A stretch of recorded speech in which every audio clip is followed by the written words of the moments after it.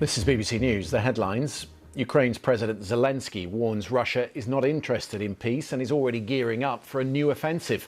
The Europeans say they have grave concerns. Kyiv is being sidelined from Friday's summit in Alaska. New figures are expected to show more than 50,000 migrants crossed the English Channel in small boats since Labour came to power. Our friends in the East, how Russia has become more dependent on North Korea for munitions, soldiers and now labourers.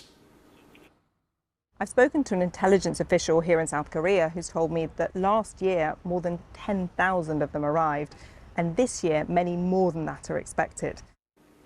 And we're the lad, why Alexander Isak really doesn't want to play for Newcastle.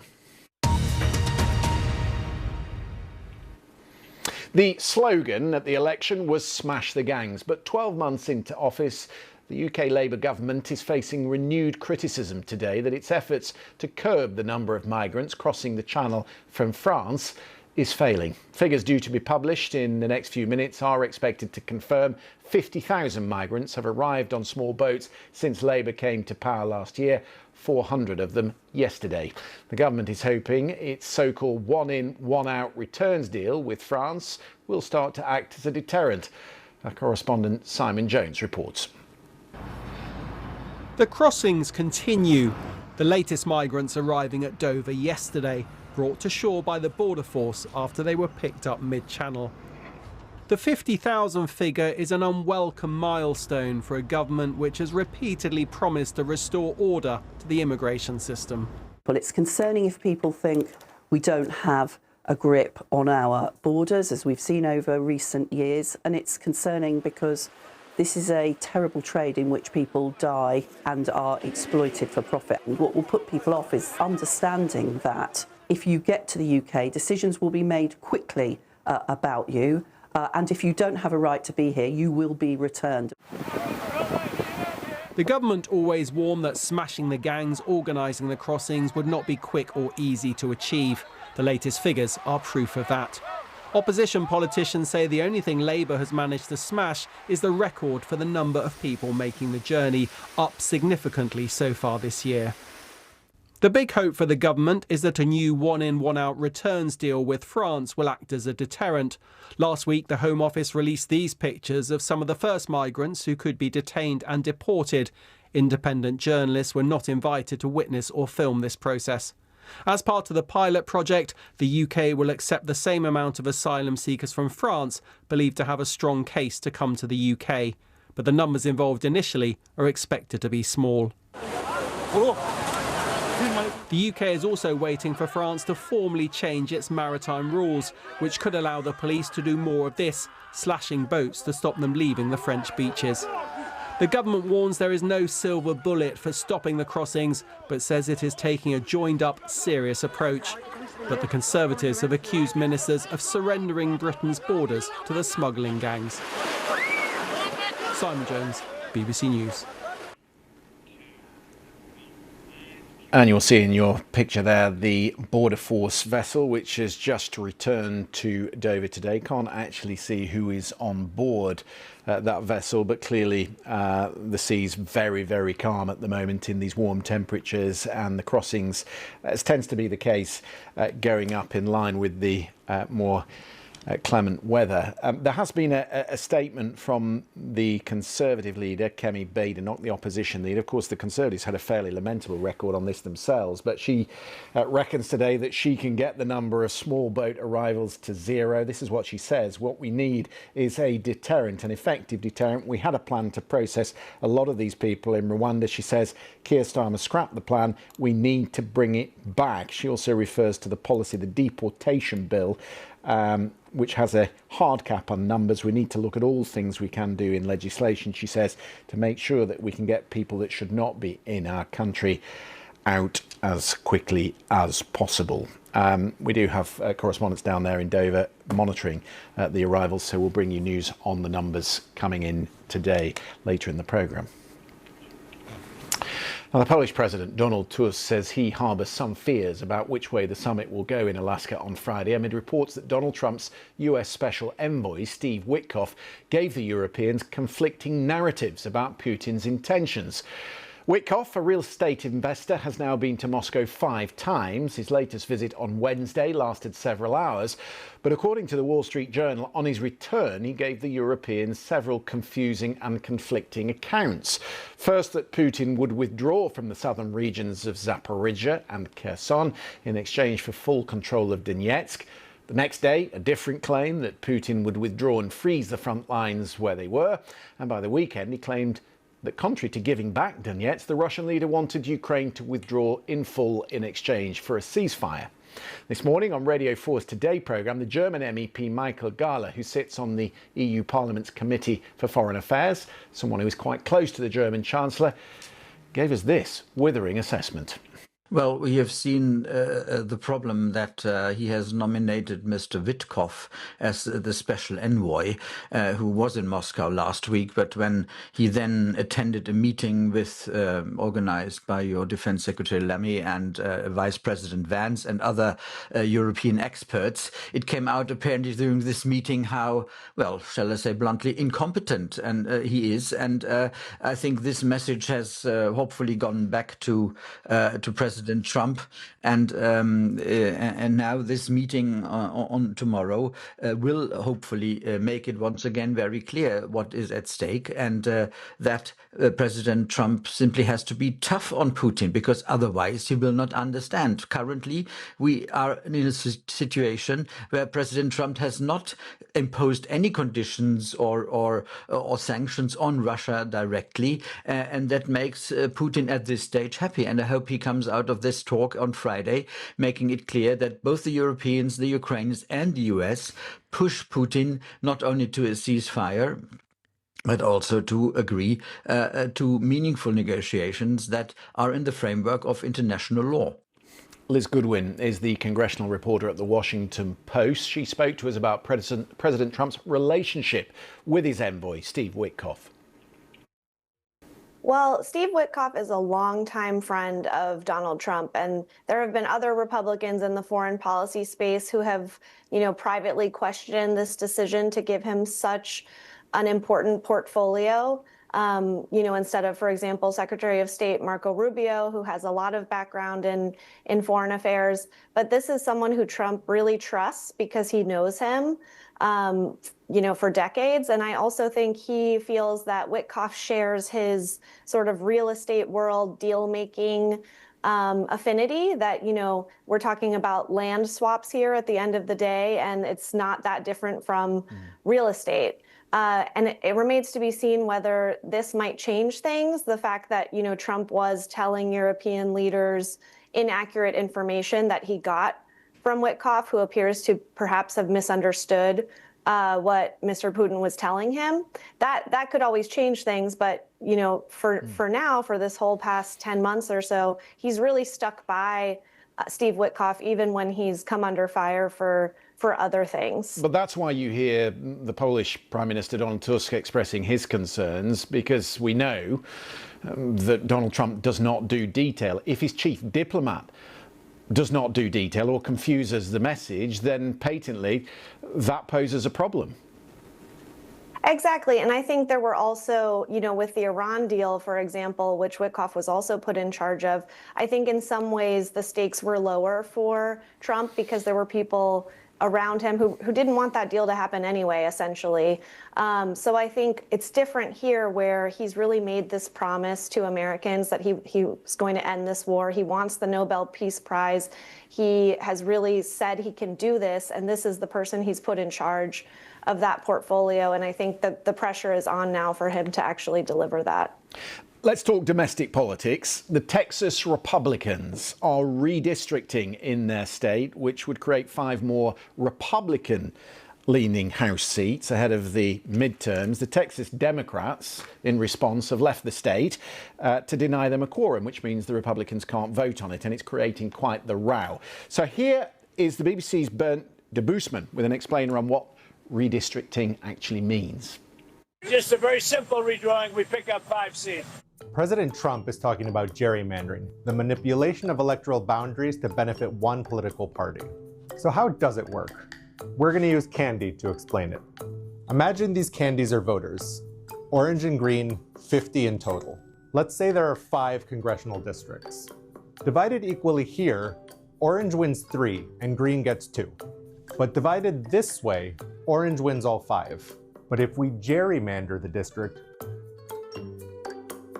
we can make sure that green wins 3 of the races, even if there's more orange suites than green, and even if the shape makes it look a little crazy. That's gerrymandering. Now here's the point. As long as these maps are redrawn for political reasons, not racial ones, gerrymandering is totally legal. Both Democrats and Republicans have gerrymandered districts, but neither side is sweet on the other one doing it. So there you go, Liz. With gummy bears, you can do a lot of explaining. But let's talk about California Governor Gavin Newsom. He sent out, in all caps, a Trump-style message overnight, warning that he's going to respond in kind. Donald Trump, if you do not stand down, we will be forced to lead an effort to redraw the maps. Thank you for your kind attention to this matter. What would redistricting, Liz, mean for California Republicans? Yeah, I mean, some California Republicans are starting to say, hey, we don't, we're a little bit nervous about this because there are some moderates in the House who have seats in the red seats there that they're worried could get eliminated. But the thing about California is that there are limitations on the ability to redistrict.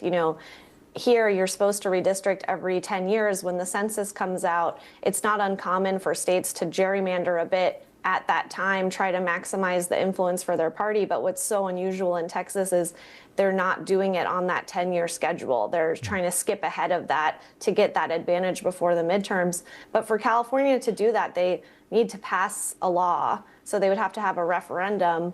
So a lot of what Newsom's doing, I think, is just sort of trying to help Democrats feel like they're fighting back, that they're not powerless. And of course, it is possible that he could pass that law and then do this retaliatory gerrymandering, but he faces a lot more hurdles than Texas does, and that's true of a lot of blue states. Liz Goodwin there from The Washington Post. We'll take a short break. Around the world and across the UK, you're watching BBC News.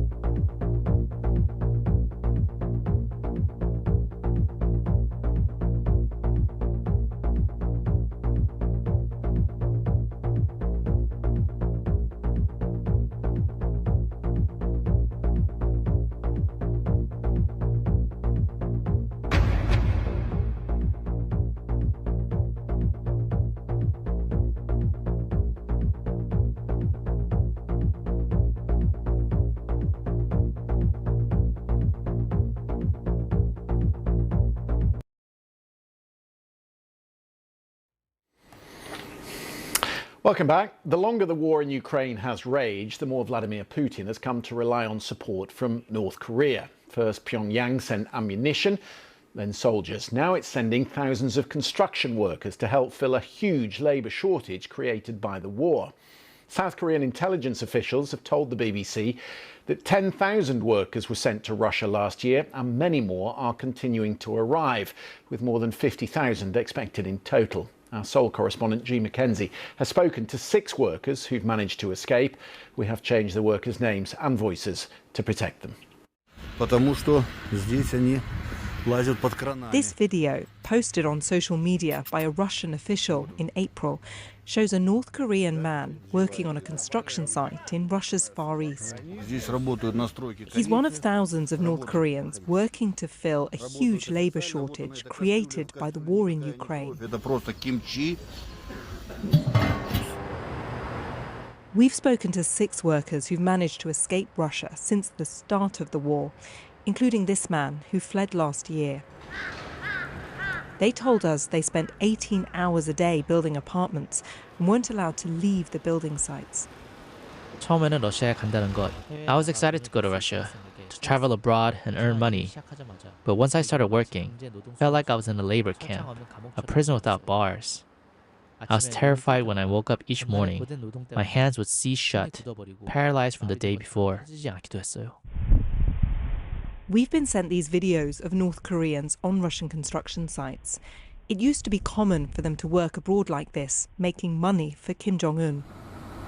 But in 2019, countries were banned from using North Korean labour, an attempt to starve Kim of the funds to build nuclear weapons. And most of these workers were sent home. Now, we understand these workers are flooding back into Russia. I've spoken to an intelligence official here in South Korea who's told me that last year more than 10,000 of them arrived, and this year many more than that are expected. Eventually, they think there will be more than 50,000 of them. This is just the latest way Kim Jong-un has come to Vladimir Putin's defence. First, he sent ammunition. Then, thousands of soldiers. And in June, this senior Russian official travelled to Pyongyang, announcing that 5,000 workers would be sent to rebuild Russia's Kursk region, destroyed by the war. The workers get paid next to nothing. Most of their earnings get sent straight to the North Korean regime. After receiving no money for 2 years, this worker decided to escape. 우리는 인간이 아니라 동물. We were treated like animals, not humans. The other workers used to say we were just slaves for Kim Jong-un. They used to taunt us. You're not men, just machines that can speak. The Russian need for migrant labor is greater than it has ever been. The presence of these workers is likely to be the lasting legacy of this war. These are the lucky handful that have managed to get out. Thousands more are stuck, and many more will keep arriving, it seems, long after the war is over and the missiles and soldiers have stopped. G. Mackenzie, BBC News, Seoul. Plenty more on that story on the BBC website. Now we're going to turn to football, because one of the defining stories of this summer's transfer window has been the protracted standoff between Newcastle United and their star striker Alexander Isak. And for the Geordies, it's just gone from bad to worse. Reports this morning are that Isak has told the club he will never play for them again. Whether or not they agree to his transfer to Liverpool, there is some anger that the champions have unsettled Isak with their bid earlier in the summer of £110 million. That was rejected by Newcastle. They put his value much higher than that at £150 million. Liverpool look set to walk away, which leaves Newcastle in a bit of a mess. Their richest asset has been benched, unhappy. The team's not won a pre-season game without him, and to add insult to injury, Newcastle have failed in just about every attempt to sign a replacement. Well, earlier I spoke to David Ornstein. He's the football correspondent for The Athletic. He had this reaction. His view is that his career at Newcastle is over, and he has no desire to be reintegrated into the squad if that eventuality arises. Now, that's all hypothetical. I guess you could say cross that bridge if and when it comes to it. But I think his focus at the moment is trying to push through this potential move to Liverpool, which can happen if the ownership of Newcastle United receive what they deem to be an acceptable offer and they find a suitable replacement. And as things stand, we're not at that point.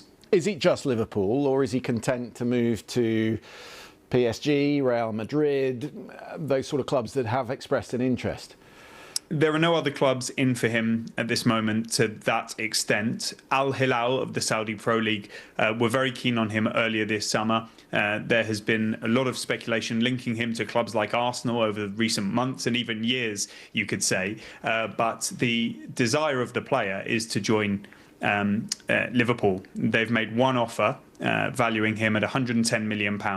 They've not subsequently followed up, and we'll wait and see if that happens, because their interest is ongoing and he is focused on forcing through a move to Anfield. David Ornstein speaking to me a little earlier. The Duke and Duchess of Sussex have announced they are extending their deal for films and TV shows with Netflix. The deal has been described as giving the streaming service the first option to make projects put forward by Prince Harry and Meghan's production company Archwell. It follows on from an agreement which was signed 5 years ago. That was thought to be worth more than $100 million. After intense 24 hours of speculation, Taylor Swift has announced her 12th studio album. The singer made the announcement during an appearance on her boyfriend Travis Kelce's New Heights podcast. A briefcase? Yep. Mint green with TS on it? Yep. What's it? Fans who already pre-ordered the album have received a message which says it will ship before the 13th of October, but that, we're told, is not the release date, the official release date for the new music yet to be confirmed. The Life of a Showgirl is the follow-up to Swift's last studio album, The Tortured Poets Department, which was released last year. It sold 1.4 million copies on the first day of its release. No doubt this one will be just as popular. We're going to take a break. The headlines are coming up.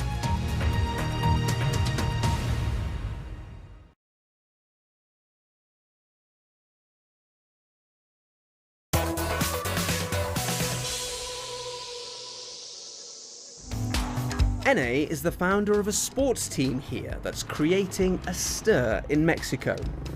The Amazonas of Yaxchilan started in 2017 and has become a symbol of resistance in a male-dominated society which often disapproves of women's sports. These days, the Amazonas have created quite a following and often travel thousands of miles across North America to play softball.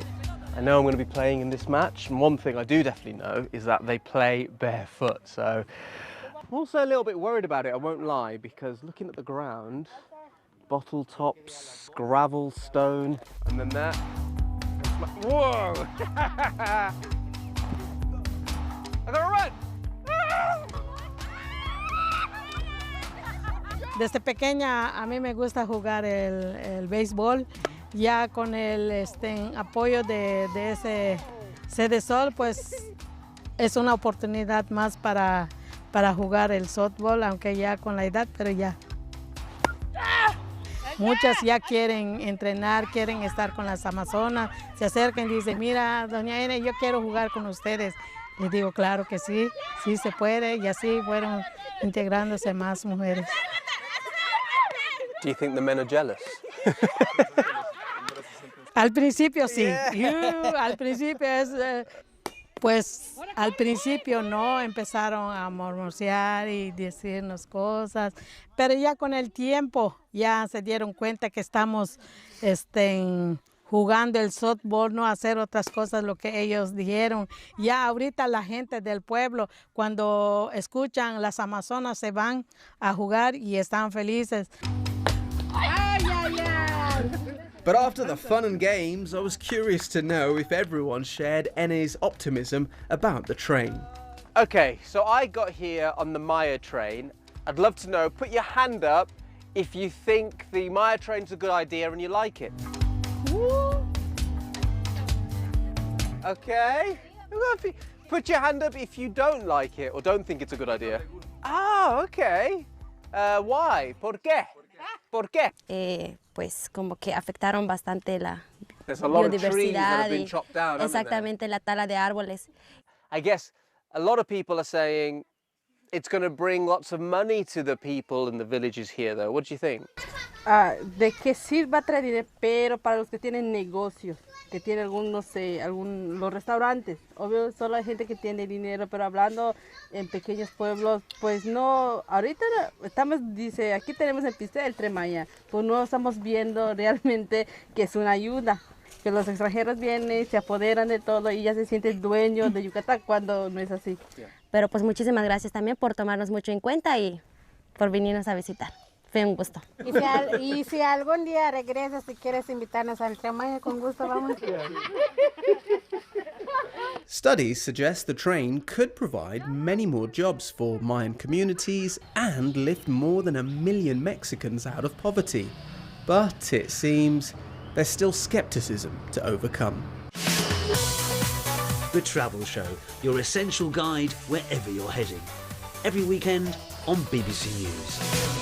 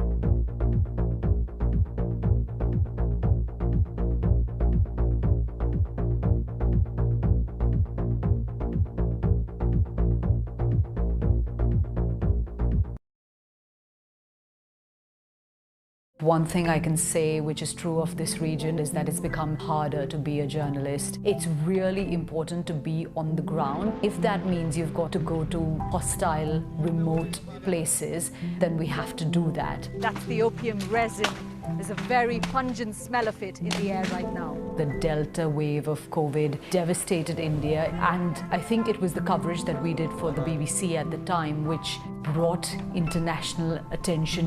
What's happening here could affect the world's ability to recover from the pandemic. We've met with families who've had to do the unthinkable. Another person came up and asked if we'd like to buy their child. The desperation is hard to put in words. Many of the stories we've had to tell are distressing, they're difficult, but that's usually an indicator that they're really important stories to tell.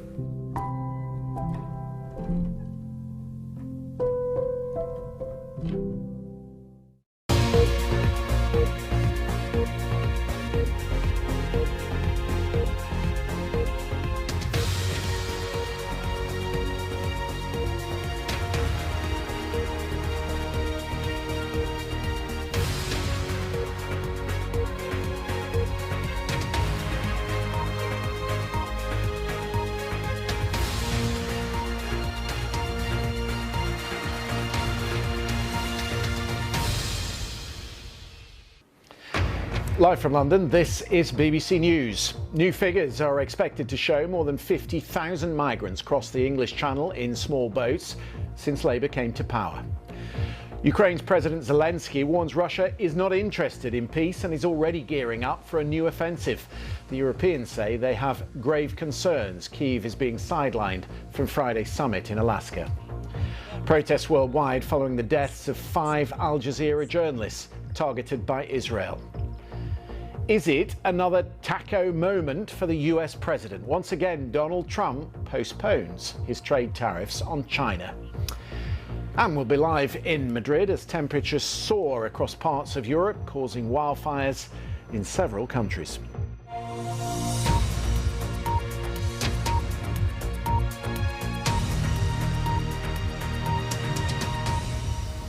Hello, I'm Christian Fraser. You're watching BBC News Now. Figures due to be released by the Home Office shortly are expected to show more than 50,000 people have crossed the Channel in small boats since Labour came to power last year. The data will show 50,078 people made the journey since July 5th last year. To put that into perspective, for the same period being measured from 2023 to 2024, the number of detected boat crossings came to around 36,346. That's an increase of around 38%. Government sources highlight that this is not the first time 50,000 people have crossed the Channel during a 403-day period between the 8th of October 2021 and the 14th of November 2022. Under the previous Conservative government, there were 53,587 arrivals. Our correspondent Simon Jones reports. The crossings continue.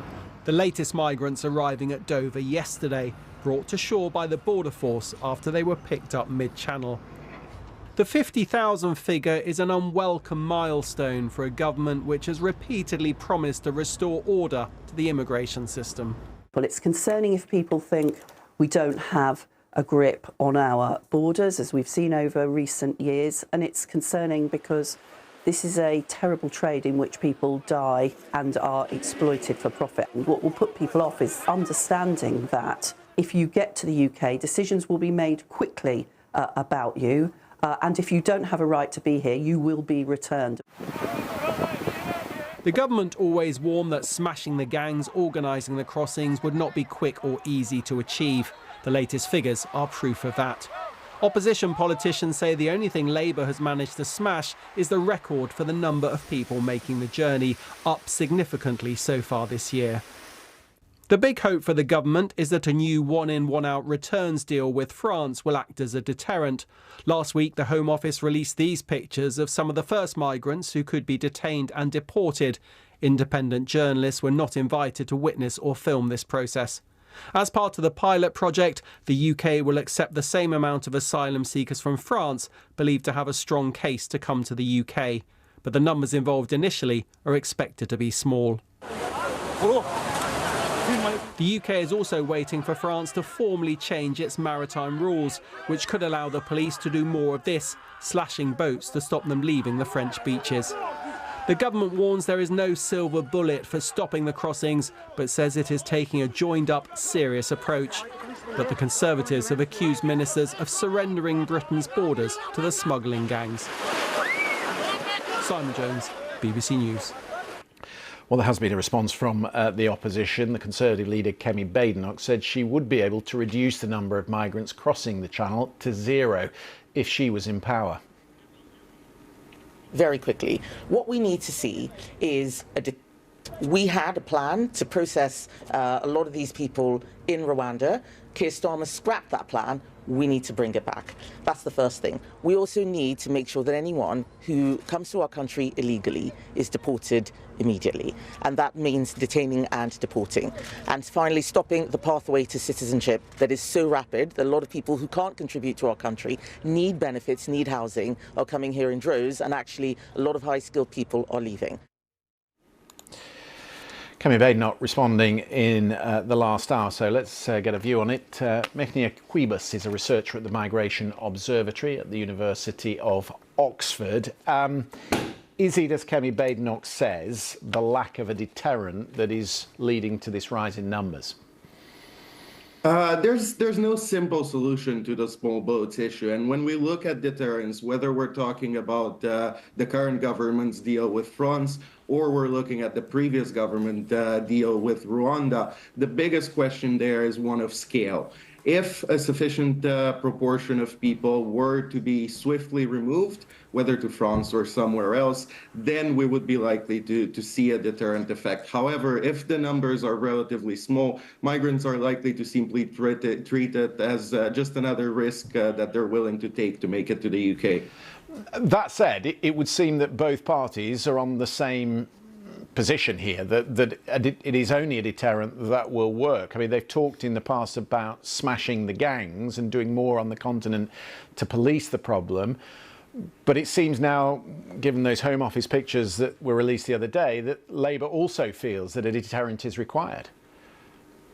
You're absolutely right that the government seems to be moving towards placing more importance on deterrence. The challenge with smashing the gangs and with enforcement measures in general is not making sure that more smugglers are apprehended or that more equipment is being seized. We've been seeing that more and more of that over the last few months. The real challenge is that these smuggling gangs are highly adaptable, highly decentralized, and the second the smuggler is captured, it's very easy for them to be replaced as long as demand for crossings remains very high. The notable point about these pictures we're looking at is that most of those in our pictures are young men. They are economic migrants coming for work, and the French have always made the point that it is the pull factor here in the UK that causes the problem.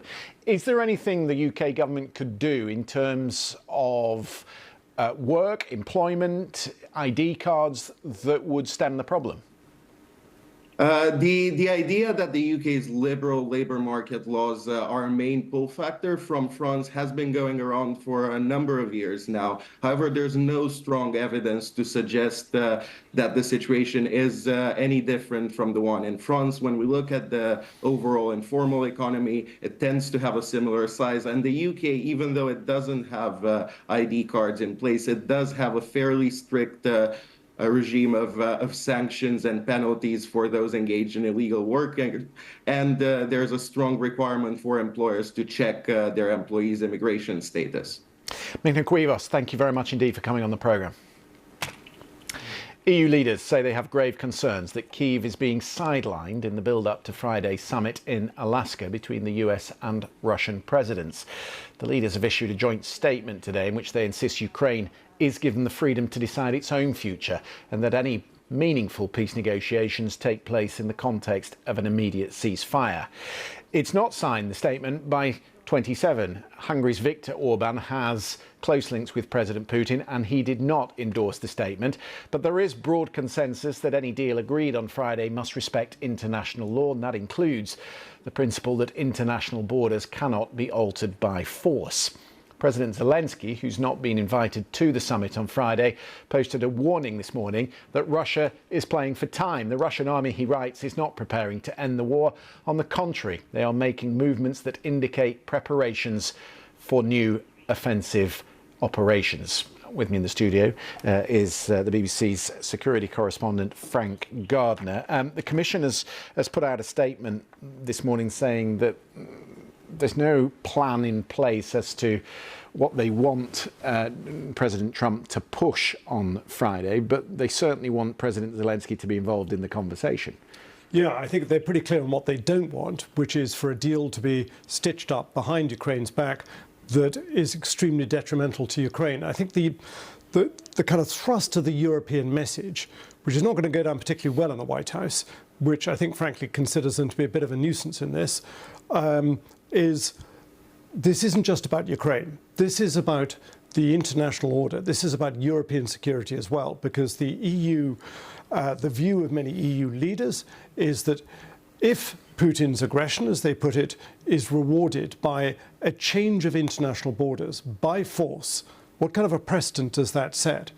But remember, you're dealing here with President Trump, somebody who suggested that he's going to have Canada or he's going to have Greenland in some way. You know, this is you're dealing with a maverick president here, somebody who upsets the global order by choice.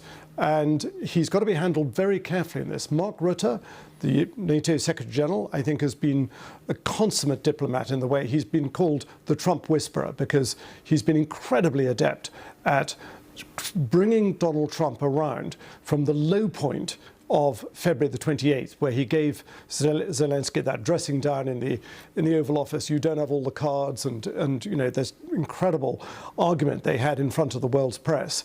He's brought him around from that to not exactly being eye to eye with the rest of NATO, but certainly seeing some of the pitfalls of giving in to what Putin's demands are, which up until now haven't really changed. He's still got a maximalist agenda of wanting to bring Ukraine back into Moscow's orbit. Mark Rutte is one person in Trump's ear. The other, a Russia hawk, is Senator Lindsey Graham, who played with the president on Saturday, played golf with him. And he was on Meet the Press on Sunday, an interview I watched, in which he said, what we really need out of this, it's not such it's not so much a debate about land. What we really need is a guarantee that Putin won't come back for a third attempt. And that clearly is the concern for the Poles and for the Eastern Europeans. How do you get to that position? What sort of deterrent can you put in place? I think the only practical way is to have ultimately some kind of international force. And I know there's been a lot of talk about this coalition of the willing. That's never going to be acceptable to Moscow, because Starmer's coalition of the willing involves primarily NATO countries. Now, that would be great for Ukraine. They would welcome that. But that's not, I mean, Putin would see that as NATO encroachment right up to his borders. He's not going to allow that. So you're going to have to look at some kind of alternative, almost certainly, whether it's China or a kind of a country that would be acceptable to him, like Turkey, for example, or any other. But it's got to be something that is robust enough, that has that comes with possibly a snapback of sanctions should Russia encroach again, because the message from Europe is that Putin is not to be trusted. And as I said, I think an hour ago on this programme, you know, just before the full-scale invasion, Russia was assuring the world it wasn't going to invade, and it did. Just a quick final one on this statement that Zelensky's put out today, where he says they are preparing for a new offensive. Do we see evidence of that? And is that in mind of, is that a sort of leverage that Putin's putting in place in case the talks don't succeed, or is he fully expecting that they won't? I don't know. I don't know what is inside Putin's mind, and he may not have decided himself, but he may well be hedging his bets. Look, he's already achieving a small victory by attending the summit anyway. He's breaking out of international isolation. He is the first Russian leader to be meeting a US president on US soil in 10 years. That is a major breakthrough, given, you know, the international uproar that his invasion caused 3.5 years ago. So that's a small victory, even if he doesn't come away with a deal. But ultimately, he will be trying to convince President Trump that there is more to be gained by doing a deal with Russia and getting American business back in there than by complying with all of Zelensky's wishes. And I think he may be successful in that. That's why this is a very dangerous time for Ukraine right now. Europeans have a virtual summit with Donald Trump tomorrow. That will be one to watch. Frank Gardner for the moment. Thank you very much. We'll take a short break. Around the world and across the UK, you're watching BBC News.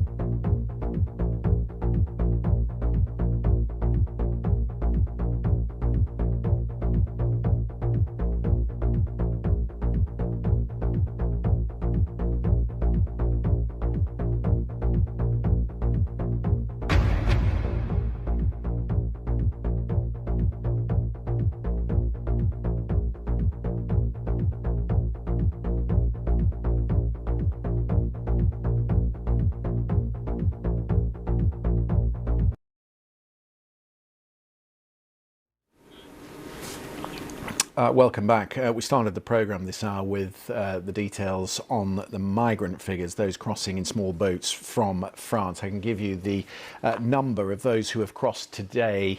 Sorry, this is on Monday. 474 migrants crossed on Monday, but the total, as now confirmed in these new Home Office figures, has come past 50,000.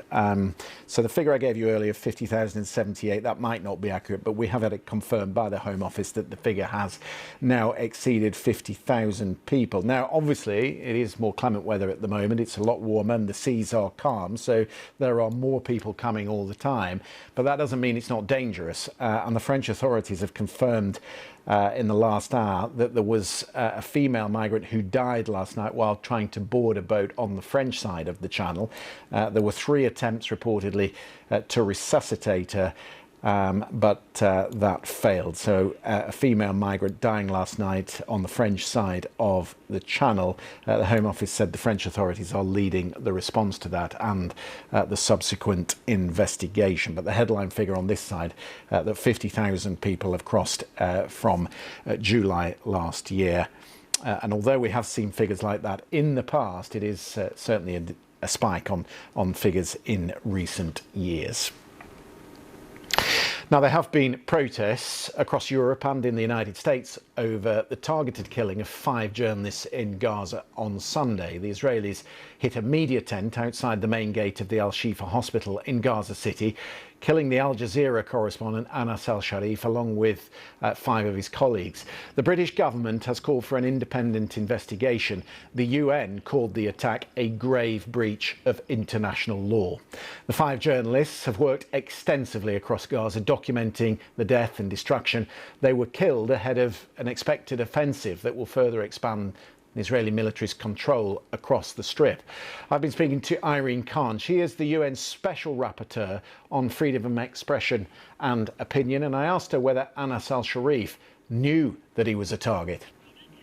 It's dry heat over in Dubai. Yes, it is very, very intense. We've got the humidity with us as well, and it's by day and it's by night. And yes, we are seeing more. We will see more of these extreme temperatures as the world continues to warm. So temperatures above. Apologies, you will have worked out that is not Irene Khan. That is in fact Helen Willits, our weather presenter. We've got some problems with our computers at the moment, but we'll attempt to play you the right interview very shortly.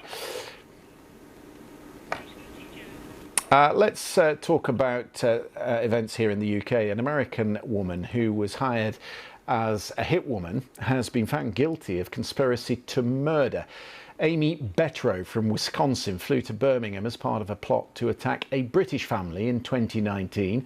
The jurors deliberated almost 21 hours before reaching their guilty verdict today. Our correspondent Joe Black joins me. Bring us up to date with the story, Joe, because it might have been missed by some people. Give us the background.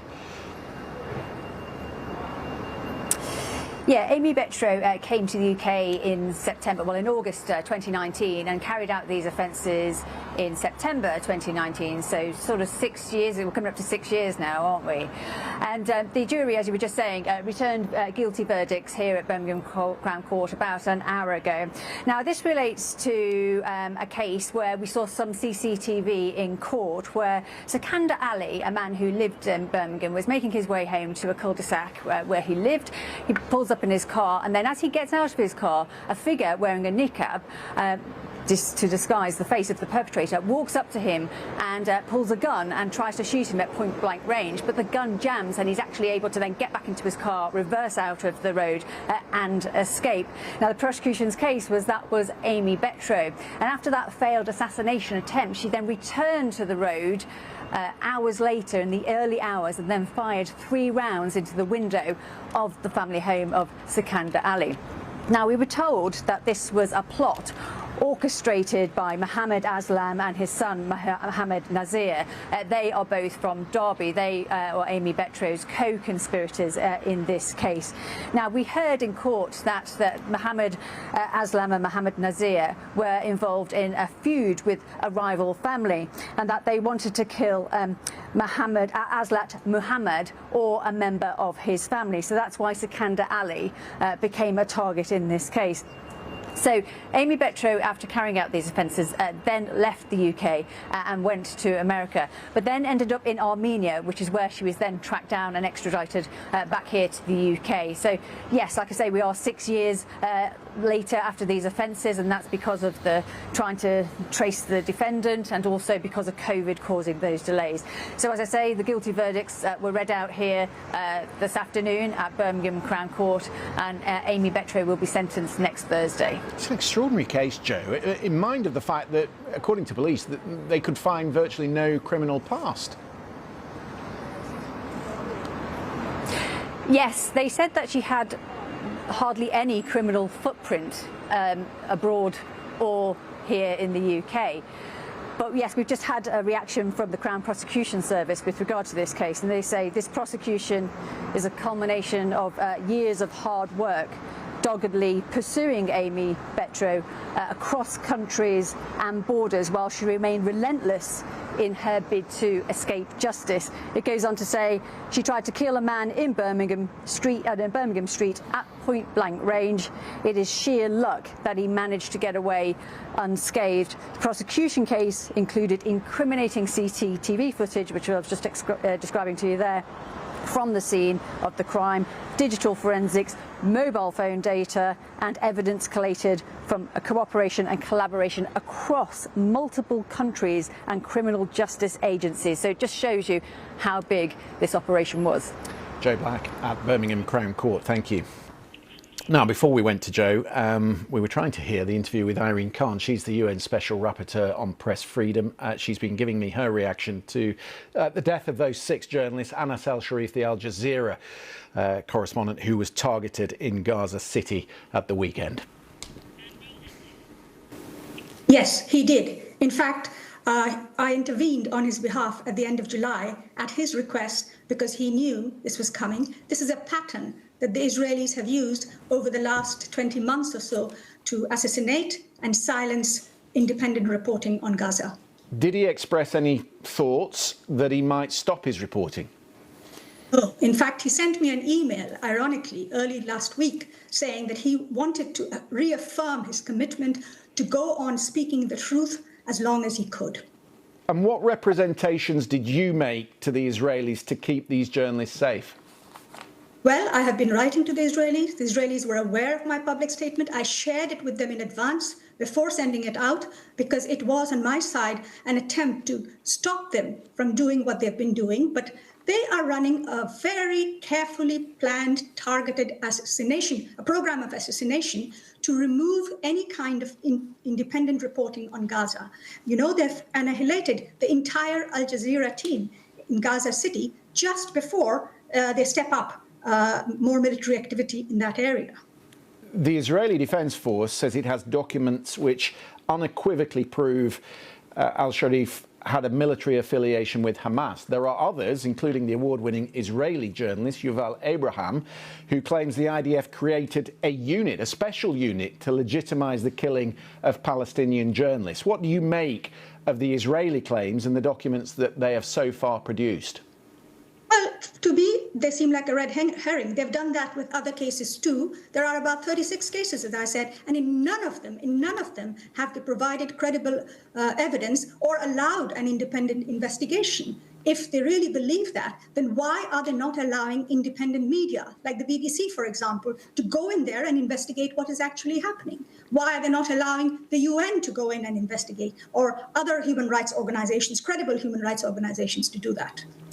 So what happens next? We spoke yesterday to the Committee to Protect Journalists, who said right now there is total impunity. They have pressured the Israelis to hold investigations into the death of 20 journalists. No one has ever been held accountable. There's been an investigation into Palestinian journalists, an independent one, there've been no repercussions for those journalists, Palestinian journalists who've been killed. So what is the UN going to do about it? Well, what we're trying to do is to put pressure on Israel's friends, on governments that are still trading with Israel, that are supplying Israel with arms, that keep lines open with Israel, to put pressure on Israel to first allow independent investigations and second to allow independent media there on the ground. And we will continue to do that. And as you can see, public opinion is getting aroused. And I hope that the power of public opinion in Western democracies will push those governments to do much, much more than they're now doing to get Israel to stop this assassination of journalists. The trouble is, unless you're good to your word, unless international governments are good to their word, that they will hold proper investigations into this, then the message that is sent out to other conflict areas in the world is that it's okay to kill journalists.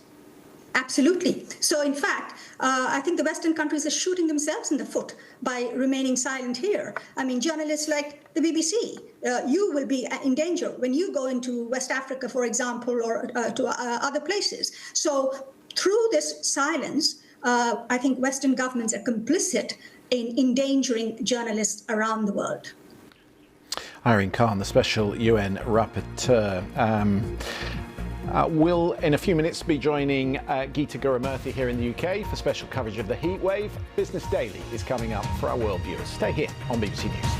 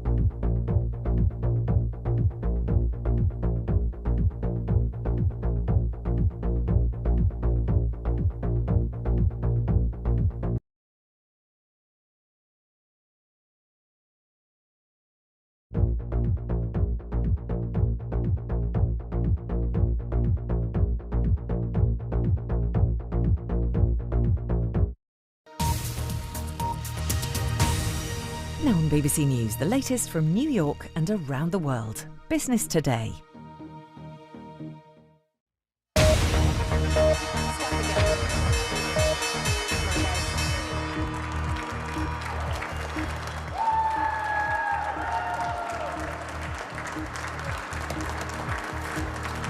Live from New York at the opening bell, this is Business Today. Wall Street has opened higher as investors react to softer than expected inflation numbers and an extension to the trade truce between the U.S. and China. Concerns over tariffs, though, continue to impact the price of goods in the U.S. The latest numbers show an annual rise of 2.7% in July. Meanwhile, the U.S. and China agree to another 90 days to hammer out a deal to avoid triple-digit tariffs. And also on the show, thinking one step beyond. We hear from the company which plans to use solar panels from space to provide energy to over 1 million homes.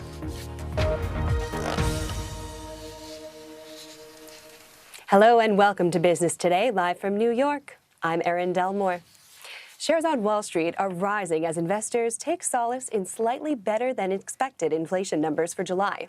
There's also some positivity following an announcement of a further 90-day trade truce between the world's two biggest economies. The U.S. and China have agreed to keep talking to avert triple-digit tariffs. Now, earlier in Japan, the Nikkei closed at a record high following that news. With us now is Joanne Feeney, partner and portfolio manager at Advisors Capital Management. Now, Joanne, one of the big questions has always been, when will we see the impact of tariffs make its way into the inflation data? What do you make of today's numbers? Are we seeing it already, or do we have a ways to go? Yeah, good morning, Erin. We're certainly seeing some of that. You look at furniture prices, apparel prices, right, they're rising.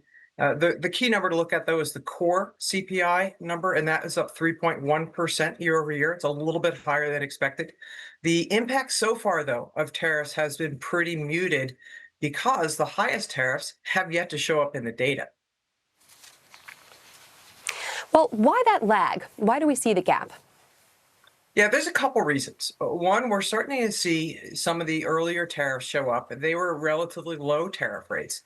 And the second reason is that companies built a lot of inventory before these tariffs came into effect. And they're still selling those goods at, if you like, pre-tariff prices. The other reason is that there's only so much of this that companies can pass on. Think about it this way. Companies always try to charge as much as they possibly can. And so just because tariffs come along doesn't mean that consumers are going to be willing to shop at higher prices. And so companies are constrained with which they can pass on these tariff rates. And Joanne, how are markets taking the U.S.-China trade truce? Yeah, I think that's been a positive this morning. So there's a couple of things. Largely, these numbers came in, at expectations, still higher. That 3.1% is no joke. But the China trade truce really helps because there's a hope that tariffs there won't be as high as what is feared. And that's, creating some optimism. The other thing is that because these CPI numbers came in largely as expected, there's a hope that the Federal Reserve will cut its policy overnight lending rate in the next meeting in September. And that, helps equities because it's a lower discount rate on the value of firms. That's a positive. And there's a hope that that would lead to ongoing cuts in rates. I think that's perhaps premature because, again, the newest rates, higher rates, only went into effect last week. So we're not going to see those in the data for some time to come. Mm-hmm. And these tariffs don't have a one-time increase in the price level. There's a process by which companies feel out the market and try to raise prices a little bit here, see how consumers react, raise them a little bit more. That passes on into the wages that they have to pay their workers. Mm-hmm. So this is likely to be a long, drawn-out process that the Fed is going to watch carefully. Thanks, Joanne Feeney. Appreciate that. We'll see you soon. Now, those inflation numbers we've been discussing deserve a deeper dive. Consumer prices increased slightly in the 12 months to July, but at a slightly lower than expected 2.7%. But if we look at the core figures, that's excluding volatile food and energy components, inflation rose by 3.1% year on year in July, and that marks the biggest gain since January. It's adding to concerns over the impact of tariffs on the price of goods. So here to discuss this further is Joe Brusalis, Principal and Chief Economist for RSM US LLP. He's with us now. So let's pick up on a point that we were just speaking about with Joanne Feeney.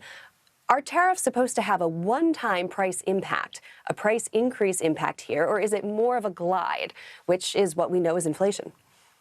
Well, if it results in no increase in what we call inflation expectations, then you get a one-time pass through to the price level. The Fed can look through that and they can begin to resume their rate normalization campaign, which they want to move from a range of 4.25 to 4.5%, closer to 3%. However, when you unpack the data today, you are beginning to see the makings of a real problem with tariff-induced inflation. You were right to focus on that top line number, which was flattered by a one-time not sustainable 2.2% decline in gasoline prices. But it's the core where the temperature is slowly rising that's the real problem. And that's got to do with goods inflation. Yeah, Joe, you make a good point, too, because that core number is what's always sharply in focus by Federal Reserve officials. I want to talk to you about something I've been seeing from retailers. They're sending out emails that are already saying we're raising our prices due to tariffs. So are they feeling the impacts? Are they getting ahead of what they think is coming down the pike? Or is this an attempt by them to move that burden on to consumers? Okay, so the retailers are going to pass it along to consumers, right? There are 4 points at which along the supply chain that these costs can be absorbed. It's exporters, importers, retailers, and consumers. Because import prices are going up, the foreigners really aren't absorbing much of it. So it's going to be via thinner profit margins for importers and retailers, and then higher prices for consumers. We're not going to escape that. But the key question is, does this one-time hit to the price level turn into persistent inflation? Now, we don't know that yet, but you can see the makings of it inside the data, and that's what's going to really concern policymakers. This is one of these times I'd ignore the market response. What you want to do is focus on, hey, you know what? The price of tomatoes went up 3.3% today because President Trump attached an import tax on Mexican agriculture. Americans love their guacamole. It's going to get a lot more expensive based on those tariffs, and they will hear a response about this going forward into the fall. Joe, I think you're right that if consumers do feel the pinch on prices, that complaint will get heard. Joe Brusalis, thanks for your input today. Let's get more now on that trade truce between the U.S. and China after the world's economic superpowers extended their negotiations by a further 90 days. My colleague Tyga Enright spoke to Deborah Elms, who's the head of trade policy at the Heinrich Foundation in Singapore and founder of the Asian Trade Center. He asked her whether a deal is likely in this new time frame. Well, even if we get a deal signed in November, that actually would be remarkably fast, especially given the number of issues that the U.S. claims to have against China and the number of issues that China has now raised about U.S. policies. So even a deal by November would be unprecedented. And I think whatever happens is still likely to look more like a framework with some clarification on some specific points, but overall a commitment to keep talking because the complexity is so high, and the timelines are still very short. What do you make of some of the sticking points, the Chinese seeking access to advanced computer chips, and what we've heard in the last few days about Donald Trump relaxing some of the export controls on those? Are the Chinese already getting a lot of what they want? I'm sure that Beijing feels fairly relaxed about this. And of course, they're much happier now that we are not going to have higher tariffs imposed. I would note on the tariff front that even if tariffs had come into effect about a half hour ago, which was the original timeline, they would not have jumped all the way up to 145%. Instead, they would have snapped back to 34%, which is not nothing, but it's not 145%. All these extensions, all these deadlines, I should say, have come from the US side. Donald Trump is in a hurry to shake up the world order. Do you think the Chinese are in as much of a hurry? Well, that is a great question. I think they would prefer not to ratchet up this relationship at this point, so they will wait and see what Trump does. But there is always the risk that the U.S. miscalculates and that the Chinese actually start to make demands. And that would really create a whole new set of circumstances by the end of this year and into next year. We are seeing more and more solar panels placed on tops of homes, businesses, and on solar farms. But is there also potential to generate solar energy in space? The BBC's tech reporter Nick Queck spoke to the company with plans to power more than 1 million homes with a complex of mirrors and solar panels orbiting above the planet. Solar. Clean, renewable energy to reduce our dependence on oil and natural gas. But when the sun goes down, it can't produce power. And globally, we're burning through more energy year on year. So one startup is looking upwards for a solution, as in way up. We're developing and commercialising space-based solar power, where we utilise the abundant solar energy in space to provide clean, constant energy for Earth and beyond. Sam aims to build a massive 4-kilometre-long solar panel satellite in high Earth orbit, with the help of space robots working from a docking hub. Sunlight would be concentrated onto a central spiral staircase array of solar panels by 2 disc-shaped reflectors at either end. Then the light would be converted into microwaves and beamed to a receiver station at sea, caught by a net-like structure known as a rectenna. The sun always shines in space, and that means that we can deliver 24/7 baseload dispatchable, that's tunable power. And that's essential for the future of the grid. It enables the grid to work. The concept of beaming power from space down to Earth isn't new. NASA has been trying to crack it since the 60s. Capable of delivering electricity on a vast scale. Ever hear of 10 gigawatts? Well, that's 10 billion watts, 10,000 megawatts of electric power. What's changed recently is the economics. So the economics of space launch has fallen. It's fallen 2 orders of magnitude since the days of the space shuttle, and actually some analysts predict it's going to fall 2 orders of magnitude more from today. Have you factored in the carbon cost of sending your solutions up in rockets burning fuel? We've done a number of life cycle analysis, notably with the University of Strathclyde, and the results are that space-based solar power ends up with a carbon footprint about half that of terrestrial solar.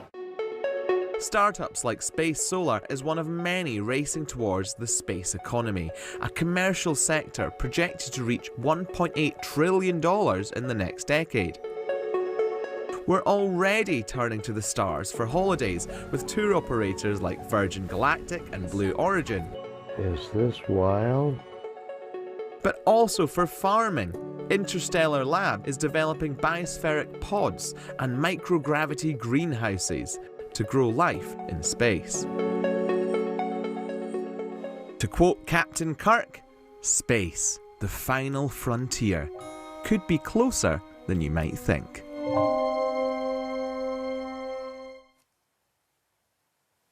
That's all for now. Goodbye.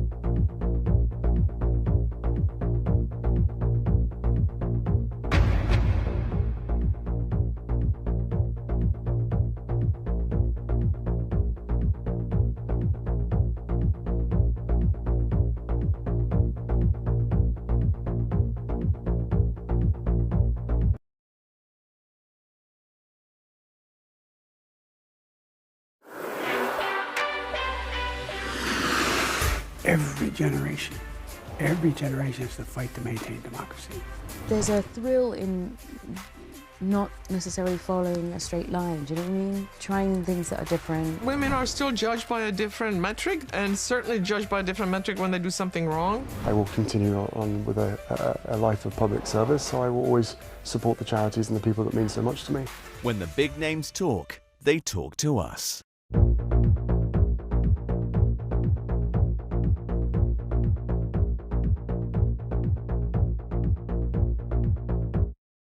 You're watching News Now here on the BBC. I do want to bring you some breaking news that's come to us in the last half an hour. Britain, Canada, Australia and... So good, we're going to break it twice. This is a statement that has come from the Europeans, Canada and Australia. It's about the situation in Gaza and the crisis that continues to unfold to what they call unimaginable levels. I'll read you part of the statement. Famine, they write, is unfolding before our eyes. Urgent action is needed now to halt and reverse starvation. It's been signed by the foreign countries of all these 27 countries. We call on the government of Israel, they say, to provide authorization for all international NGO aid shipments and to unblock essential humanitarian actors from operating. So clearly still major concern among European partners about the unfolding crisis in Gaza, the famine that has been reported. We've also had a statement from Denmark today that they are going to airdrop food into the Gaza Strip, and all that, of course, coming at a time when Israel is talking about expanding the conflict further. Let's move on. The longer the war in Ukraine rages, the more Vladimir Putin has come to rely on support from North Korea. First, Pyongyang sent ammunition, then soldiers, and now it is sending thousands of construction workers to help fill a huge labour shortage created by the war. South Korean intelligence officials have told the BBC that 10,000 workers were sent to Russia last year. Many more are continuing to arrive, with more than 50,000 expected in total. Our Seoul correspondent, Jean Mackenzie, has spoken to 6 workers who've managed to escape. We have changed the workers' names and voices to protect them. This video, posted on social media by a Russian official in April, shows a North Korean man working on a construction site in Russia's Far East. He's one of thousands of North Koreans working to fill a huge labour shortage created by the war in Ukraine. We've spoken to 6 workers who've managed to escape Russia since the start of the war, including this man who fled last year. They told us they spent 18 hours a day building apartments and weren't allowed to leave the building sites. 처음에는 러시아에 간다는 것. I was excited to go to Russia, to travel abroad and earn money. But once I started working, I felt like I was in a labor camp, a prison without bars.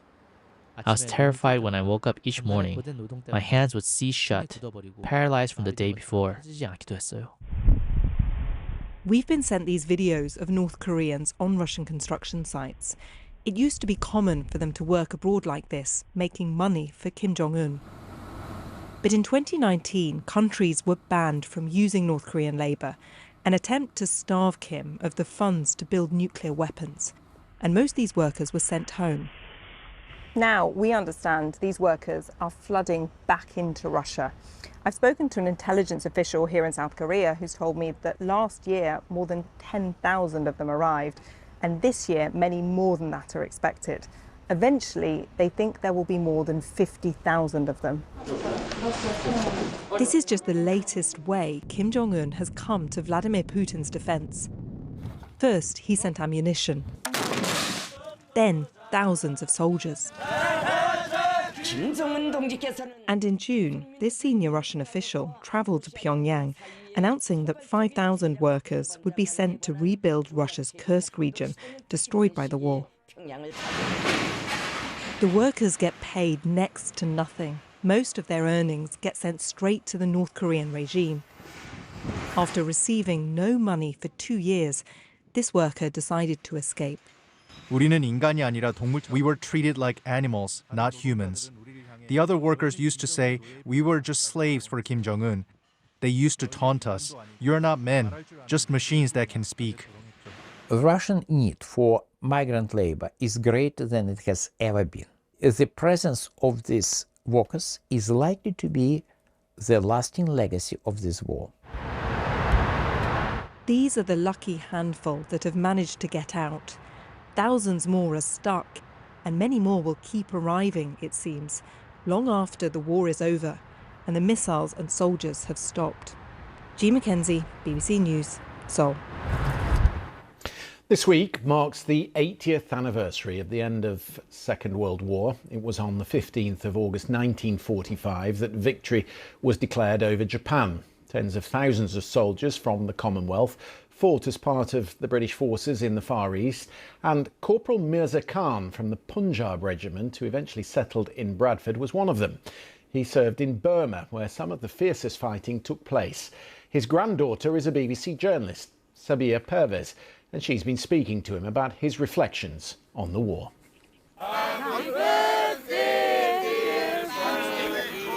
My granddad Mirza Khan, I call him Babaji, recently turned 103. He's seen 18 prime ministers, 5 monarchs and countless wars.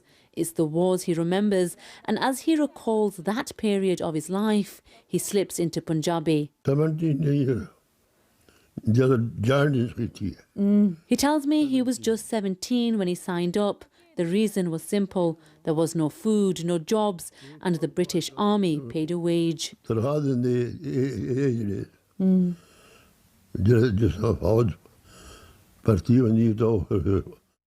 His service took him to Burma, where he joined tens of thousands of other troops from the British Indian Army. It was grueling work fighting in the harsh jungle terrain.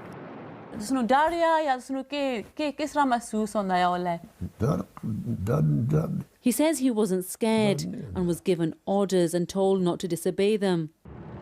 During his time in Burma, he looked after the mules that carry supplies and ammunition for the Allies. He says we'd eat bread and we'd feed the horses the same meal. The Japanese bombed us. They wanted us to die. The bombs fell all around, but I survived.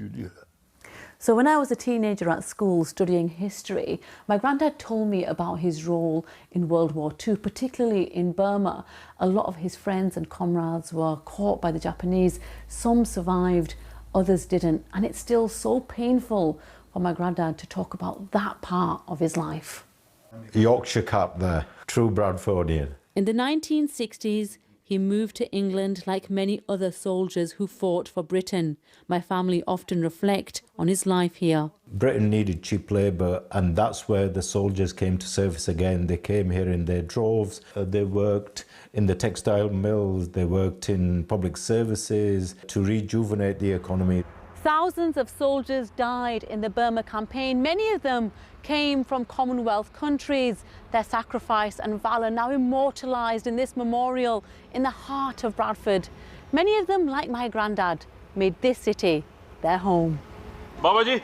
There's over 100 years between Babaji Mirza and his youngest great-grandchild, who may not yet understand the significance of his story, but will grow to respect the courage and resilience of his generation. Sabia Pervez, BBC News, Bradford. More than 65 years after his disappearance, the bones of a renowned British meteorologist have been found in Antarctica. Dennis Bell disappeared while climbing a glacier in the 1950s after falling into a crevasse, and his body was never recovered. But now a melting glacier has revealed his remains, much to the relief of his family. Georgina Reynard has the story. Of the now conquered Antarctic continent. Antarctica in the 1950s, dangerous and unexplored. And this was the ship, the RSS Shackleton, that took British scientists there to map it. In 1957, Dennis Bell boarded in Southampton. His brother David waved him off. Now 86, he spoke to me from his home in Australia about his childhood memories. Well, he was fantastic company. He was very amusing.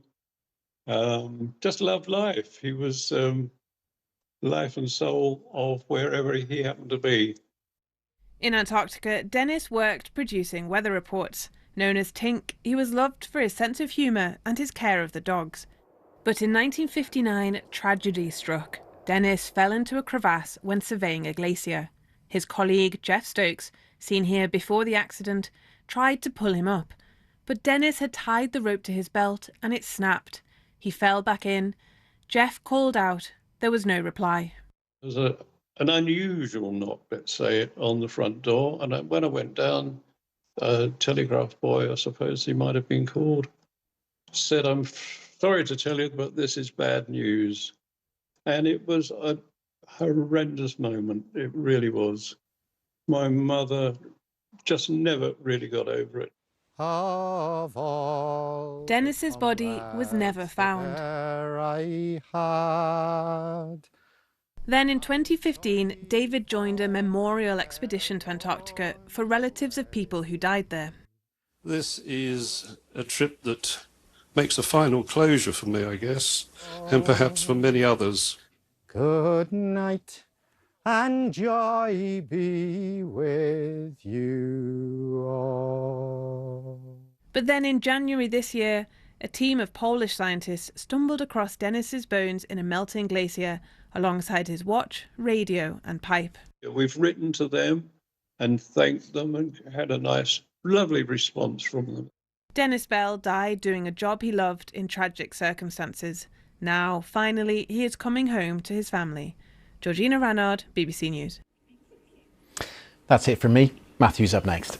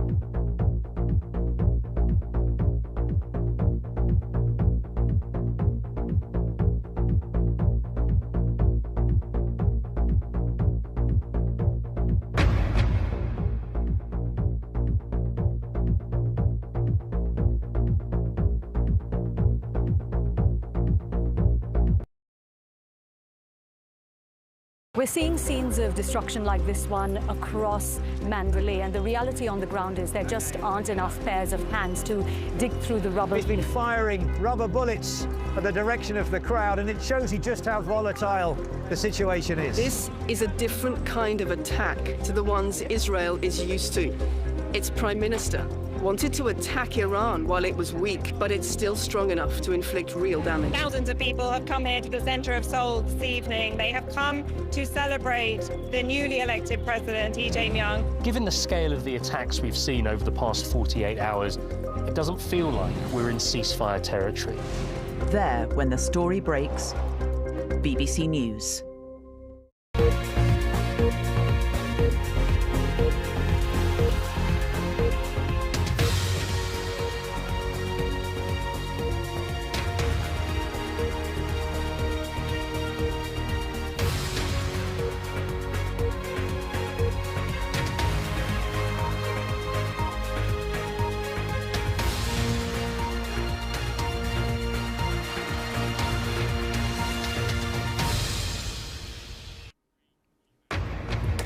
Live from London, this is BBC News. Ukraine's president warns that Russia isn't interested in peace and is already gearing up for a new offensive. The Europeans say they have grave concerns Kyiv is being sidelined from Friday's summit in Alaska. New figures show more than 50,000 migrants crossed the English Channel in small boats since Labour came to power. Temperatures soar, causing wildfires in Europe and heat warnings in the UK. And Taylor Swift announces the release of album number 12. We'll get fans' reaction later in the programme.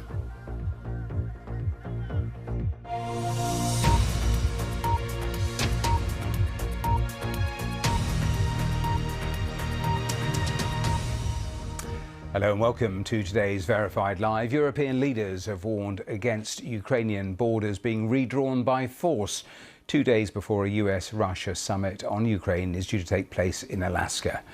In a statement, European leaders, excluding Hungary, said the people of Ukraine must have the freedom to decide their future, adding that the principles of territorial integrity must be respected and international borders must not be changed by force.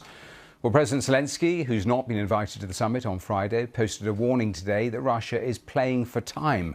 The Russian army is not preparing to end the war. On the contrary, he said, they are making movements that indicate preparations for a new offensive operation.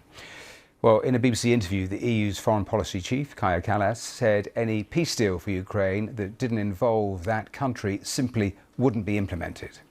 Well, it's clear that Putin just wants to talk to President Trump and go for the old-fashioned way of, let's divide the territories and spheres of influence. But it's clear that it doesn't work that way because Ukraine has been very clear, Europe has been very clear that we can't agree to anything that Ukraine doesn't agree to. So if Ukraine is not of the deal, any deal will just not be implemented, and that is the reason why Ukraine needs to be around that table. You've got another meeting Wednesday with Donald Trump, with Volodymyr Zelensky. You want to be consulted on what goes forward. What are you going to say to him? What are you going to ask for? Well, we have also leaders level statements coming out. We had the discussion on the foreign ministers level today. We were very united in, of course, wanting peace, also unconditional ceasefire for any negotiations to start.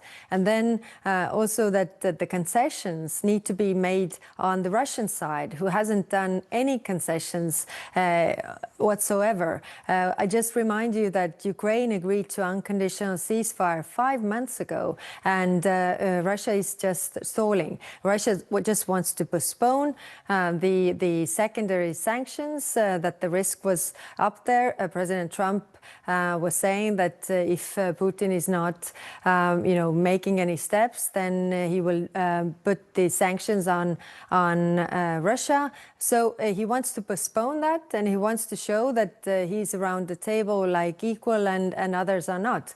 But it's just that any deal to function, I repeat again, needs Ukraine's consent, because otherwise it just doesn't work. Well, let's talk to our security correspondent, Frank Gardner, who's here in the studio with me. And Frank, a really clear position there from Kaja Kallas. What is not clear is how much of that Donald Trump believes. He gives the appearance of changing his mind from 1 month to the next. I mean, he was very clear back in February that he was putting all the blame on President Zelensky. And remember that he hasn't sanctioned Russia so far at all. All the pressure initially was on Ukraine. Then, after that disastrous low of the Oval Office meeting and on February the 28th, when he told, do you remember, he'd gave a huge dressing down to Zelensky, saying you haven't got all the cards, etc.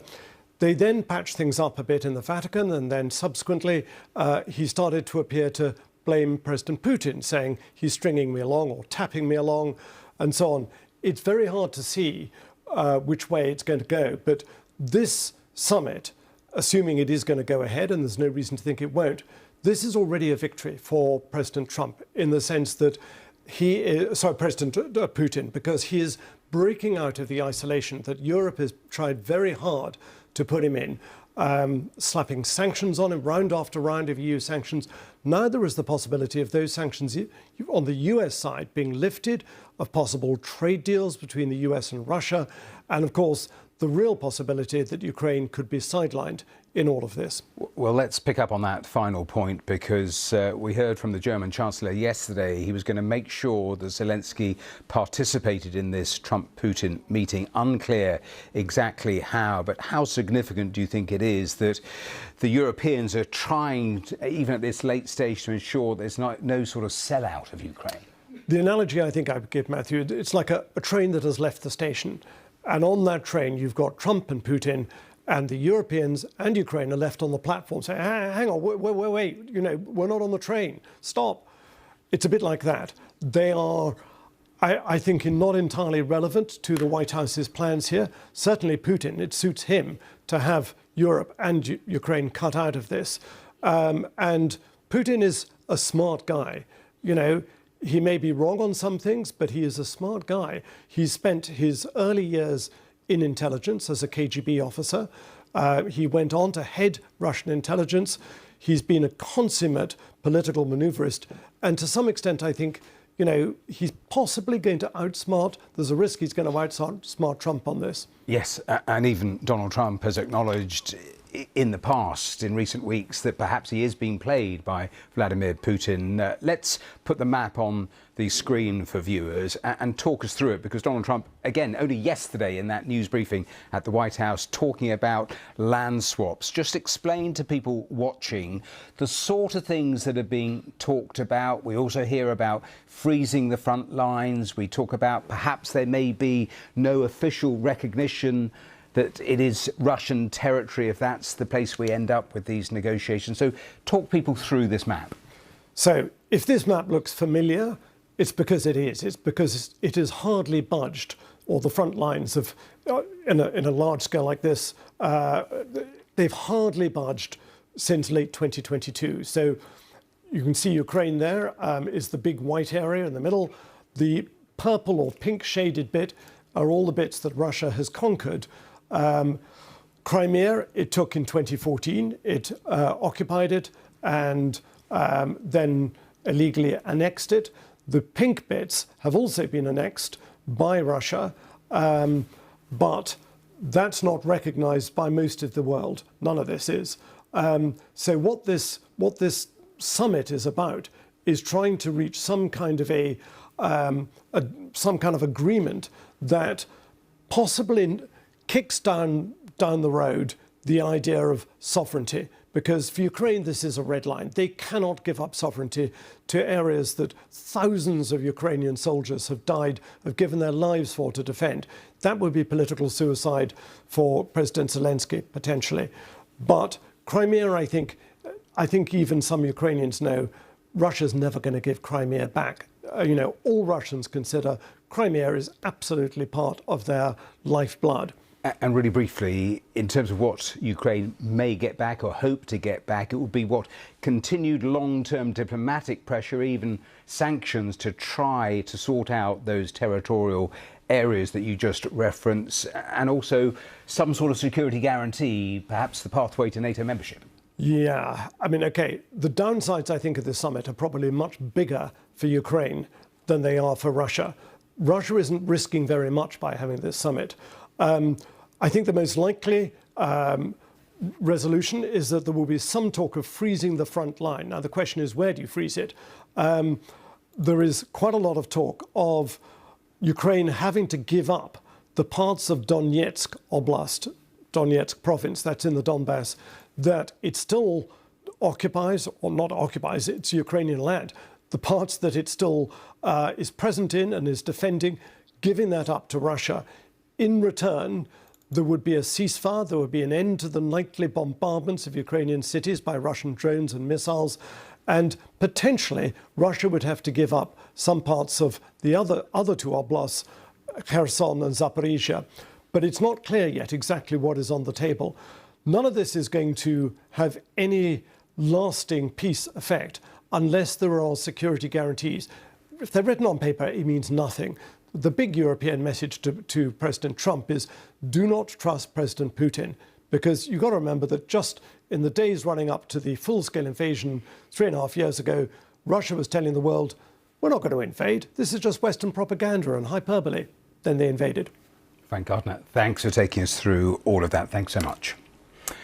Well, of course, as we've been hearing, lots of focus on territory, on Trump's position, on Putin's position. I want to spend the next few minutes talking about the thousands of children abducted by Russia from Ukraine in this war. Christina Lamb wrote a brilliant piece in the Sunday Times a couple of days ago. Let's talk to her live on the programme. And Christina, welcome here to BBC News. We took a press conference from the White House and Donald Trump this time yesterday. He spoke for an hour and a half and didn't mention this issue. And I don't think I've ever heard him in any of the press conferences talking about this issue. How important, in your view, is it that it is addressed on Friday? Yeah, I think it's absolutely fundamental. I mean, you were talking about thousands of innocent children that have been forcibly abducted from Ukraine by the Russians and taken into Russian territory or in occupied territory. They've been trying to brainwash them, indoctrinate them, even get some of them to join military cadets to end up fighting their own country. These are completely innocent children. This should be really the first thing to resolve the return of these children. I'll come on to a couple of those points a little later, but in the many horrors of this war, it is a truly shocking story, this particular aspect of it. For viewers perhaps who are not familiar with it, just take them through it. How were these children taken? How many of these children were taken? Sure. I mean, when I first heard about this, shortly after the war, full-scale war started 3 years ago, I couldn't believe it because it just seemed such a chilling story. And basically what has happened is that Russians have gone, when they've taken territory, they've emptied orphanages whole scale, taken all the children. They've also, when they've killed people, they've taken their children. They've also tricked a lot of people into sending their children, when they're in occupied territory, into summer camps, telling them that they're football camps or that they'll be like given a good time. And then they never come back. And then the parents are like absolutely desperate trying to find what's happened to their children. In many cases, they're just lost in the system. And it's huge numbers of children. I mean, the official numbers registered missing in Ukraine is around 20,000, but most people think it's far more than that because, a lot of them, the parents had been killed or they were in orphanages. The Russians actually, who were quite public about this at the beginning when they were doing it, said that they'd taken more than 700,000 children. Yes. Now, I referenced the piece that you wrote, and you started that piece by giving an account of an 18-year-old Ukrainian who'd actually travelled into enemy territory to rescue her younger brother. Tell me more about that. So some people, I mean, the only way really to get these children back is to travel deep into an enemy territory. It's very risky. And this very brave 18-year-old Ksenia, she and her brother had been both taken from near Kharkiv and separated. She was put in a residential school. He was taken elsewhere and put with a family. And they lost touch to start with. She managed to get out of her school after a few months and tried to find him. And he eventually made contact because he got a phone.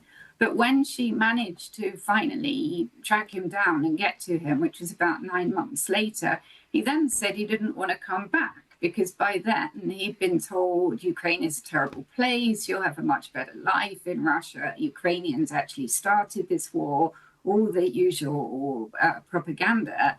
And so she really had a difficult job persuading him to come with her. Yes, and that is the case with so many of these children. The time on this is absolutely critical. You made the point and referenced it in your first answer because already many of these children, we've seen them in catalogues up for adoption in recent days, those pictures. And tell me more about others who are actually being trained to actually go in to fight against their own people on the front lines.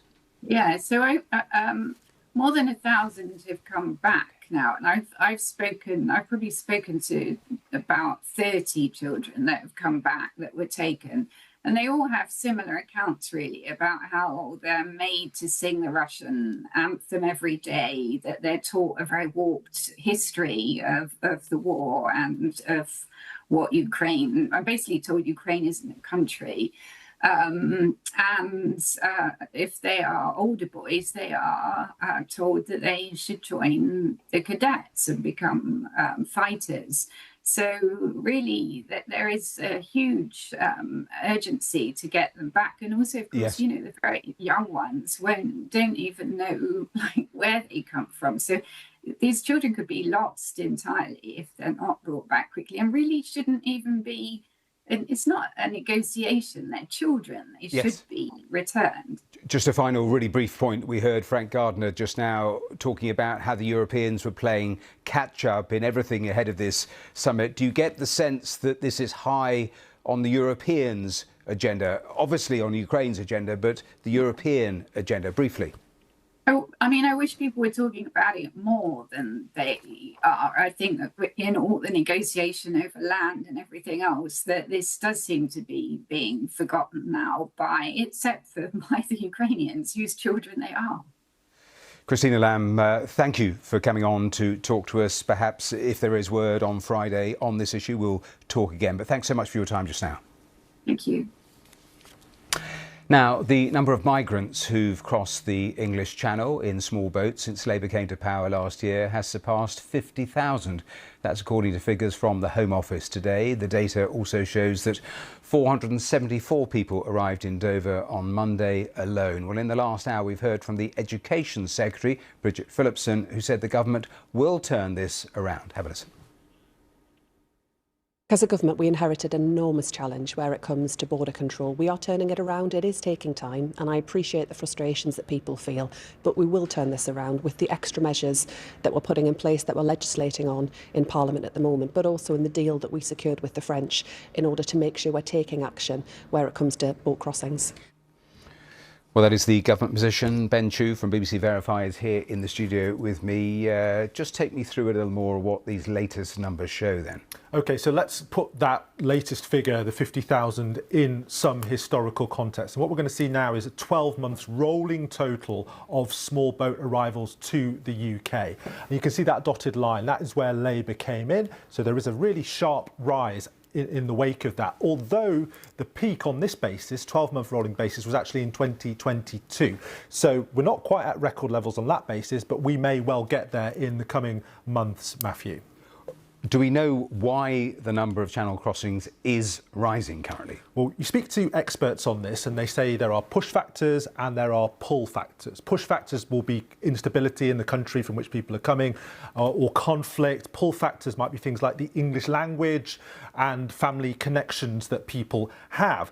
Now, the government has cited another pull factor, saying it's the shadow economy, where people work when they shouldn't be allowed to work, although experts tell us that they're pretty sceptical that that is a very large factor in truth. And they're also sceptical that the weather is a big factor in terms of people making these crossings over a long period. Though it is worth looking at the composition of where these migrants are coming from originally. I think we can see this here. And you can see the top 5 nationalities in terms of the year to March, which is the most recent data we have, were Afghanistan, Syria, Eritrea, Iran and Sudan. And what they all have in common is that they are either suffering from severe political repression or conflict. And of course in Sudan, as we've been hearing, the situation is getting worse. Another bit of context we can show you now is that this isn't just a UK phenomenon. This shows migrant crossings from going into Spain in yellow, Italy in green and Greece in blue, UK in red. What's that showing you, Matthew, is it's not just the UK where you're getting sea crossings of migrants. A very big spike in many countries in recent years, and actually more people going to those other European countries than the UK so far. That suggests common push factors are really important here. A twin final thought. We've had a number of moves by the government, a number of announcements. So do these figures mean that the government policy is failing? And it's also worth reminding people the difference in numbers between illegal migration and legal migration. Yeah, I don't think it's fair to say yet that the government's policies are failing. Some of them, like the one in, one out deportation policy, has only just come in. Others have been implemented relatively recently. And it's possible that they are having what is in place is having a positive effect, but it's being swamped by those other factors, like those push factors we've been talking about. Although the government has set itself a very difficult task in bringing those numbers down, given those trends we're seeing. And yes, absolutely right. These are talking about people coming on small boats. This is not the entirety of migration to the UK by any means. There's lots of other channels which people come in, and we should remind ourselves as well, although it's illegal to come into the UK in the way that they are, a lot of these people claim asylum, and those asylum claims are very often accepted. The acceptance rates are pretty high. It's an important context to bear in mind. It is. Ben Chew, thanks for taking us through all of that. We're going to take a break. When we're back, we're talking heat. So that is coming up in just a moment. Around the world and across the UK, you're watching BBC News.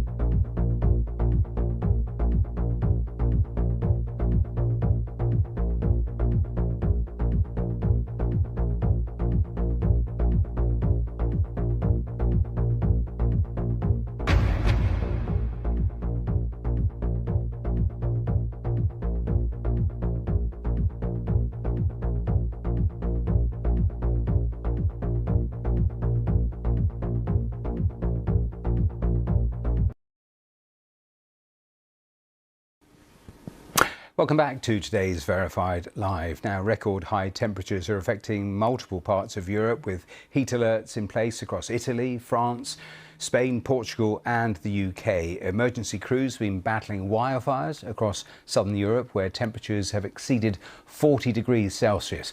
Meanwhile, in the UK, an amber heat health alert is in effect across much of the country, with temperatures here 10 degrees above the average.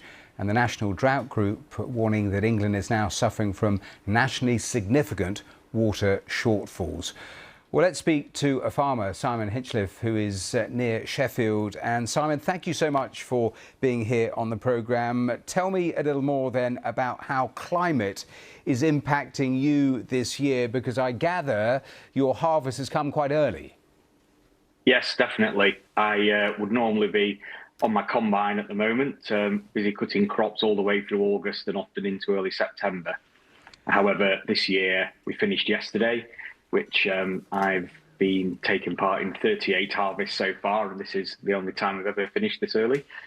Tell me a little more then why it then accelerates, brings it forward, and the consequences that actually has.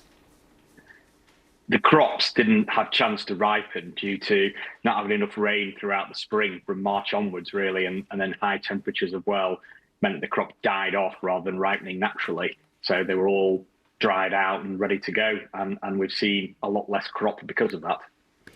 I think I read that your yield is down 35%. What does that actually mean in practice, in real terms?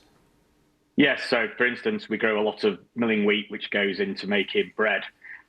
We typically produce 4,000 tonnes of that in a season, and we've currently harvested 2,700 tonnes. So that's a 1,300 tonne deficit that we would normally have to sell into the market. And tell me a little more about what you grow and the quality. So we know it's coming early. What about the quality of the crops? Yeah, the quality that we've seen on the milling wheat has been fantastic. I would say the best ever. The sunshine has meant lots of protein, and that makes good bread. So we're happy with the quality. It's just the quantity that's going to be a problem.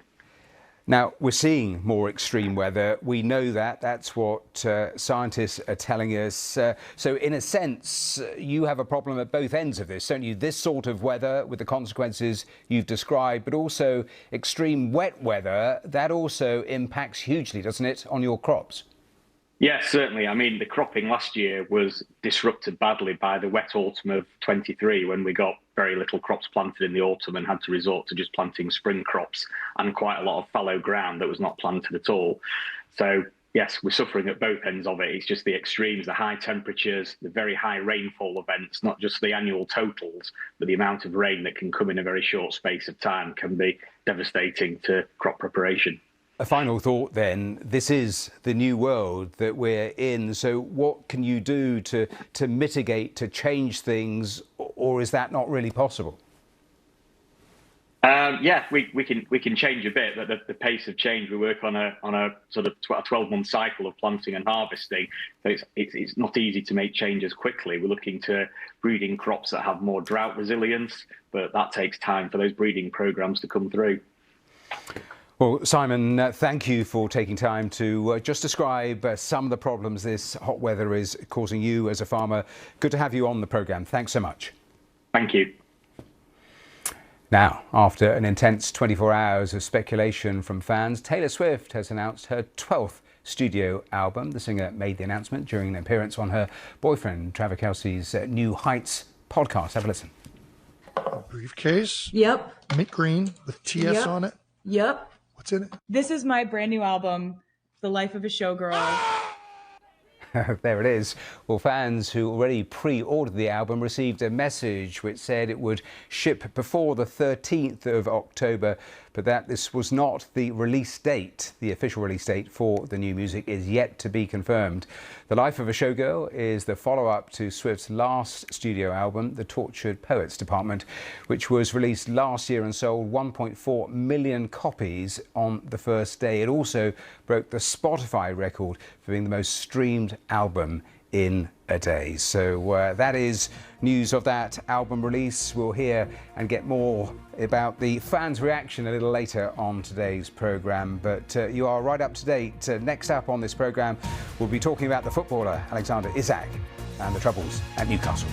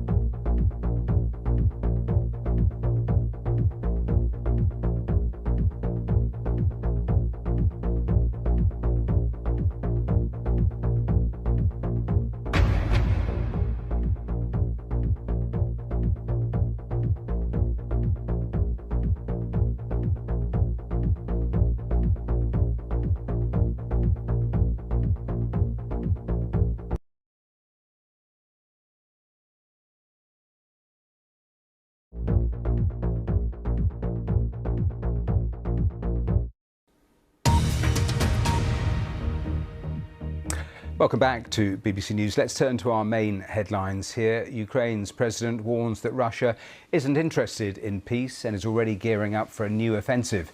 The Europeans say they have grave concerns Kyiv is being sidelined from Friday's summit in Alaska. New figures show more than 50,000 migrants crossed the English Channel in small boats since Labour have come to power. Is it another taco moment for the US president? Once again, Donald Trump postpones his trade tariffs on China. We'll get reaction. And Taylor Swift announces the release of album number 12. We'll get fans' reaction a little later on today's programme.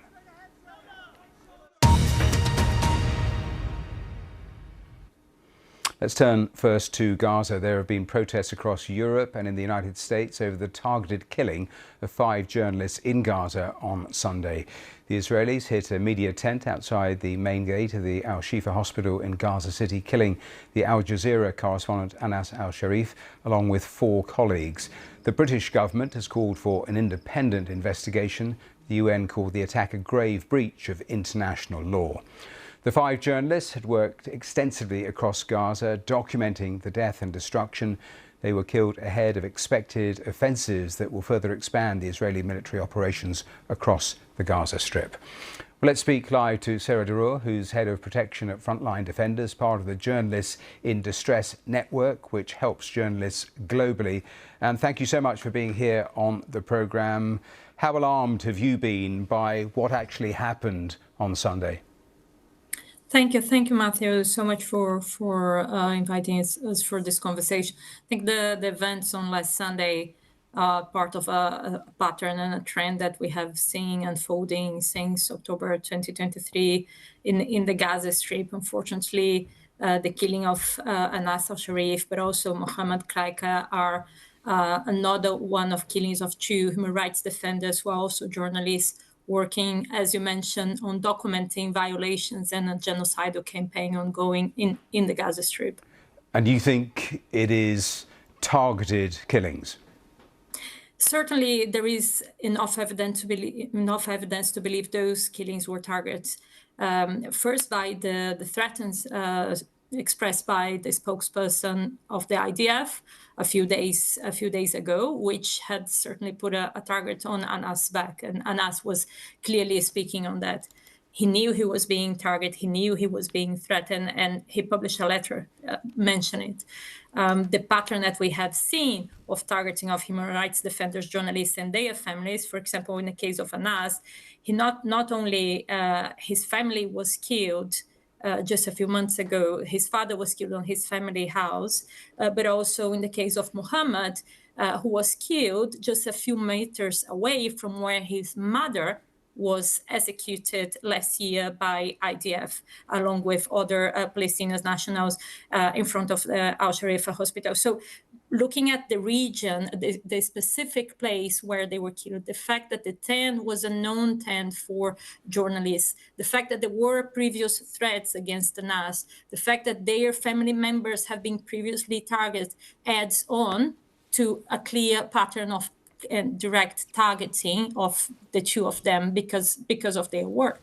Yes, I mentioned in the introduction what the UN has said about it. Tell me and remind viewers what protections do journalists have under international law? So journalists enjoy protection by the international human rights law and also by international humanitarian law. In this particular case, the 2 of them as journalists were human rights defenders. That means they are protected by the UN Declaration of Human Rights Defenders that protect the right to protect rights. So it means they have the right to promote human rights and they have the right to hold and to seek information on human rights. They are also protected by the Geneva Convention, so the international humanitarian law. So the Article 79 under the Geneva Convention from 1949, which protects civilians. And in this context, the 2 of them, specifically Mohammed and Anas, I'm speaking on the 2 of them, but of course the 5 journalists in this context were protected as civilians caught in a hostage. Yes, you will have seen what the Israelis have said about Anas al-Sharif and the documentation. Hostile conflict environment. Sorry, it slightly froze the line to you, so I hope you're still with me. Let me ask you another question, because you will have seen what the Israelis have said about Anas al-Sharif and the documentation that they have shown. In terms of accountability, if the Israeli claims don't stack up, would there be a case against the person that ordered the killing, the person that carried out the killing? So we have seen in previous killings so far a consistent pattern both of impunity.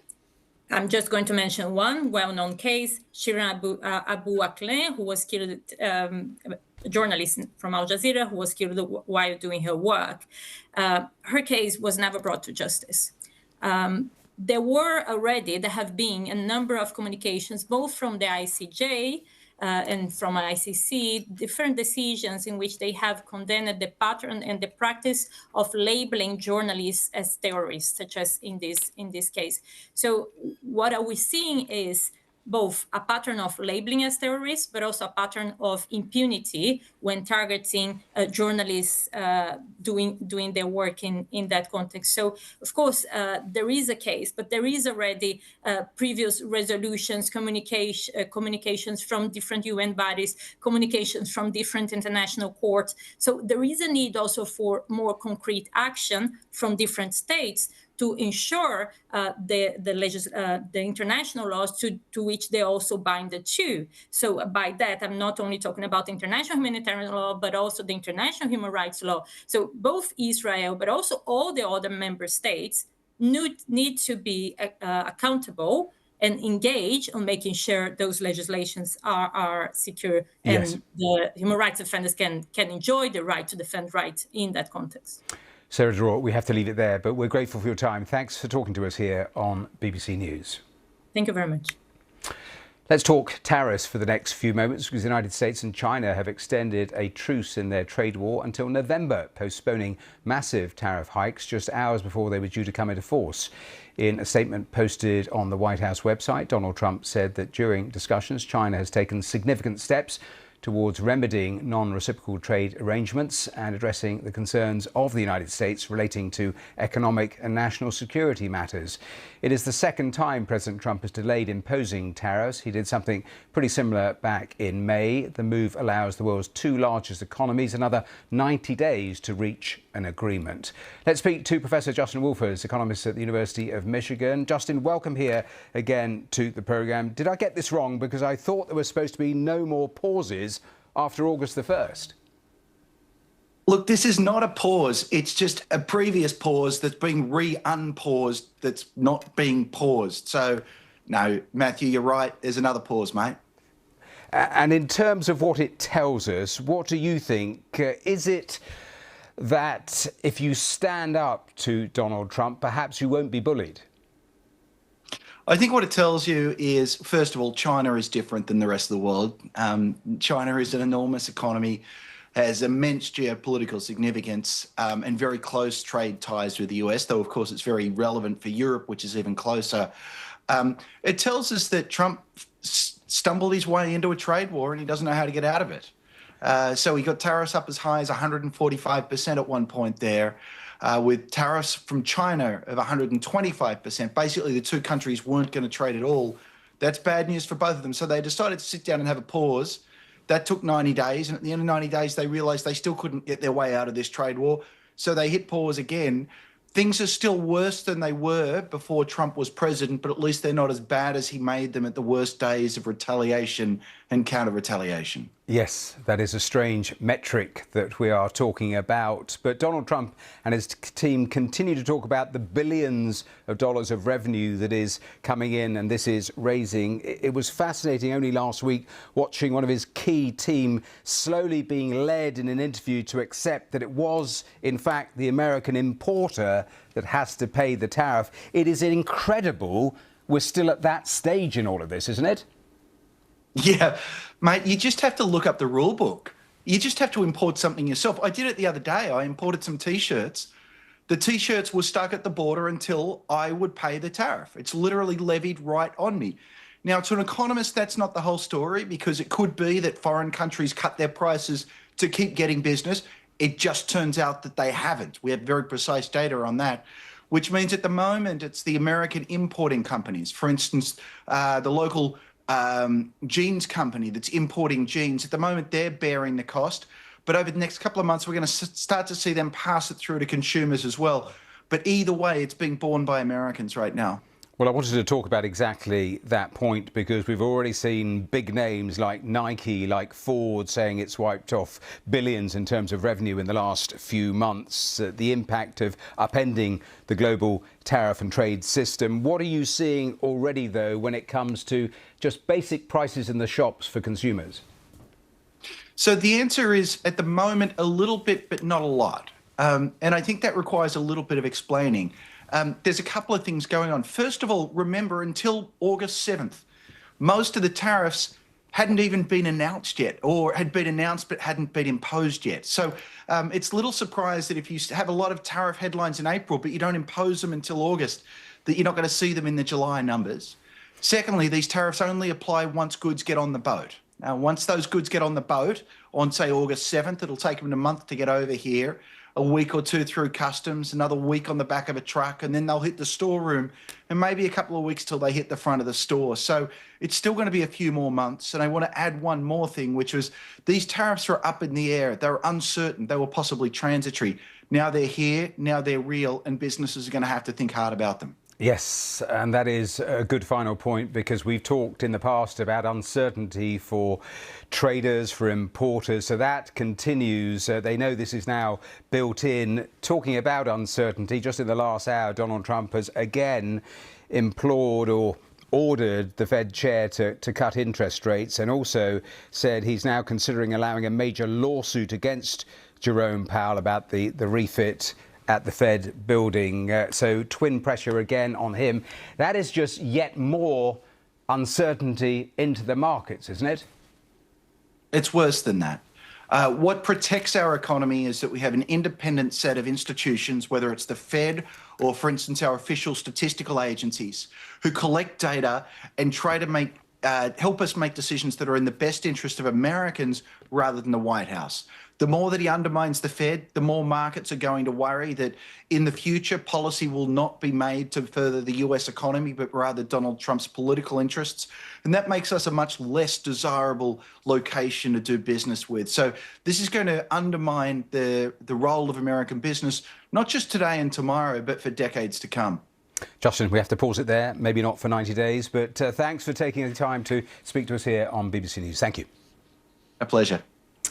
Let's turn to Ukraine. Just something that the Reuters news agency is reporting. President Zelensky, after a call with Turkey's President Erdogan, says that an unjust peace in Ukraine will not hold long. So more pressure from Ukraine's president ahead of Friday's meeting in Alaska. Let's talk about all of that, the wider implications a little more, because North Korea continues to support Russia as it wages war with Ukraine and its Western allies. First, Pyongyang sent ammunition, then soldiers. Now it is sending thousands of construction workers to help fill a huge labour shortage created by the war.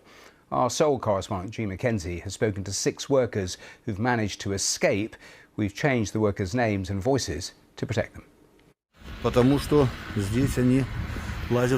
This video, posted on social media by a Russian official in April, shows a North Korean man working on a construction site in Russia's Far East. He's one of thousands of North Koreans working to fill a huge labour shortage created by the war in Ukraine. We've spoken to 6 workers who've managed to escape Russia since the start of the war, including this man who fled last year.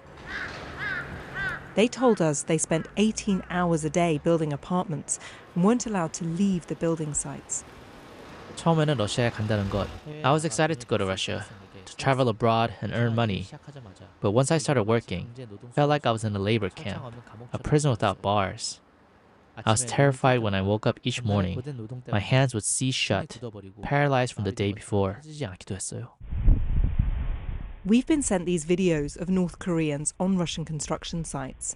It used to be common for them to work abroad like this, making money for Kim Jong-un. But in 2019, countries were banned from using North Korean labour, an attempt to starve Kim of the funds to build nuclear weapons. and most of these workers were sent home. Now, we understand these workers are flooding back into Russia. I've spoken to an intelligence official here in South Korea who's told me that last year more than 10,000 of them arrived, and this year many more than that are expected. Eventually, they think there will be more than 50,000 of them. This is just the latest way Kim Jong-un has come to Vladimir Putin's defense. First, he sent ammunition. Then, thousands of soldiers. And in June, this senior Russian official travelled to Pyongyang, announcing that 5,000 workers would be sent to rebuild Russia's Kursk region, destroyed by the war. The workers get paid next to nothing. Most of their earnings get sent straight to the North Korean regime. After receiving no money for 2 years, this worker decided to escape. 우리는 인간이 아니라 동물. We were treated like animals, not humans. The other workers used to say we were just slaves for Kim Jong-un. They used to taunt us. You're not men, just machines that can speak. The Russian need for migrant labor is greater than it has ever been. The presence of these workers is likely to be the lasting legacy of this war. These are the lucky handful that have managed to get out. Thousands more are stuck, and many more will keep arriving, it seems, long after the war is over and the missiles and soldiers have stopped. G. Mackenzie, BBC News, Seoul. Well, next up on the programme, we're talking football and transfers with Henry Winter. He is waiting to talk to us, but first we'll take a short break. Around the world and across the UK, you're watching BBC News.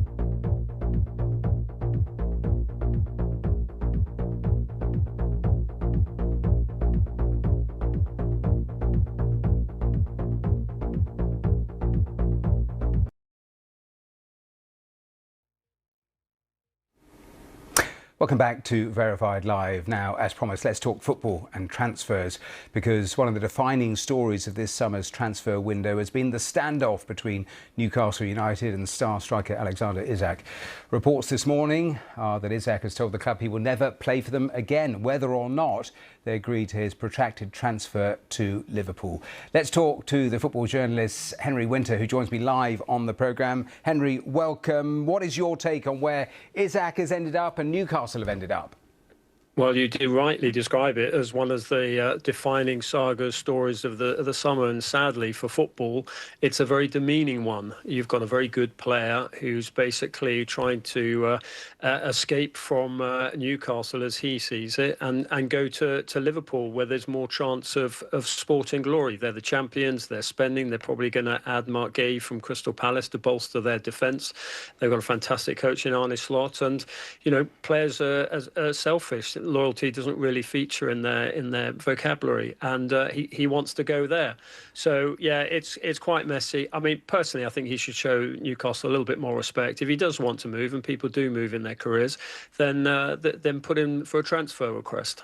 I'll come to what happens next in a moment, but how have Newcastle messed up so badly in the transfer window? It is a number of weeks since Isak was quite open with the board to say he wanted to explore other opportunities, and yet we've seen Newcastle draw a blank.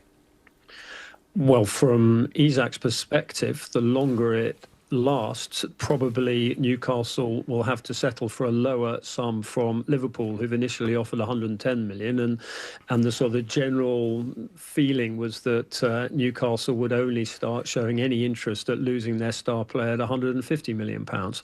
So, you know, it's difficult to blame Newcastle too much. To your broader point, I mean, they've got Alangaran, they've got a new defender coming in, they've got Aaron Ramsdale, the England goalkeeper, coming in on loan. But I agree, it's been a really poor transfer window. A couple of internal reasons. They've lost Amanda Staveley, who was almost like the sort of the glue in the club. She was highly respected in the dressing room. She could talk to the players. She's left the club. They don't have a chief executive. They don't really have a sporting director at the moment. And Eddie Howe, it's been having to do a lot of it himself. Yeah, and that's all played in, hasn't it? Because there were a number of targets that perhaps would have replaced Isak once he said he wanted to go, that they failed to actually get.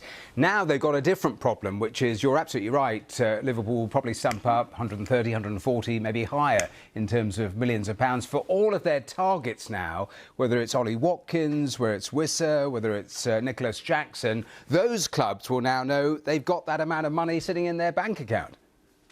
Yeah, absolutely. I mean, it's a good point. I mean, they wanted Ekitike. He's gone to Liverpool. I mean, we also have to remember in all this that Newcastle are also playing a similar game as Liverpool are playing with them, with Brentford, in terms of Yoane Wissa, trying to get him in there. He's clearly not a direct replacement for Isak. He's like a sort of number 2 centre forward that they would want. But if you look at them in pre-season, it's been really poor. They're having to play wingers at centre forward. Callum Wilson, who had injury problems, he's been moved on. So yeah, I agree with you. It is a mess there. But you know, when you have your star striker behaving like this, it's a difficult situation to deal with. Difficult for every aspect of the club, isn't it? Eddie Howe, he's a good coach, but really tough for him, having won, a competition last season. Difficult for the fans, right across the board. Yeah, absolutely. I mean, you mentioned the board. I mean, we almost need the Saudis who drive Newcastle United to show their hand. If the suggestion is that they are going to, in that wonderful footballing cliche, let him rot in the reserves, that simply doesn't work. We've seen it too often in football. He's a valuable asset. They're paying him substantial sums anyway. They can't just let him sort of turn up at training when the first team have gone. They have to move him on. But I just think that in the grand scheme of things, Isak should try and go out, it's too late now, try and go out through the front door rather than the back door. He should show the club a little bit more respect. Henry, great to talk to you. Sorry the line has occasionally dropped out, but thanks for joining us here on BBC News. Now, one more story to squeeze in. The Fringe, the world's biggest arts festival, already underway in Edinburgh. The event usually runs for 3 weeks with almost about 4,000 shows scheduled. The whole of the city turns into a giant stage, and our reporter Courtney Bembridge has been speaking to some of the brightest talents who've gathered there in Edinburgh. We're meeting as many performers as we can here in Edinburgh for the Festival Fringe. With me, I have someone who didn't have to come too far. He's from Glasgow. Larry Dean, you brought your show Dodger. Tell me about it. Basically, it's a show I did a couple of years ago to start working on it. And I brought it up to the Fringe just to do a work in progress and just to basically see if it was funny or not. And then I brought it back last year for the festival and did really good. But then I ended up touring around the UK. So the last 2 times I'm ever doing the show is going to be next weekend. And as far as I understand it, it's about spending a lot of time with your granny? Yeah, basically, I've always been like a nanny's boy. I usually think that most people are either like kid people, pet people, or old people, and I'm old people and dogs. I think I just want someone to appreciate me taking them out for 20 minutes a day. But basically, I spent so much time with her, especially towards like the end of her life, because she died a couple of years ago. But it's dealing with like someone in the family having dementia, and I know a lot of people have that, and there's like a lot of bad things come with it. But then I began to kind of notice that there was a lot of funny things happening in it as well. So I had to obviously balance up. Like I never obviously would want to make fun of my nanny or whatever on stage. So there's lots of funny things that I know that she would find funny, and she did find funny. And there's a lot of like happy things we had together. So it's actually quite a therapeutic show, and it's like, so you get to be funny. I would chat about my favourite person at the same time, so I get to enjoy it as well. More from the Fringe a little later. Let's end this hour by showing you live pictures from Washington, D.C. We're already seeing the National Guard being deployed. Donald Trump saying it's because of the crime wave, even though he himself announced a few months ago that crime figures were coming down 25% for serious crime, 7% the rest of it. His critics say it is simply a distraction. More headlines here in just a moment or two.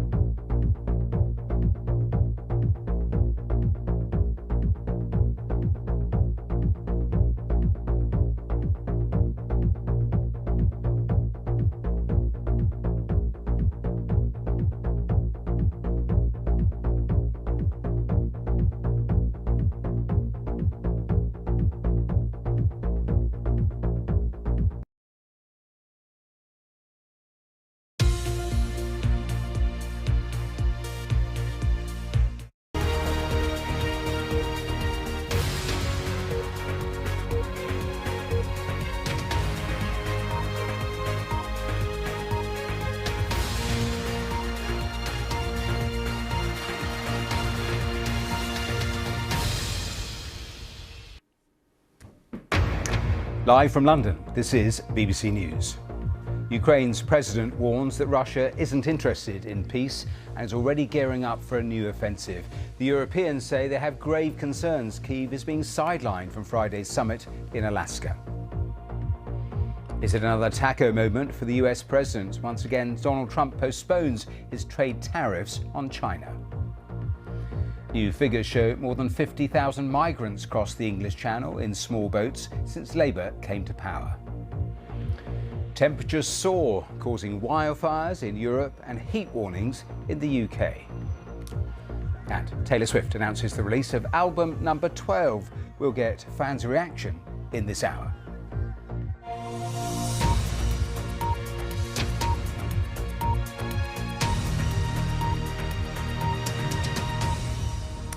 Hello and welcome to BBC News. European leaders have warned against Ukrainian borders being redrawn by force 2 days before a US-Russia summit on Ukraine is due to take place in Alaska. In a statement, European leaders, excluding Hungary, said the people of Ukraine must have the freedom to decide their future, adding that the principles of territorial integrity must be respected and international borders must not be changed by force.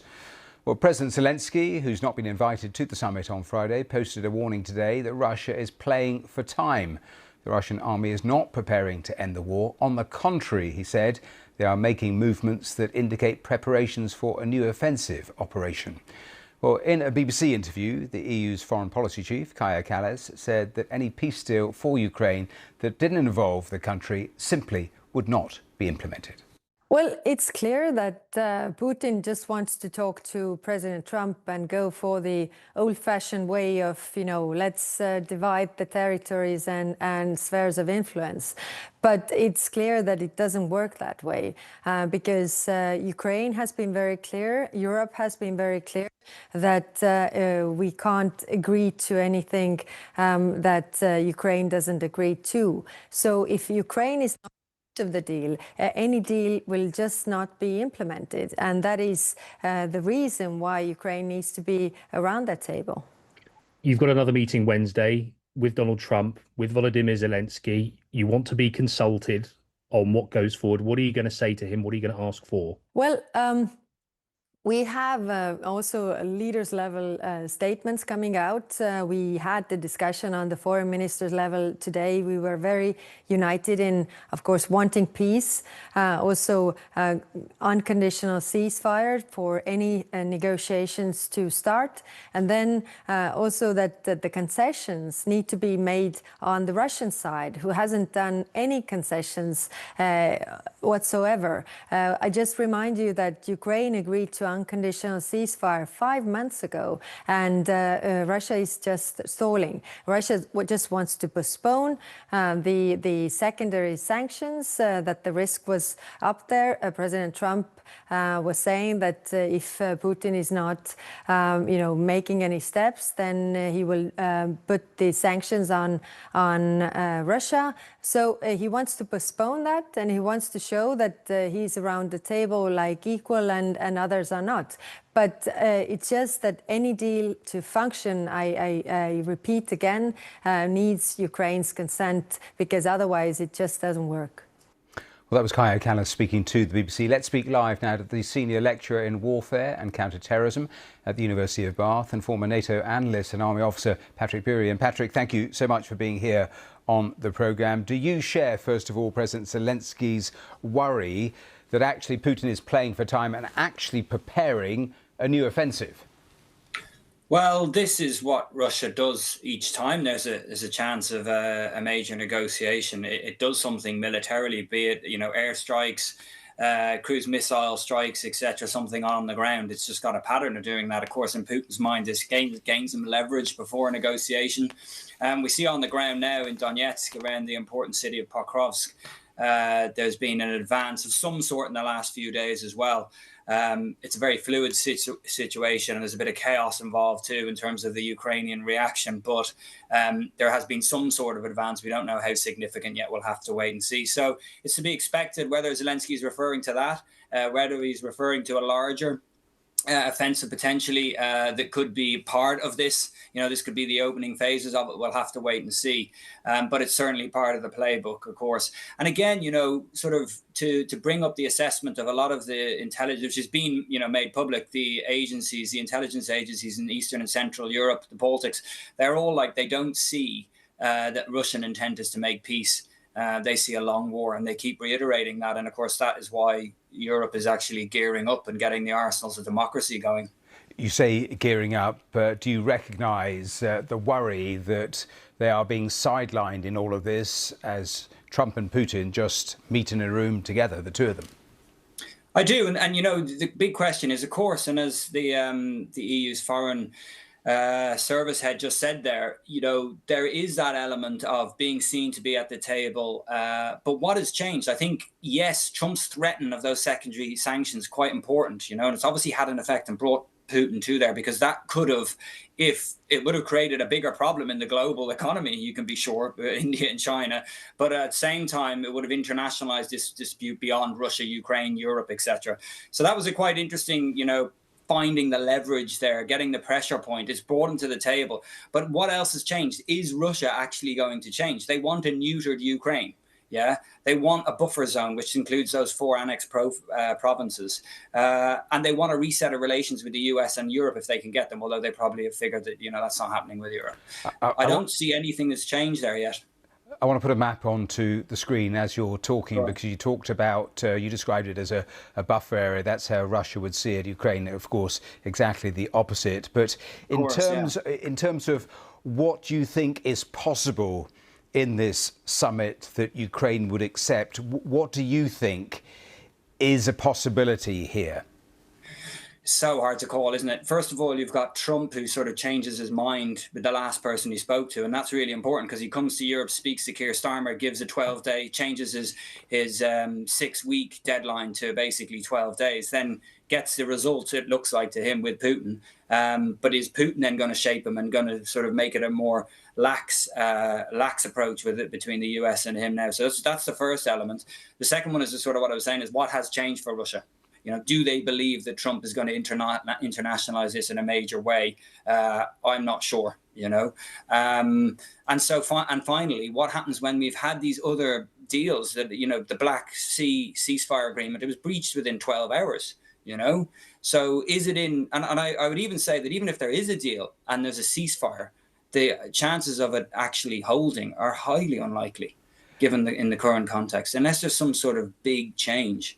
I just don't see where that is coming from at the moment. And I suppose that's the other aspect of all of this, that Ukraine are desperate to actually have very clear answers. So even if you had a situation where the front lines were frozen, they don't want that to be formally recognised as Russian territory. So that question would be put aside, stalled almost. As you can fudge that. Yeah, you fudge that. And the hope from Ukraine and Kyiv would be that you keep applying diplomatic pressure, sanctions pressure to get Russia to change on the ground, but also have security guarantees for the future. Do you think those things, though, are likely to be given up by Vladimir Putin? I think I think they feel they have the upper hand here, and especially when they've got a direct line to the White House. I mean, it's good to see that Europe. I think Europe and Ukraine are now pretty much in each other's orbit, but you know, although Europe relies on US for that ultimate security guarantee in terms of the nuclear deterrent, I think you'll see it starting to really, the way it's purchasing weapons off the US and giving them to Ukraine, it's really starting to, and it'll take a while, and it's coming from a low base, but it's starting to step up and realize that, you know, this is basically the front line, or treating it as this is the front line of something that could come much closer if they're not much more prepared. So I think, you know, that's the situation which is going on at the sort of strategic level. How it plays out, I just think that in terms of like ceasefire agreements, that they'll be broken. They're very hard to enforce. Ukraine's a massive country. Look at the front line. How do you enforce that? Yeah, you could see potentially down the line, if there was a ceasefire agreement, you know, security guarantees that were meaningful, given by Europe.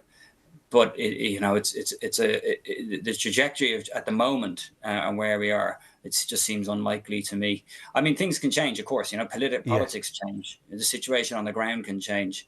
But as it is, and what we've seen before with ceasefires, that seems to indicate that it will go on in some fashion, unfortunately.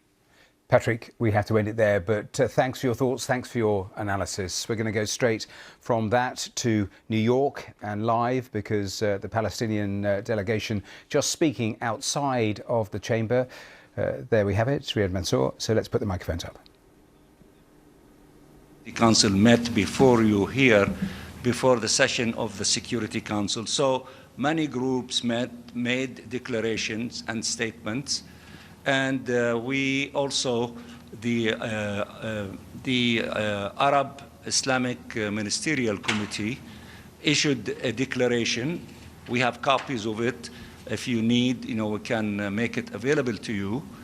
And we decided in the OIC meeting yesterday to read a summary statement to you stemming from the the Arab OIC Ministerial Committee on the plan of the Israeli government to escalate the military situation and to bring more condemnation against our people in the Gaza Strip. We condemn that, as the committee does, and we demand, all of us, an immediate ceasefire and humanitarian assistance to our people. But I let my sister, the Chargé of Turkey, to read the statement, which is the summary of the Ministerial Committee declaration, because Turkey is presiding over the Ministerial Council of the OIC.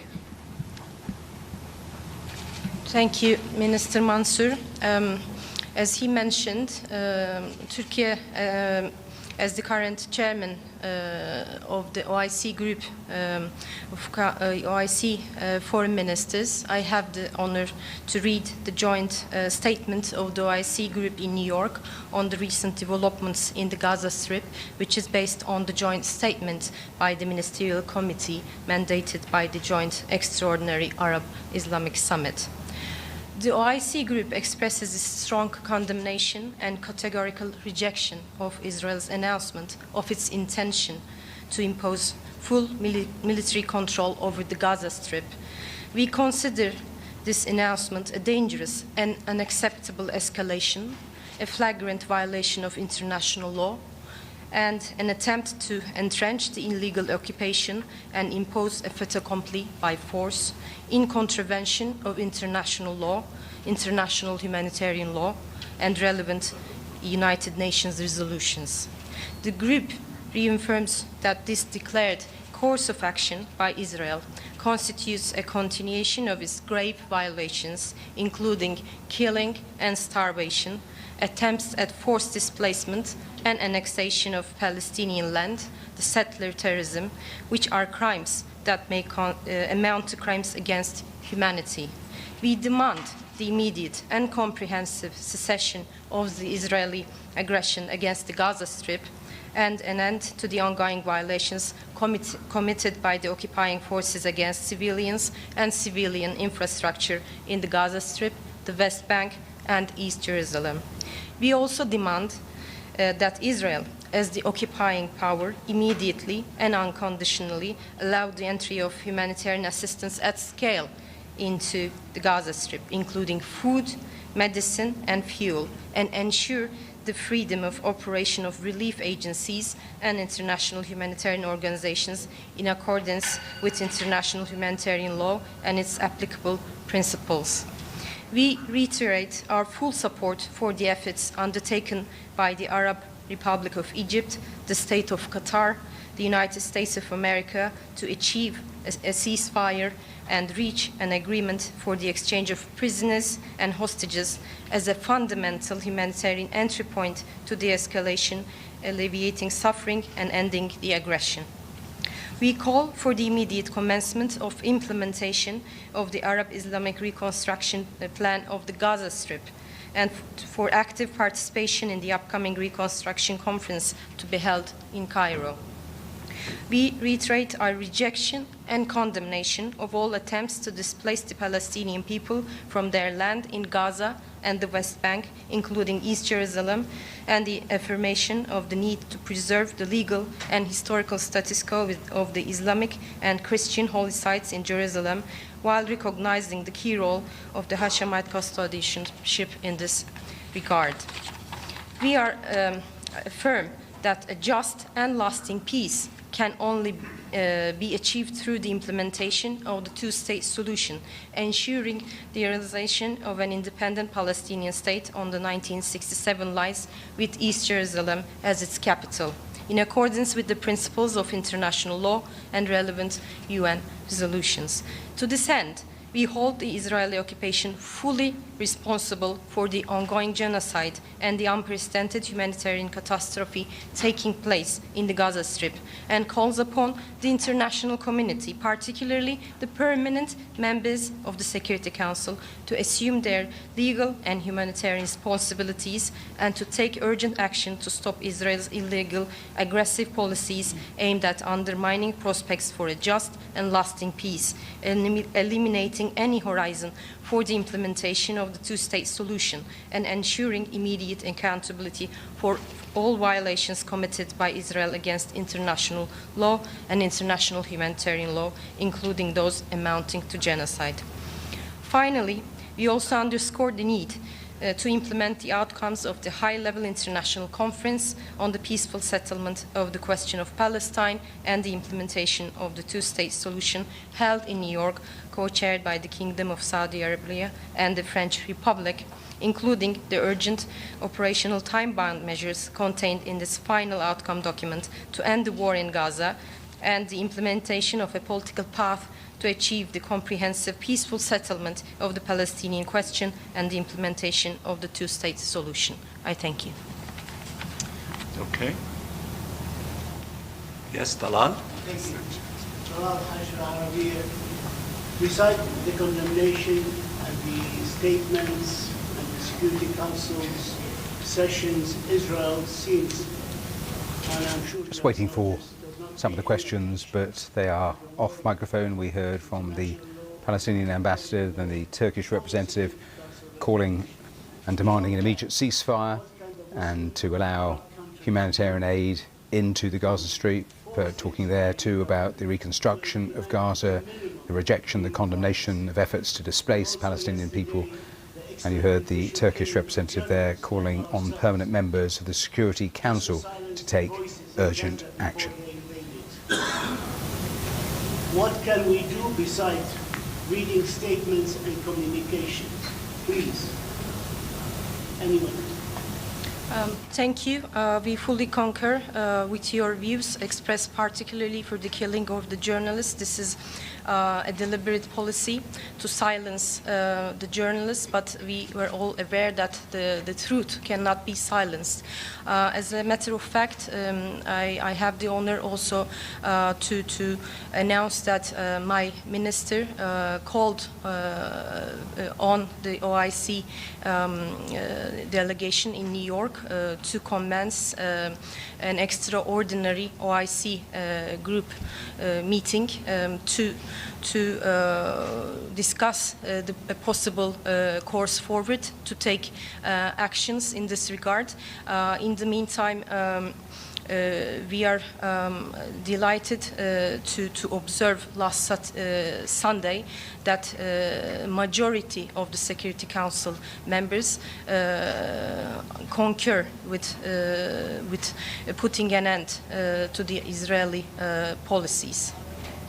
If I may add also, the conference that took place the end of last month in New York was predicated in its concept paper that this is an action-oriented conference, which means that in addition to reiterating, as you have indicated, the principled position which we appreciate in terms of a just solution to the conflict, which requires the end of this illegal occupation and allowing the Palestinian people, among other things, to exercise self-determination, it requires practical steps by the institutions of the UN, including the Security Council, and it has to shoulder its responsibility. And we appreciate the relatively cohesion and unity by almost everyone in the Security Council demanding Israel to stop this, crime against the Palestinian people in the Gaza Strip. But that is also in itself is not enough.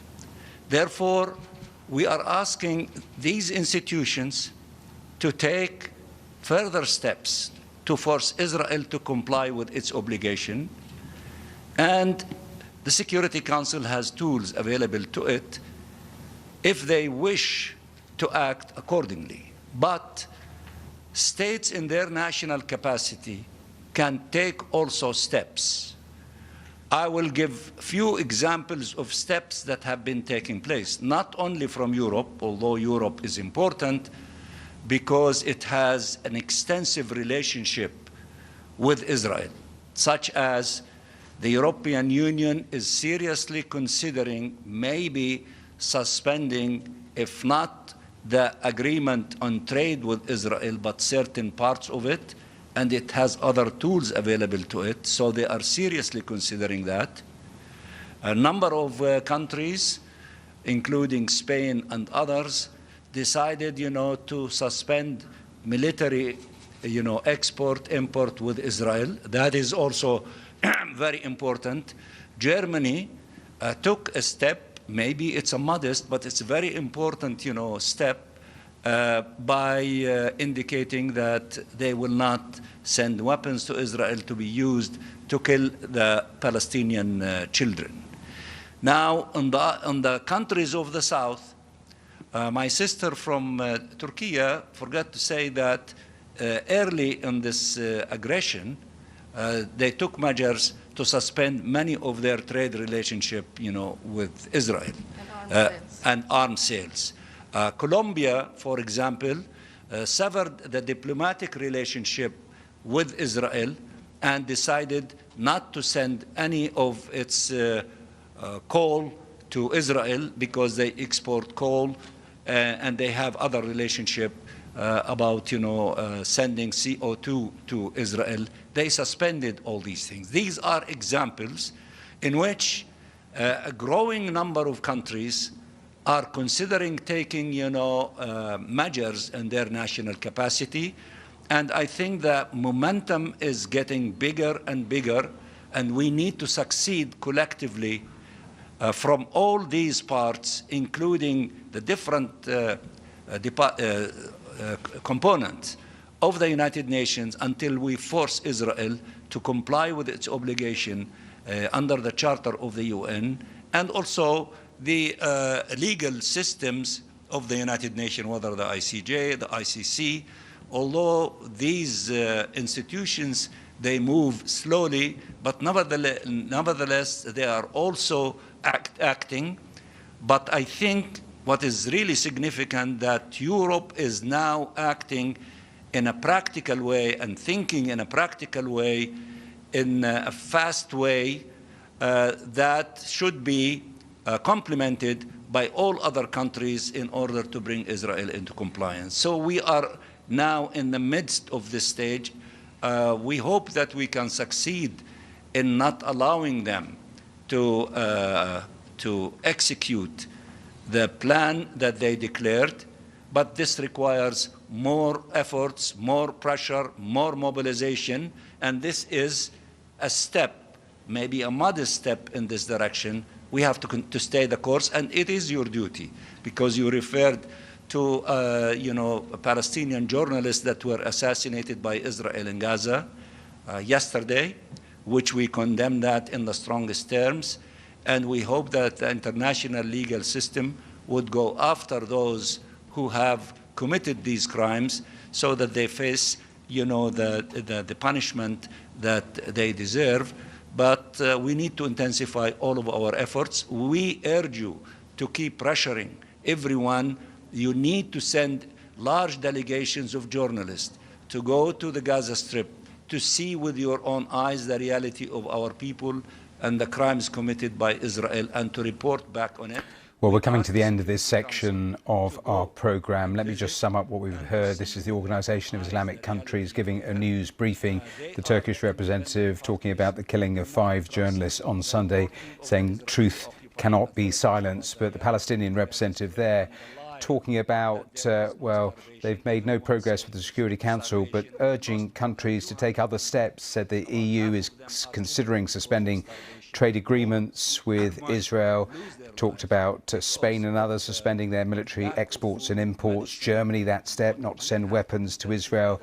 He said Europe is thinking in a practical way, and there are growing numbers of actions that could be taken. Momentum is getting bigger and bigger, and that was the way to pressure Israel to stop with their plan to actually move in with their military into Gaza City. So that, the latest from that briefing. I'm back in about 15 minutes' time with more of the day's headlines. Next up here on BBC News, it's time for business.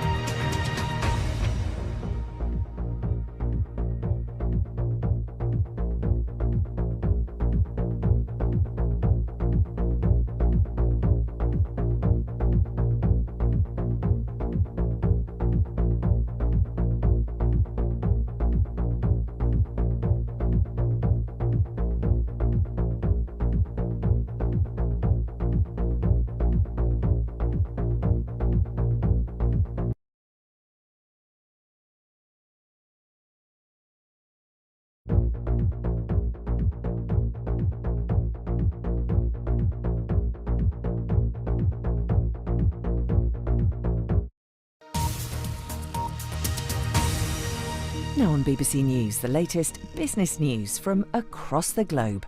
Business Today.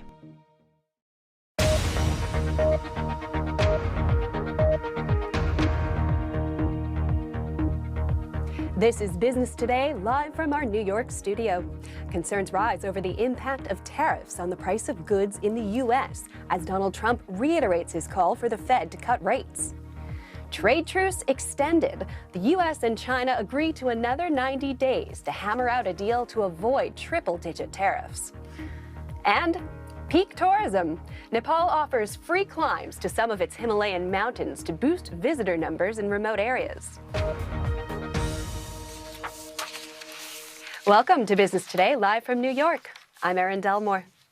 We start here in the U.S., where shares on Wall Street have been rising as investors take solace in slightly better than expected inflation numbers for July. There's also some positivity following the announcement of a further 90-day trade truce between the world's two biggest economies. The U.S. and China have agreed to keep talking to avert triple-digit tariffs. We'll discuss this in a moment, but first, let's focus in on those inflation numbers. Consumer prices increased slightly in the 12 months to July, but at a slightly lower than expected 2.7%.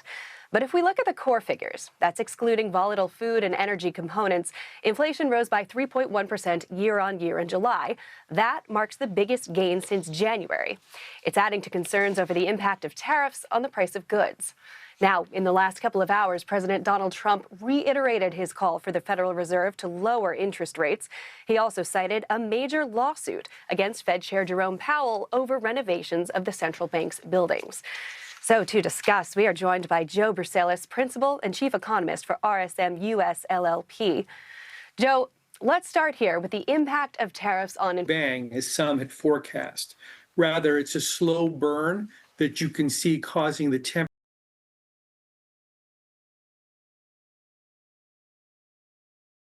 October, November, December, which at that point, the effective tariff on all goods entering the United States on top of those tariffs. Now, Joe, you talked about... They move ahead cautiously, talking about they're going to have to jobs report. So we're going to have a lot of big money beta days going forward in global financial markets. We've got a much softer jobs market where we're probably going to only add about 75,000 per month. Real quick, you're going to see a much more pronounced increase in inflation. We'll be having a very different conversation.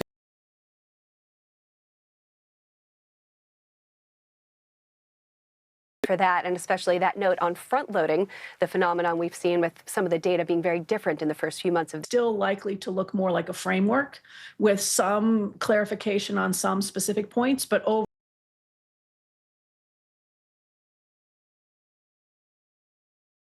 timelines are still very short. Shout to me. Nepal's tourism... Mountaineers and trekkers. Now, people go to these well-known areas like the Everest, many of these mountaineers. These are in the far western region of Nepal, where you mountaineers. Now, you've just touched on a point I wanted to ask you more about, building up the infrastructure.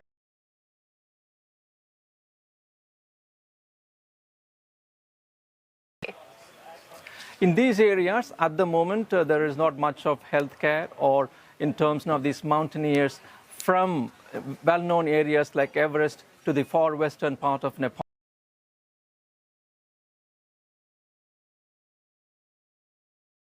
With us. Now we are seeing more and more solar power, more than 1 million homes with a complex set of mirrors and solar panels orbiting above the planet. When the sun goes down, it can't produce power. And globally, we're burning through more energy. Space robots working from a docking hub. Sunlight would be concentrated onto a central station at sea, caught by a net-like structure known as a rectenna. Ever hear of 10 gigawatts? Well, that's 10 billion watts, 10,000 megawatts.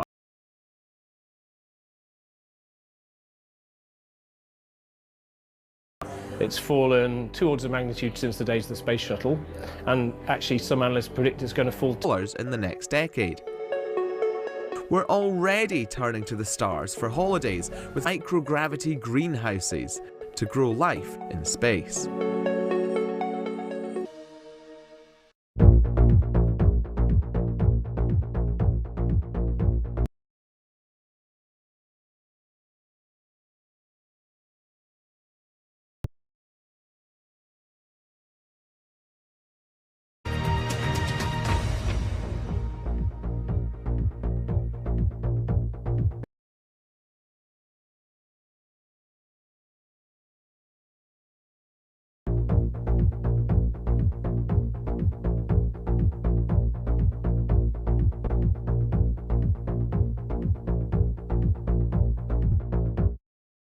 My dad was a farmer, but he also had a radio talk show for farmers who called in. Patience can be so frustrating, but it's a crucial tool. I'm Lucy Hockings on BBC. Then soldiers. Now it is sending thousands of construction workers to help fill a huge labour shortage.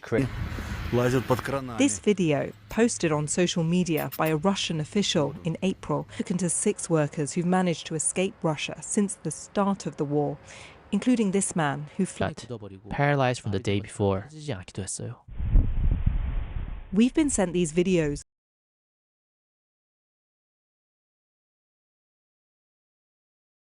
Making money for Kim Jong-un. But in 2019, countries were banned from using North Korea. A Russian official travelled to Pyongyang, announcing that 5,000 workers would be sent to rebuild Russia's Kursk region, destroyed by the war.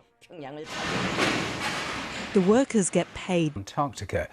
Dennis Bell disappeared while climbing a glacier in the 1950s after falling into a crevasse, and his body was never recovered. Georgina Renard has the full story. Of the now conquered. Dennis had tied the rope to his belt and it snapped. He fell back in. Jeff called out.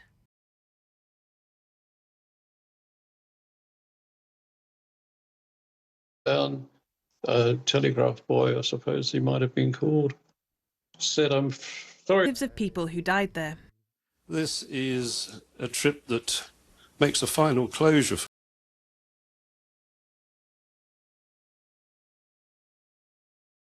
I be with you all. But then. Well, a fascinating story, that and today's other main stories all available on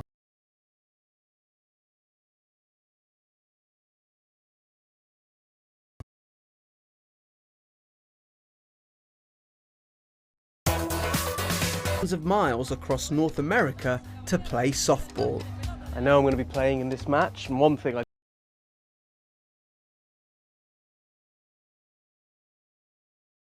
was looking at the ground, bottle tops, gravel, stone, and then that. Se acercan y dicen, mira, doña Ene, yo quiero jugar con ustedes. Les digo, claro que sí, sí se puede, y así fueron integrándose más mujeres. Do you think the men are jealous? Escuchan, las amazonas se van a jugar y están felices. Stand up if you think the Maya train's a good idea and you like it. She's here though. What do you think? De qué sirva traer dinero, pero para los que tienen negocios, que tienen.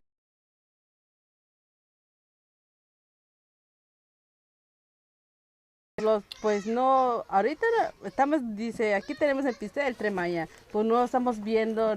Fue un gusto. Y si algún día regresas, si quieres invitarnos al Tren Maya, con gusto vamos.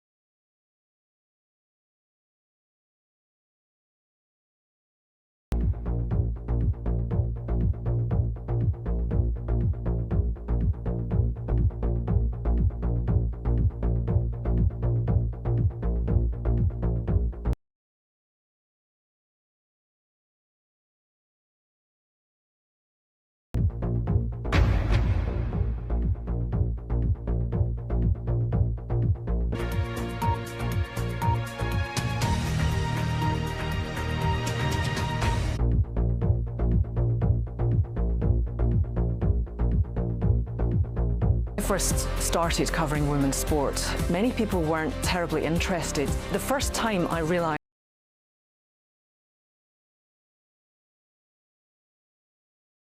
time ever.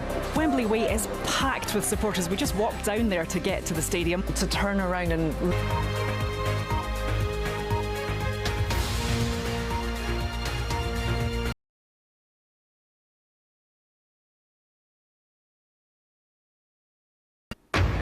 Live from London, this is BBC News. Ukraine's president warns that Russia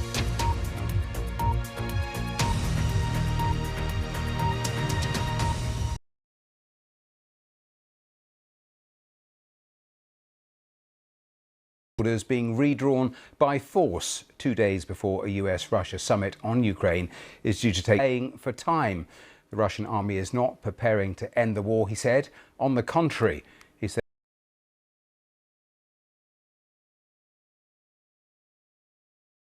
interview, the EU's foreign policy chief Kaja Kallas said any peace deal for Ukraine that didn't involve the country on board. Let me bring you the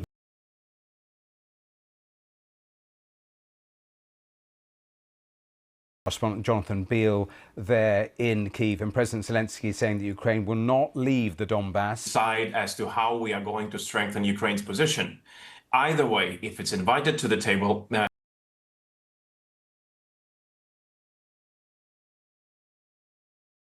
to have Ukrainians together there, it's definitely not enough. It is important step. It's an important step.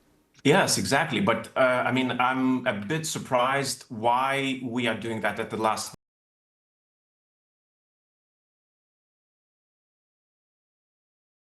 Clear as to how he sees Russia's attack against Ukraine, to which side he's more aligned. We're first to call him daddy. We're first to agree on tariffs, but we actually are not figuring out sitting at the table, meaning that either one of them has something to lose and something to gain. Now, as it seems, unfortunately, Ukraine has everything to lose and Putin has a lot to gain. Putting the pressure on Russia, do you not see some sort of area there that... Which is, that would de facto, leave occupied territories to Russia, that could be a solution. You see, Lithuania was de facto occupied country for 50 years by incredibly hard to believe that the West, after the mistakes of Yalta, after the mistakes of Tehran in 19... Tell me, what should the response be from Europe? How dangerous a moment, both for Europe, both for Ukraine? That we have to take over for what Americans were doing. A final thought then, because this time, yes, ahead of Friday. It does. Maybe I'm biased coming from, the country that has been... We have to leave it there, but thank you so much for joining us on today's programme. Thanks for your time. Thank you.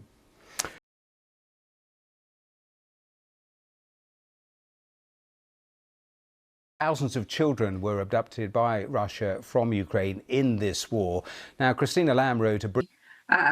They've been trying to brainwash them, indoctrinate them.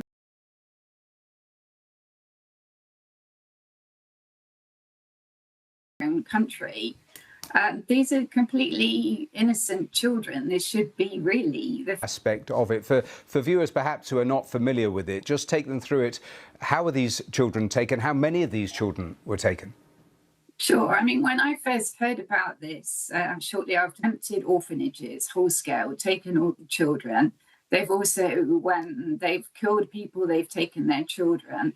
They've also tricked a lot of people into sending. The Ukraine is around 20,000, but most people think it's far more than that because, a lot of them, the parents had been killed or they were in orphanages. The Russians actually, who were quite public about this, at the taken from near Kharkiv and separated. She was put in a residential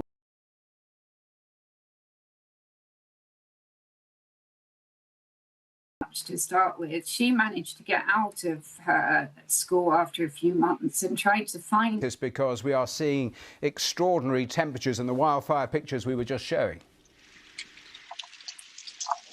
Well, right now, the temperature in many areas here in Spain is today have been encouraging these wildfires which have been affecting much of the country, particularly the way, and in terms of how long the authorities think these temperatures are going to stay at these levels, what are they also being deployed as well? So it's not just firefighters battling these fires, they are spreading extremely rise again on Thursday. Guy Hedgecoe, thanks very much. The latest there from making the best of the water there to cool down. Here in 15 minutes, actually, we will spend the half hour.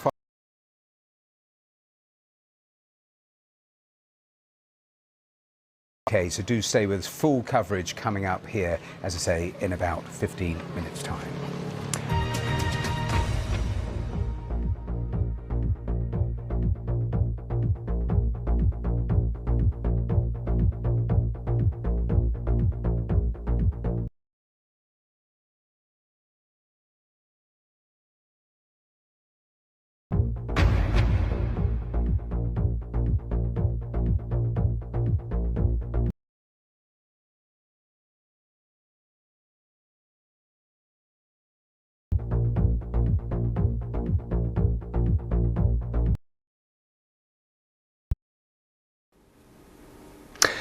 Welcome back to Verified Live. Let's turn now to another of our headline stories, because the number of migrants who cross the English Channel in small boats since Labour came to power last year. Verify has been looking at the numbers and gave me more about the context here. What we're going to see now is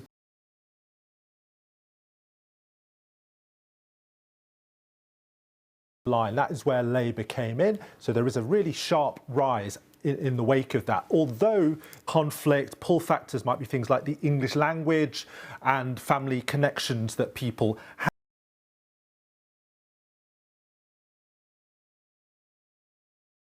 Allowed to work, although experts tell us that they're pretty sceptical that that is a very large factor in truth, and their situation is getting worse. Another bit of context we can show you now is that this isn't just a UK phenomenon. This shows migrant crossings from going into Spain in yellow. By the government, a number of announcements. So do these figures mean that the government policy is failing, and is also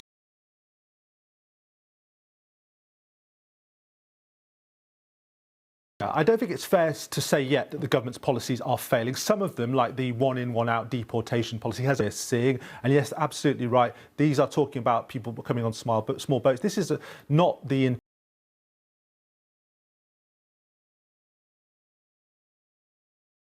ourselves as well. Although it's illegal to come into the UK in the way that they are, a lot of these people claim asylum. Used in thousands of UK operations, was known to have a concerning failure rate 8 years before. Knee replacements need a number of components, and failures are pretty rare. They do happen. In this case, though, patients who have fitted what was called a stemmed option tissue, although this is multifactorial, as though a coating which was on this particular implant in it of many missed chances. Absolutely. I mean, this component, this implant, has been questioned by orthopaedic surgeons for some time. The National Joint Registry, which records, who wrote peer-reviewed academic journals, and in 2016 he was raising concerns, but this goes as far back as 2014 when the National sent recall notices. But we don't have a figure, even though we've asked for it, as for how many have then had to have painful corrective surgery. We're told that the cost of each revision surgery is, say that Zimmer Biomet insists that all of their devices meet regulatory standards. They say that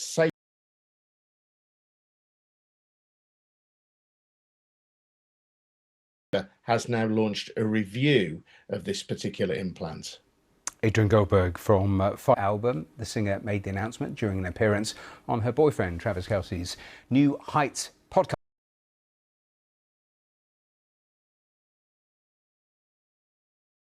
This is my brand new album, The Life of a Showgirl. There it is. Well, fans who...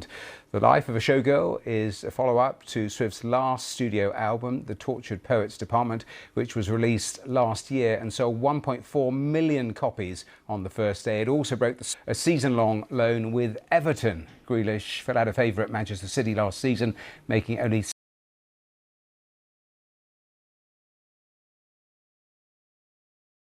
Leeds on Monday. So that's the latest football transfer news. Wildfires that are still being battled there with fire crews on the ground and the high winds at 8 degrees Celsius. I think we have pictures from here in the UK. Let me show you the scenes here.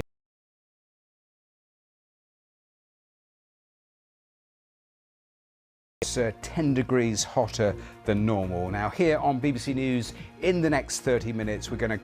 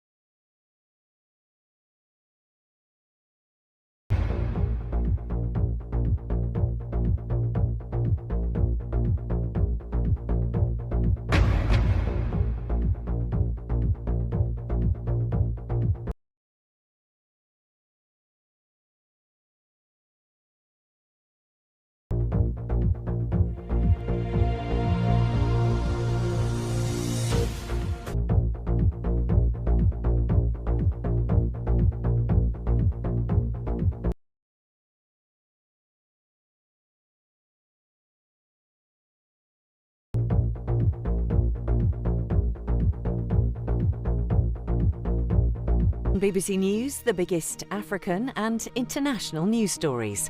Focus on Africa.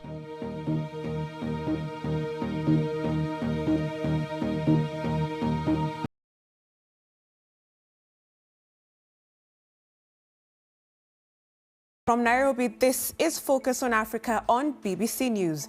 Our stories today: in Sudan, world, but what does the country get out of it? Also in the program, Odhiambo. Now we begin the program in Sudan, where local rights groups reported a series of attacks by the paramilitary Rapid Support Forces on Monday, killing 40 people and wounding dozens.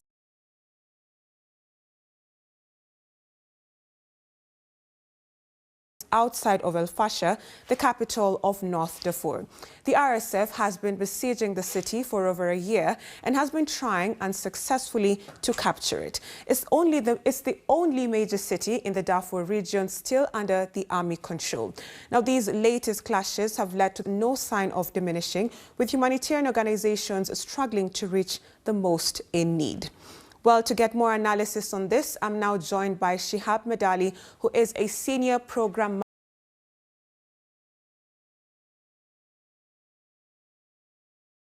Thanks for joining us on the program, Mr. Mohammed Ali. Now, if you look at these attacks that started on Monday, what's the latest information that you're getting from the ground?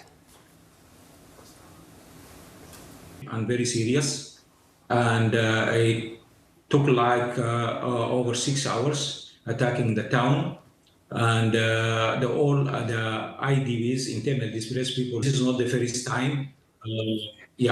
So if we look at most of the people who are in this particular region, they are seeking shelter and they're using this place as a temporary shelter. So where are people going to? Displaced people can go are not, we cannot say safe, because either they go within the Al Fasher locality or to other parts of Darfur where there is no stability still, and roads are now. So how difficult is it for aid organizations to reach the people in need, and what is it that they need most? Yeah, it becomes very difficult many towns like Al Fasher for long periods, and there is no way to reach them. However, some organizations are still working and trying to provide support. Let's head to Ethiopia now, where the country is fast becoming a haven for Bitcoin miners, an industry the Ethiopian government has actively supported. 27 foreign companies in the country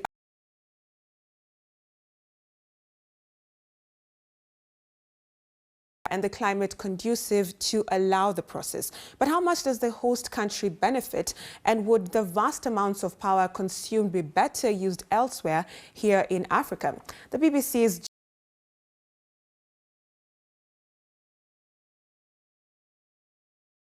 Ethiopia has quietly entered the game. Just outside Addis Ababa, a Russian company is mining Bitcoin, powered by Ethiopia's surplus renewable energy. Of course, it's the regulations and the attitude of the government to the industry. And here we found a good combination of all of this. BitCluster is one of 27 foreign companies in Ethiopia allowed to mine Bitcoin, the world's largest cryptocurrency. Unlike the cash in your wallet, Bitcoin exists entirely online. For blockchain, and for Bitcoin blockchain. And of course, this consumes a lot of energy, but on the other hand, this gives a top Slovenian cryptocurrency mining platform. Multiply that by thousands of machines and mining becomes a multi-billion-dollar business.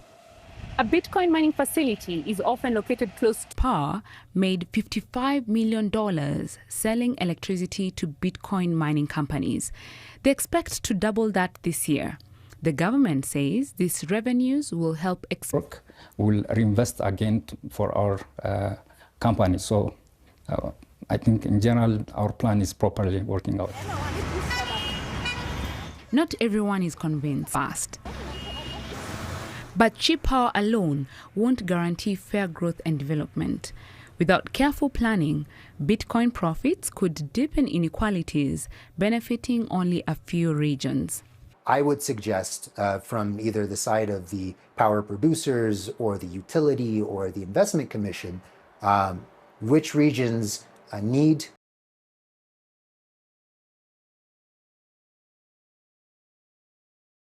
And how can we get the Bitcoin miners there with the infrastructure, with the capital?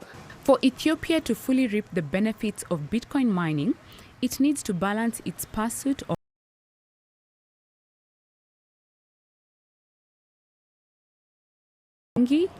BBC News, Addis Ababa. Now, earlier on, I spoke with Kalkasa, who is the founder and educator at Bitcoin Bear, based in Ethiopia. And I started by asking... Companies are operational, and Ethiopian Electric Power has generated $220 million last year selling electricity to these Bitcoin mines, kilowatt hour. Then it could be a very lucrative opportunity. Why is it that more than 20 companies have invested in Bitcoin, specifically in Ethiopia? Needs in its construction of not only the Grand Ethiopian Renaissance Dam, which is a $5 billion investment, but what's next, which is the Koisha hydropower project.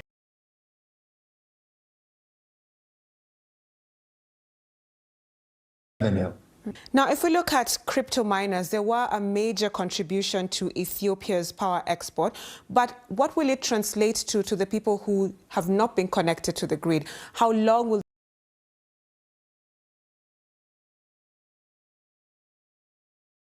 If you're living in an urban area, you probably have a connection point. If you're living in a rural area, maybe not, right? Because there's 190 substations. And as per our growing population,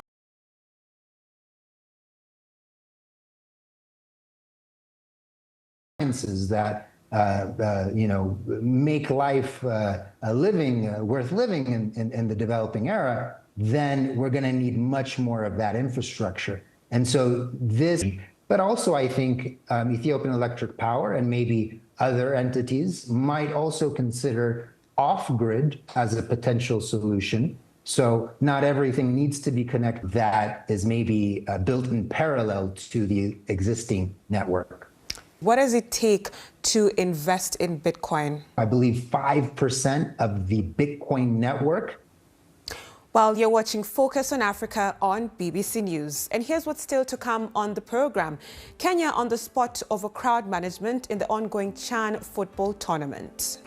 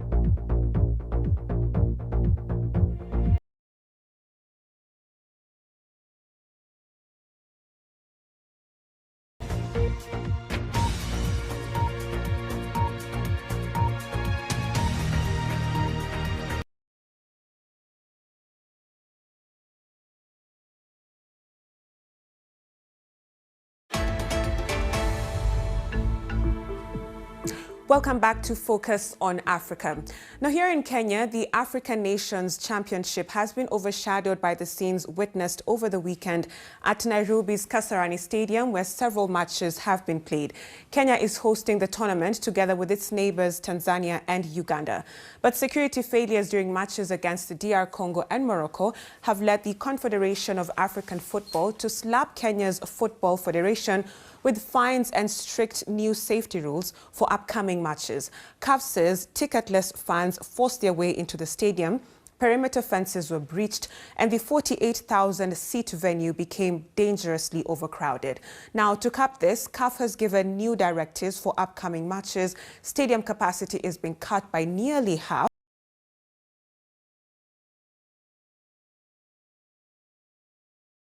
Or risk losing the right to host future games. Well, let's now speak to Alfred Lastek, who was at the games last Sunday. So what was the atmosphere like for you, Lastek, before, during and after the game? Yeah, so it was a different experience. I've been to different pitches in big competitions, but last Sunday was a little bit disappointing to me as a fan.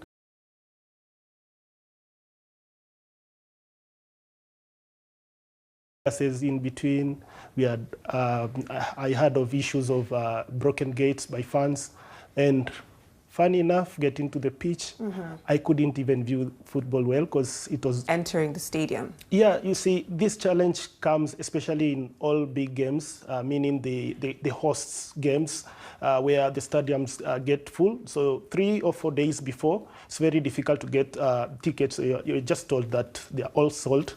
But when you get to the pitch, when you get outside the many complexes, you'll always find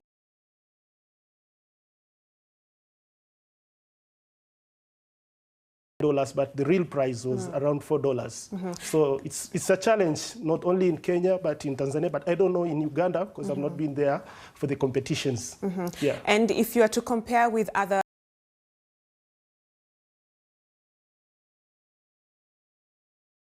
what's the difference when it comes to crowd management, especially in Tanzania and Uganda, for instance? Yeah, they've tried to manage, especially in the entire competition, because, you know, it's the first biggest competition.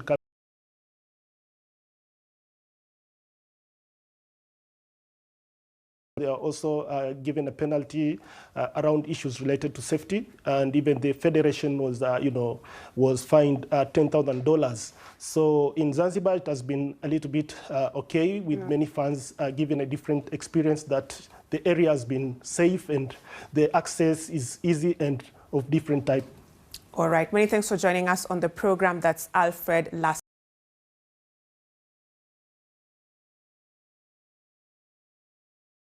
Many thanks for joining us on the program, Gary. Now, if we look at the security breaches that happened in the Kenyan capital, Nairobi, have similar incidences happened in other African countries that have been able to host tournaments with a huge number of people going to the stadium? Thanks for having me. First of all, sometimes we like to accuse people of being guilty.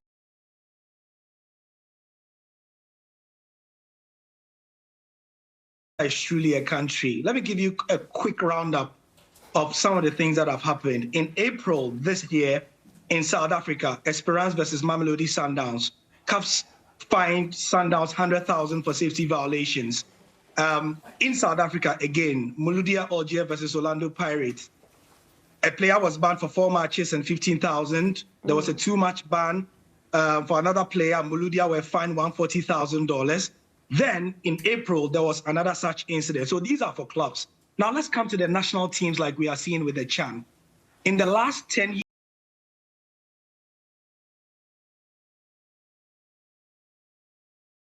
unfortunately for me, I have been at 2 of such venues, right? So in 2022, in Cameroon, in Yaoundé, at the Africa Cup of Nations in January, you might recall that there was a state-freeing decision, triggered chaos, and there was a deadly crash. Yeah. Now, if you look at these security breaches that you've talked about, not only in the local teams, but also national teams, what do you think causes them, and what do you think?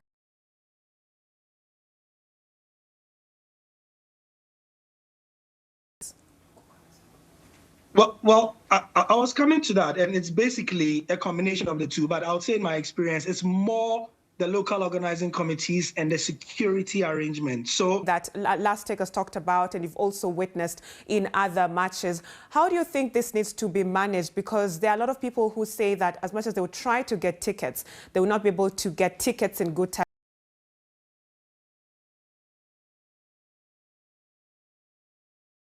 What seems to be the problem? Again, comes back to the cultural and logistical resistance. In some cases, and I've seen this firsthand, government-issued paper tickets have been used to override e-ticketing protocols. So you see the way Kenya has been told to do e-tickets. Don't be surprised if you see official government-issued paper tickets being used to override that. And then also, there's the problem of fraud, which is an issue that unfortunately we can't overlook. So I think these are some of the issues CAF has to fight with, and in as much as they are trying, it's not easy. All right, many thanks for joining us on the program. That's Gary Alsmith, who's a sports journalist who is now in Paris. Now, she's a global superstar with 2 Grammys to her name, but Nigerian artist Tems says that things have not been easy for her as a woman in the music business. And that's why she's launching a new platform aimed to empower young female artists, whether they are singers and songwriters, producers, or sound engineers. She launched the project in her hometown, Lagos, where she spoke with BBC News Africa. I just find that people don't really respect women in law in the industry. It was difficult to find people to take me seriously, but it didn't mean that I stopped. I just kept on going. Personally, I've always wanted to redefine the perspective that women have of themselves. Nigeria's Tems is a global superstar with 2 Grammys to her name. But she says that as a female artist, things weren't always as easy. She's come to her hometown, Lagos, to launch a platform aiming to boost young women in music. As a woman myself, I'm the best person to start something like this, because that's really the aim of this, is to change the way people see women and to change the way women see themselves in music. I promised myself that if I get to a place where I can do more, I will make this initiative for women like me. The Leading Vibe initiative aims to support, promote, and connect female singers, songwriters, and producers. For me, it's not just artists, it's also producers, it's also audio engineers, it's instrumentalists, guitarists, pianists, drummers, it's music, it's managers, it's people that are interested in managing other women. Looking back into her career, Tems has some advice to give to the newcomers. So I would say how I got here is really through authenticity and being audacious, like believing in yourself so much, even when people tell you to change your sound, change your style, you look at them and you say no. It means if it means me not being signed, I was okay not being signed. I went to a couple places that didn't sign me, and I was okay with that. Tems also stresses the need to be passionate about your craft, but music is not her only passion. So the first thing I would say is I love music. Music is my life. It's not everybody that sings that loves music. I really do. If I wasn't famous, I would still be doing music. Actually, I thought I would be in some kind of jazz club by now, randomly on a Friday night. Tems recently bought a U.S. football club, the San Diego FC. Like any other football fan, in Nigeria, football is a whole thing. I never imagined myself owning or being in an ownership of any football team, but I think it's also a space where women are underrepresented. Well, my name is Rodo Diambo. We'll see you tomorrow.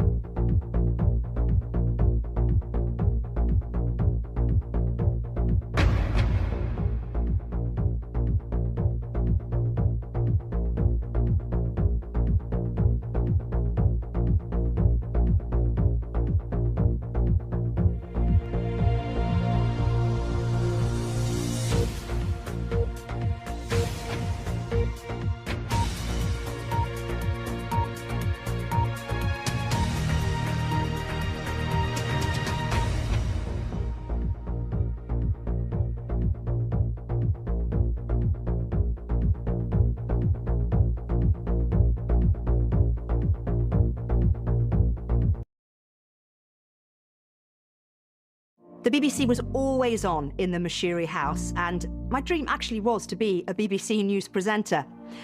I want to be for others what the BBC was for us, a trusted source of stability and hope. For me, trust is about presence, about fostering relationships all around the world over years. So when a story breaks, we're not chasing a lead, we're already there. I'm Mariam Moshiri on The World Today for BBC News.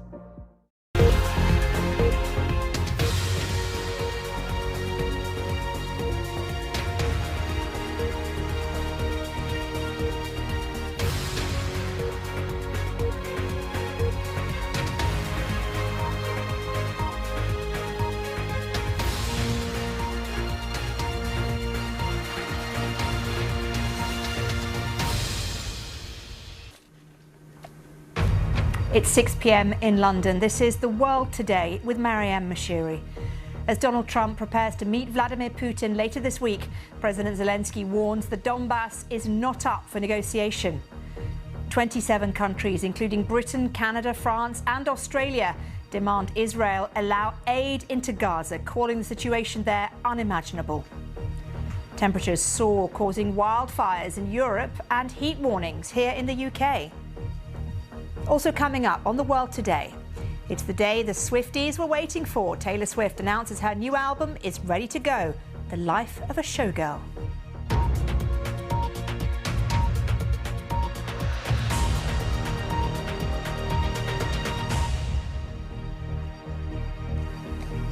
Hello and welcome to The World Today on BBC News. Well, President Zelensky says Ukraine will not leave the Donbass. That's the area in the east of the country, which has been defending since 2014. It's believed to be one of the demands being made by President Putin ahead of his talks with President Trump in Alaska later this week. It comes after 26 European leaders issued a joint statement in support of Ukraine amid concerns Kyiv will be sidelined from Friday's summit between the US and Russian presidents. Well, Ukraine's President Zelensky hasn't been invited to this meeting in Alaska, but Donald Trump says he will be consulted afterwards. The joint statement was signed by 26, not 27 European leaders. There was a notable absence. Hungary's leader Viktor Orban, who's maintained friendly relations with Russia and has repeatedly tried to block European Union support for Ukraine. Well, the EU's foreign policy chief, Kaja Kallas, told the BBC any peace deal for Ukraine that doesn't involve the country itself simply won't be implemented. Well, I hope that Vladimir Zelensky will be invited to the meeting, because it's clear that Putin wants a photo with the most influential people on earth, which is President Trump, and he wants the sanctions to be postponed. So this is what he wants, and he will probably get. Now, the question is, what is the success for United States in this meeting? And if President Zelensky would be part of this meeting, it would be a clear success also for United States, because it's clear that any deal to be implemented needs also Ukraine and Europe on board. Well, meanwhile, Ukraine's military has downplayed reports of a breakthrough by Russian forces in the Donetsk region, but it's acknowledged it's facing what it calls a difficult and dynamic situation. Heavy battles are reported to be taking place north of the embattled logistics hub of Pokrovsk. It follows reports by a Ukrainian war monitoring group of Russian incursions along two corridors near the town of Dobropilya. Ukraine's military has said that small groups of Russians have been infiltrating areas, but claim their reinforcements are destroying these groups. Well, let's speak now to our correspondent in Kyiv, Jonathan Beale. And Jonathan, we'll talk about Donetsk in a moment, but let me just ask you, first of all, you've been speaking to President Zelensky. What more has he been saying?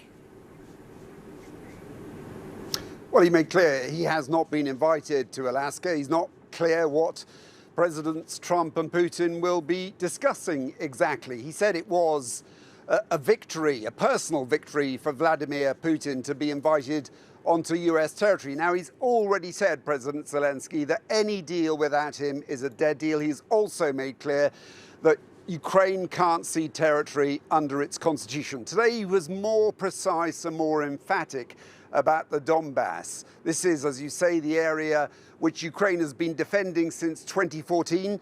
Tens of thousands of Ukrainian soldiers have lost their lives. Russia is advancing in that area and has been slowly, but Ukraine still controls about 30% of that territory. President Zelensky making clear that Ukraine will not give that territory up because he believes that it could be used in future by Russia to launch another attack. Now, he's had some support from European countries, as you mentioned, saying that you can't change international boundaries by force, that Ukraine must have a voice at this meeting. But there is a gulf between what President Trump is saying and President Zelensky is saying. Essentially, President Trump wants a deal that will lead to a ceasefire, whereas President Zelensky is saying you've got to have a ceasefire before you can talk about deals. You've also got to give Ukraine security guarantees. So I think the question is, and European leaders will be speaking to him again tomorrow, is how much influence they have over President Trump. And in the meantime, we're hearing about a breakthrough by Russian forces in the Donetsk region, but Ukraine's military very much downplaying what's believed to have happened. What more do we know? Yeah, well, President Zelensky again addressed this today, and he talked about small numbers. I think he said 20 to 30 Russian troops in groups advancing, and then behind the front lines of Ukraine and up to 9 to 10 kilometers the advance was. He said that one of those groups, one of 3 groups, had been destroyed and was confident they would find the other 2. I mean, he does admit that it is difficult in that area. It is an area which Russia has been focusing on, and he thinks it's an area where Russia is going to pull more troops in the future to try to gain more territory. He also thinks this is all linked to what's going on in Alaska, that Russia here has a narrative that it is winning and Ukraine's losing. He says that's not true, but clearly when you see Russian troops advancing 9 to 10 kilometers, it is a concern for Ukraine. Jonathan, thank you. Well, let's cross live now and speak to Anton Grushetsky, who is the Executive Director of the Kyiv International Institute of Sociology and also a pollster.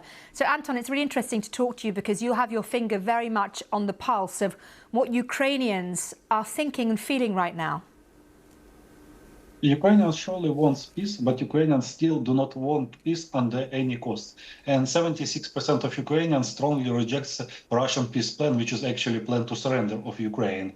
And the only 52% of Ukrainians who could accept any peace deal, they could accept a peace deal proposed by Europe and Ukraine that will include, freezing the front line. It's a hard decision, but without official recognition of occupied areas as part of Russia, and surely without no ceding of the territories that are controlled by Ukraine right now. And also it should include firm security guarantees. Actually, the dimension of security guarantees is the most crucial to Ukrainians, because any peace deal should provide an answer what will prevent Ukraine from future Russian aggression, because we know Russians, we know Russian language, and Russians still say this genocidal rhetoric that they want to destroy Ukrainian nation. So what do they think about President Trump and what he has been doing to push for a ceasefire, and in fact what's happening on Friday in Alaska between the presidents of Russia and the US? Ukrainians are not expecting the war to be ended in the nearest period. The majority of our respondents, like from 70 to 80%, either say we don't know when the war will end, or say that it will take much more time to be ended. Only a small number of Ukrainians are expecting for some breakthroughs. But Ukrainians are concerned that we'll start receiving less support.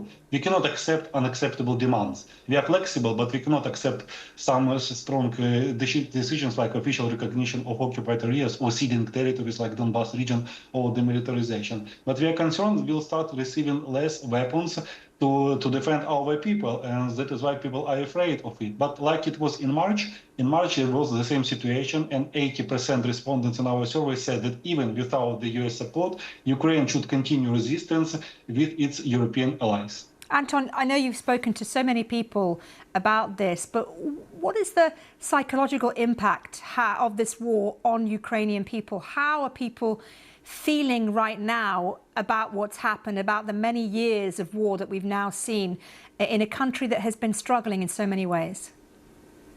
People psychologically are tired, surely. It affects people, but at the same time, the absolute majority, over 60%, around 70%, still says and feel the war is existential. The majority lost someone in the war. The majority has someone in the armed forces. So people say, yes, we are tired, but we cannot stop resisting because it's fighting for our lives and for our future and the future of our kids.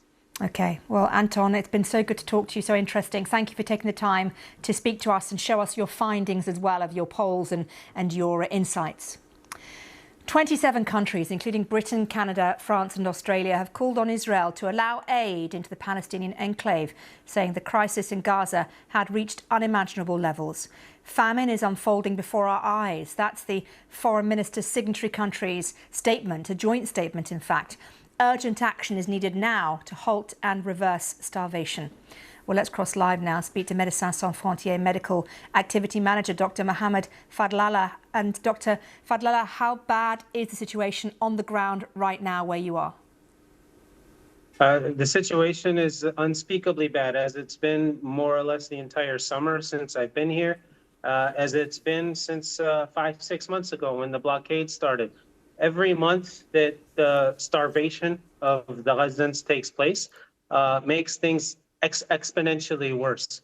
We're about 6 months in, and you're seeing it manifest medically in terms of malnutrition, starvation, desperation, and people are treated with a cruelty here that I think there's not really compromise right now in the world. The fact that people are choosing to go get a bag of flour from a GHF site, knowing that there's a very real chance that they're going to get killed or maimed or injured or paralyzed. These are choices people are making every day. So how bad is it? It's unspeakably bad. And Dr. Fadlallah, the World Health Organization has said on Tuesday that Israel needs to let in medical supplies. What is the situation with medical supplies right now on the ground for those people who clearly need them? You know, medical supplies are trickling in. I'll say that when I first arrived in mid-June, it was almost like the tap was completely off. Basically, nothing was coming in. Supplies, the very minimal was available, and we were needing to tap into kind of our last bits. Over the last couple of weeks, there have been increased trucks coming in. So we have had a tiny bit of relief on the medical side in terms of supplies and things. But the need here in Gaza is far, far, far outmatching what us and all the hospitals around us are able to provide in terms of care. So we're at the very beginnings of relief, I'll say, but we're not even near where we need to be. Dr. Fadlallah, thank you so much for taking the time to speak to us on The World today. I think it's really important to hear your voice, so thank you once again. Around the world and across the UK, this is The World Today on BBC News.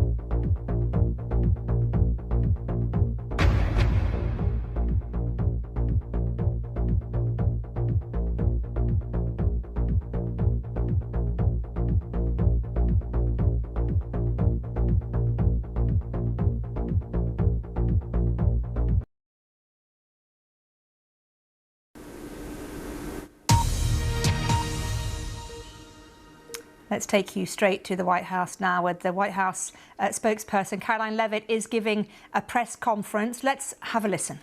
Nearly 70% of these arrests have been criminal aliens with criminal charges or prior convictions. This is success all around. This is removing the most dangerous public safety threats from America's communities and returning these individuals to their home countries. So there's been success all around. I'm sure you have a lot of questions today. I'm happy to get to them, so let's get started. And as always, we'll start with our new media seat, who is our podcast host today, Benny Johnson. Benny, why don't you kick us off, and thanks for being here. Thank you, Caroline. As a DC resident of 15 years, I lived on Capitol Hill. I witnessed so many muggings and so much theft. I lost track. I was carjacked. I have murders on my Ring camera and mass shootings. I witnessed a woman on my block get held up at gunpoint for $20, and my house was set ablaze in an arson with my infant child inside. And so to any reporter that says and lies that DC is a safe place to live and work, let me just say this. Thank you. Thank you for making the city safe, because no parent should have to go through what my family went through, having the fire department rip open their door to save their infant child. And so thank you for your work on securing this city. My question to you is this. Nancy Pelosi has attacked the president for deploying the National Guard to the city, saying that it is to cover for his incompetence. Hillary Clinton has also attacked the president for securing the city of Washington, D.C. I'd like to get your response to Nancy Pelosi and Hillary Clinton. Sure. Well, first of all, Benny, I'm so sorry that happened to you and your family.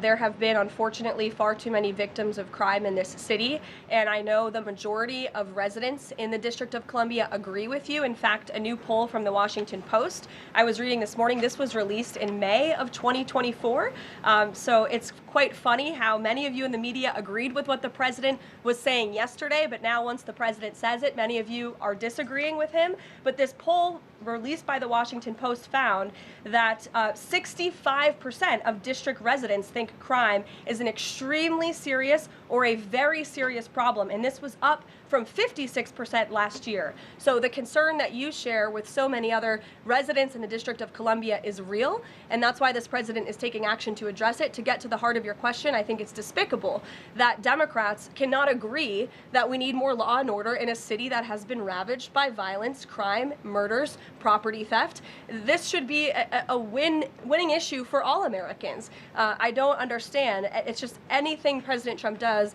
the Democrats want to disagree with. I think the president would love to work with Democrats on this issue to bring law and order to America's cities, but unfortunately they have failed, and that's why he's taken this historic action to federalize the National Guard. And as you're seeing from last night's numbers, we already have seen success. We are removing violent offenders, we are arresting criminals, and we are removing drugs and firearms off of the streets of the city to make it safer for all of its residents. Just a very quick follow-up to that. Given the heroic actions of a member of this administration just a few blocks from this building, will the president consider giving the Presidential Medal of Freedom to Big Balls? I haven't spoken to him about that, but perhaps it's something he would consider. I'll ask him and get back to you, Benny. Thanks for being here. Gabe.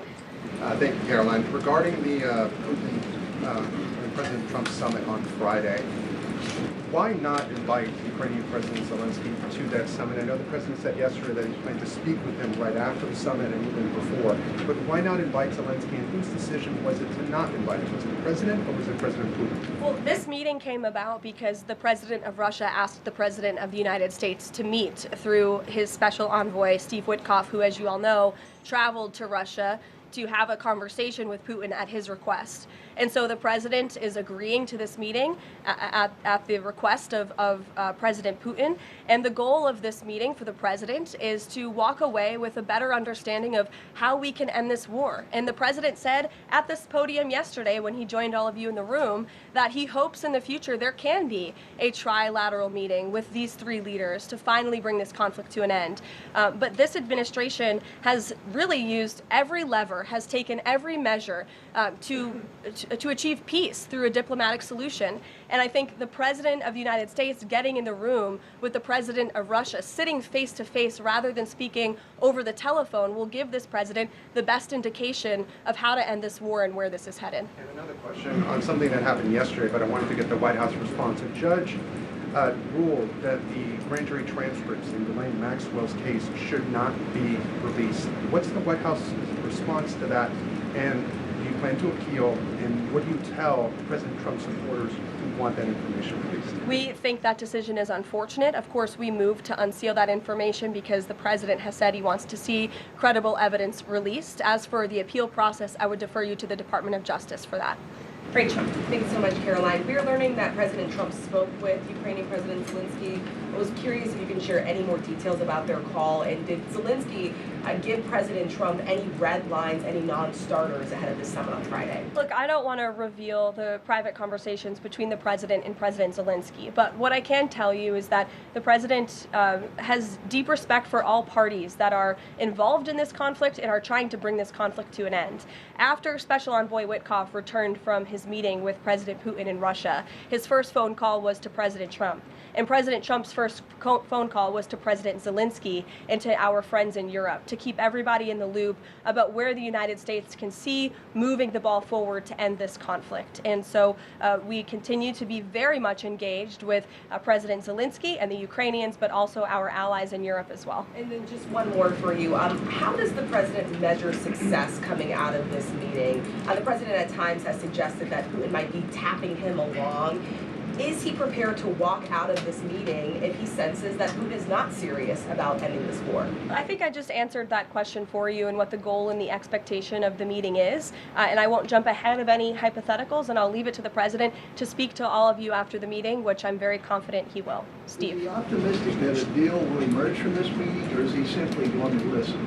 I think this is a listening exercise for the president. Look, only one party that's involved in this war is going to be present. And so this is for the president to go and to get, again, a more firm and better understanding of how we can hopefully bring this war to an end. Caroline, how did you settle on Alaska as the site for this? So there were some other sites being discussed. Is this like it's a midpoint between the two leaders? There were many sites discussed, but of course Alaska is a state within the United States of America. So the president is very honored and looks forward to hosting President Putin on American soil. Last thing, is there a joint news conference plan, or will the president have a solo one? What sort of scheduling stuff? Yeah, the mechanics and the scheduling, Steve, are still being ironed out. For Friday, we're working with our Russian counterparts to put those plans into action, and of course we'll keep you all apprised on the logistical details of Friday as soon as we get them. Charlie? The president said at the podium yesterday twice that he was planning to go to Russia. Was that a verbal slip-up, or does he actually plan to go to Russia? Perhaps there are plans in the future to travel to Russia, and on Friday the president will be meeting with the Russian President Vladimir Putin in Alaska, as you know. Phil? Last week, the president said the CEO of Intel was highly conflicted, seeming to cite his past investment with Chinese companies that were doing business with the Chinese military. Yesterday, he called his meeting with that CEO a success. So what can you tell us about what the Intel CEO said to President Trump that changed his mind? The president put out a statement that you cited, Phil. I will leave it at that. He shared his thoughts on that meeting and how it went, and for any further comment on that, I'll leave it to him to make. Will the Bureau of Labor Statistics continue to put out monthly jobs reports? Well, look, what I'll tell you about the Bureau of Labor Statistics, I believe that is the plan, and that's the hope, and that these monthly reports will be data that the American people can trust. As you know, the Bureau of Labor Statistics has made massive revisions after the last several points reports that they have put out. And there has certainly been a decline in the quality and the reliability of data coming from the Bureau of Labor Statistics, and there's been an increase in revisions. And this president and the administration is finally tackling this problem that so many have talked about, and the president is actually doing something about it. We need to restore new leadership that we can trust. As you know, the president has appointed someone new to take over the BLS, and so we need to look at the means and the methods of how the United States is acquiring this very important data, and all of that is going to be done, and the goal, of course, is to provide honest and good data for the American people to make very important economic decisions on. Michael. Thank you, Caroline. Two questions, if I may. The president has talked about land swaps between Russia and Ukraine. Vladimir Putin says he wants Russia to hold on to Russian-occupied territory in eastern Ukraine. Is the White House at all concerned about the messaging that potentially giving over or allowing for Russia to maintain its occupied territory in eastern Ukraine, what that might say to other U.S. adversaries like China?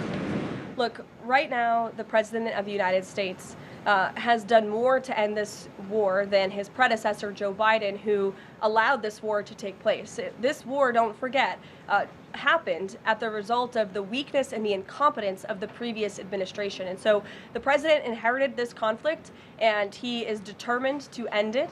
And it's a very complex and complicated situation.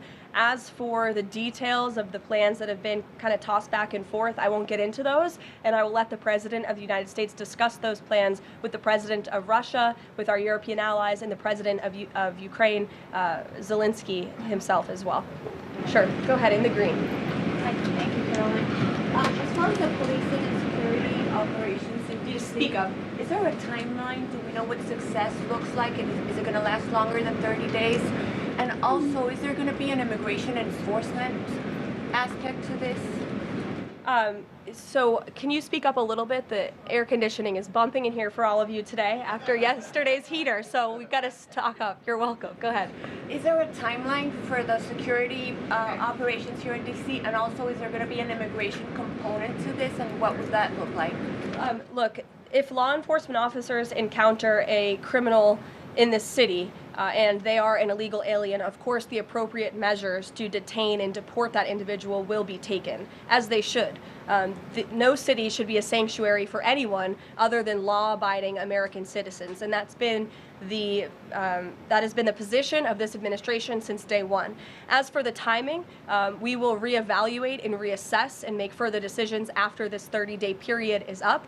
But within these 30 days, our entire focus is making sure that this is the most efficient operation possible and that we are removing as many criminals from the streets and we are cleaning up DC as best as we can and working with the Metropolitan Police Department to do that. I know the mayor just spoke several minutes ago. I was watching her on television, and she said that an increase in law enforcement officers on the streets will be helpful to deter crime in this city, and we look forward to working with these brave men and women of the Metropolitan Police Department to remove criminals off of our streets and to keep law-abiding citizens in the district safe. Josh. Thank you. The President weighed in on Jay Powell again today, you might have seen. He said that he's considering allowing a major lawsuit against Powell to proceed because of the, quote, horrible and grossly incompetent job he has done. Can you tell us about that? What lawsuit is he talking about?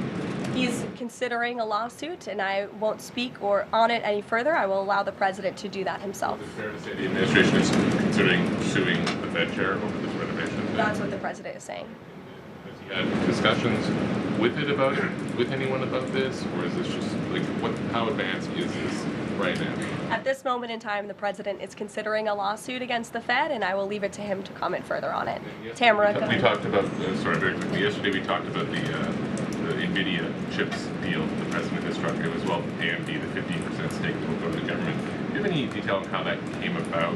The president said he asked for 20% from NVIDIA. Did he make the same 20% ask to AMD, and/or is this something the administration is looking to do with other either chips or products?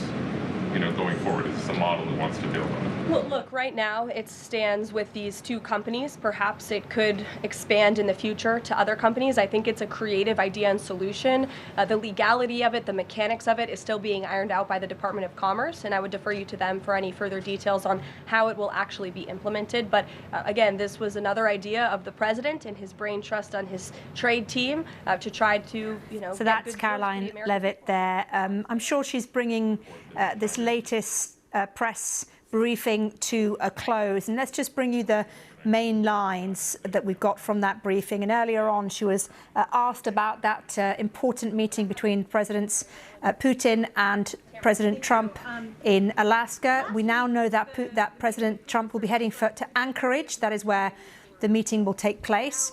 She also said that President Trump is determined to end the war in Ukraine and to stop the killing. She also was asked about the crime emergency in Washington, D.C., and also talked a little bit more about how many officers and agents are now working across the city in the capital.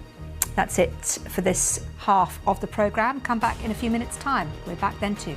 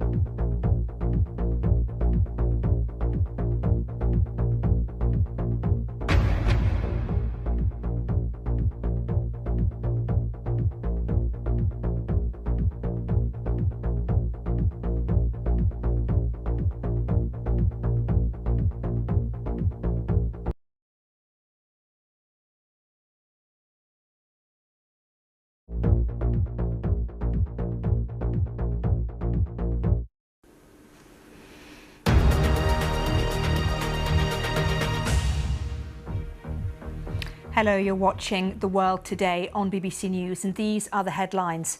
Temperatures soar, causing wildfires in Europe and heat warnings here in the UK. For many years, it was a tradition for people to send them whilst on holiday, but are postcards making a comeback? And Taylor Swift announces the release of her 12th album. The singer made the announcement after appearing on her boyfriend's podcast.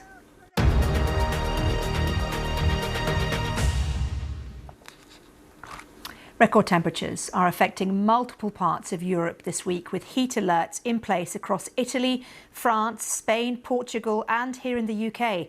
Emergency crews have been battling wildfires across southern Europe, where temperatures have exceeded 40 degrees in places. Well, these pictures are from southern France, and there are a number of blazes burning in Spain as well. Meanwhile, here in the UK, an amber heat health alert is in effect across much of the country, with temperatures here 10 degrees above average. And the National Drought Group is warning that England is now suffering from nationally significant water shortfalls. Well, let's speak now to the Professor of Climate Physics at the University of Castilla-La Mancha, Enrique Sanchez. Professor, it's good to talk to you. Thanks for joining us on The World Today. And just let me ask you, first of all, how common is it to see these kinds of intense heat waves happening across Europe? Well, thank you for inviting me. It's a pleasure to be here, to just talking about science and heat waves. So, unfortunately, this kind of events, the heat wave events, are quite common. I mean, two times or three per year is quite common. And unfortunately, as the temperatures are rising due to climate change, these kind of events are becoming more and more common for all around Europe. And in particular in the region where I live, in the southern part of Europe, the Mediterranean side or the Iberian Peninsula, the southern France, Italy. But in general, the heat waves are becoming more common everywhere in Europe.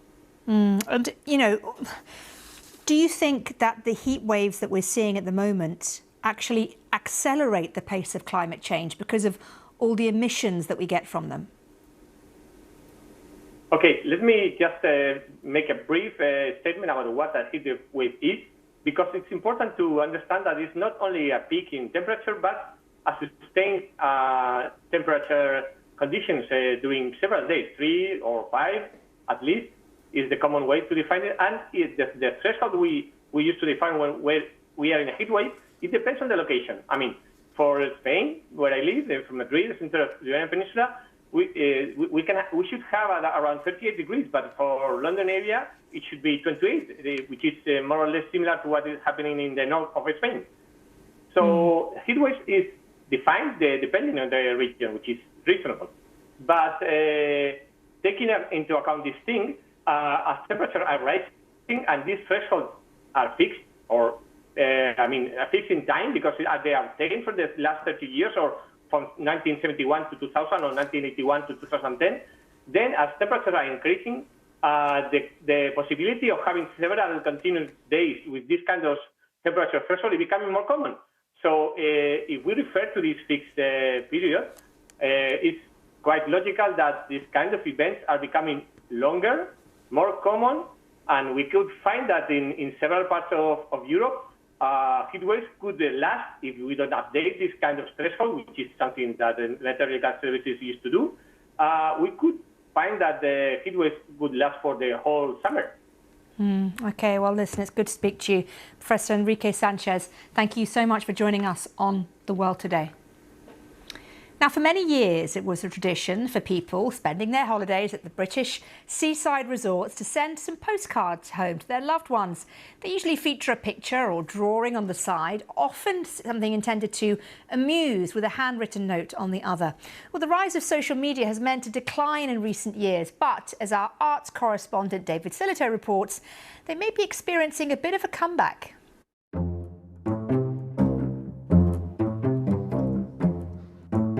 When was the last time you received one of these?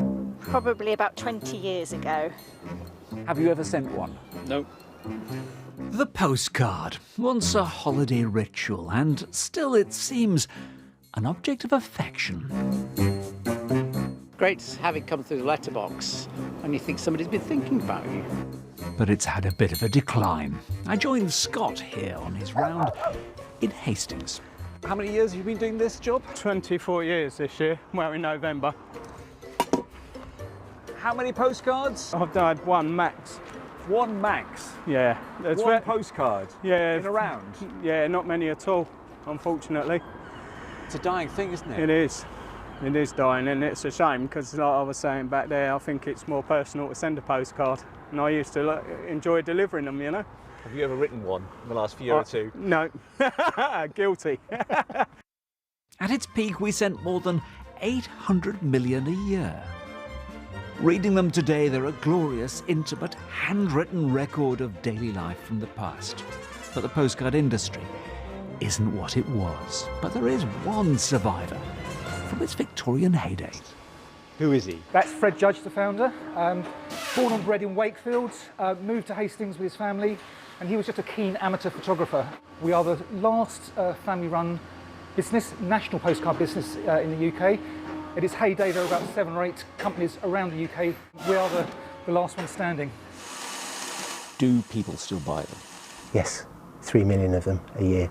We all know the Wish You Were Here cards, but festivals you're trying as well. Well, if you go to Glastonbury, there is actually a postcard pop-up marquee where you could go and write a postcard, and it's increasingly happening at more and more festivals. So this is young people doing it? Yeah, increasingly. The young people are saying, come on, I've sent enough texts, enough WhatsApp messages, let's make someone's day and send them a postcard. The question is, when did you last receive a postcard? Or even more importantly, when did you last send one? Which is why we have our postcard table today on magnificent Hastings Beach. When was the last time you did a postcard? When I was at school, a long, long time ago. Do you write postcards? Yes. Really? I thought postcards had disappeared. No, I write it to my friends and my family, my grandma. I think one issue will be the price of the stamp. The price of the stamp will be 15. We'll cover you for that. I've travelled quite a bit lately. It's quite hard to find postcards for sale. That's the beauty of handwritten things. You can see the handwriting. It links you to that person, doesn't it? And you don't get that with a text. With, say, WhatsApp or Snapchat or something like that, it's just who it's from and then you get the text.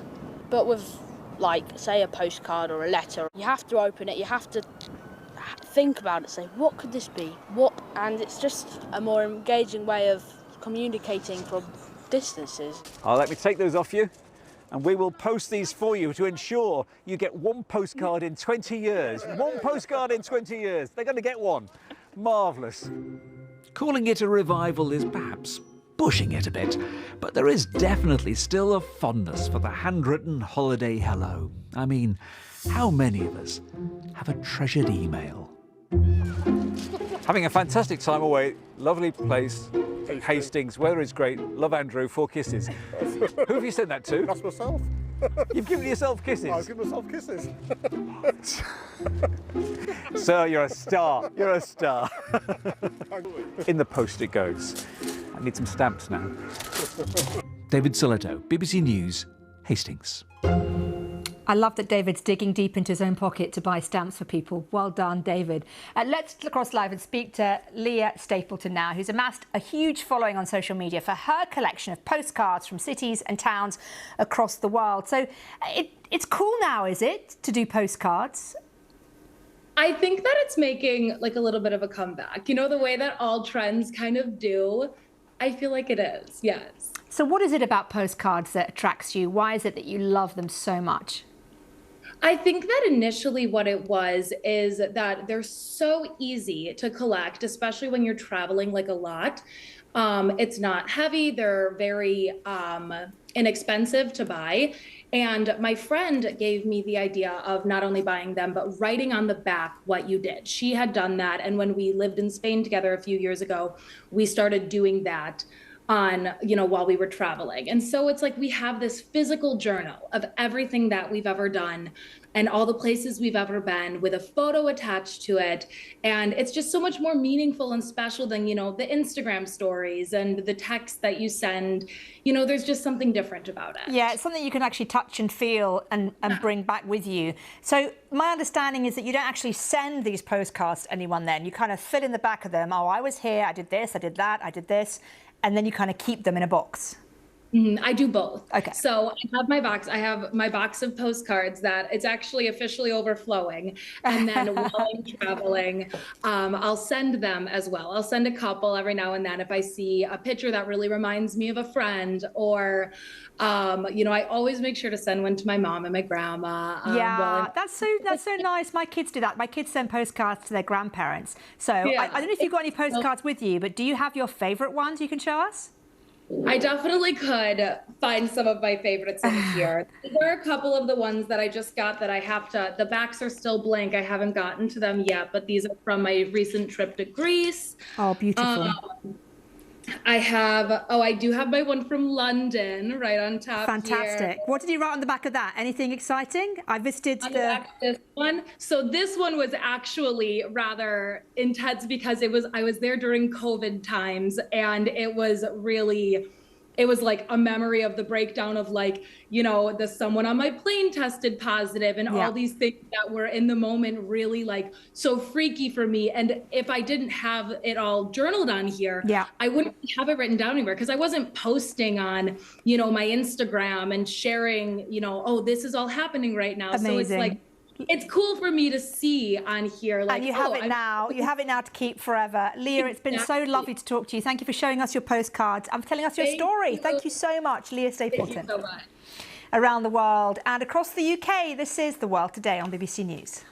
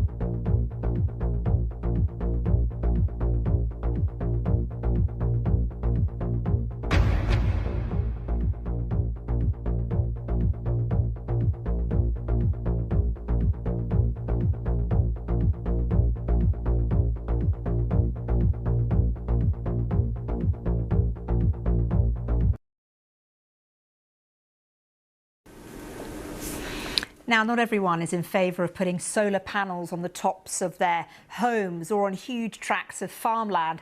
But what if we could banish solar panels to places where they can't even be seen?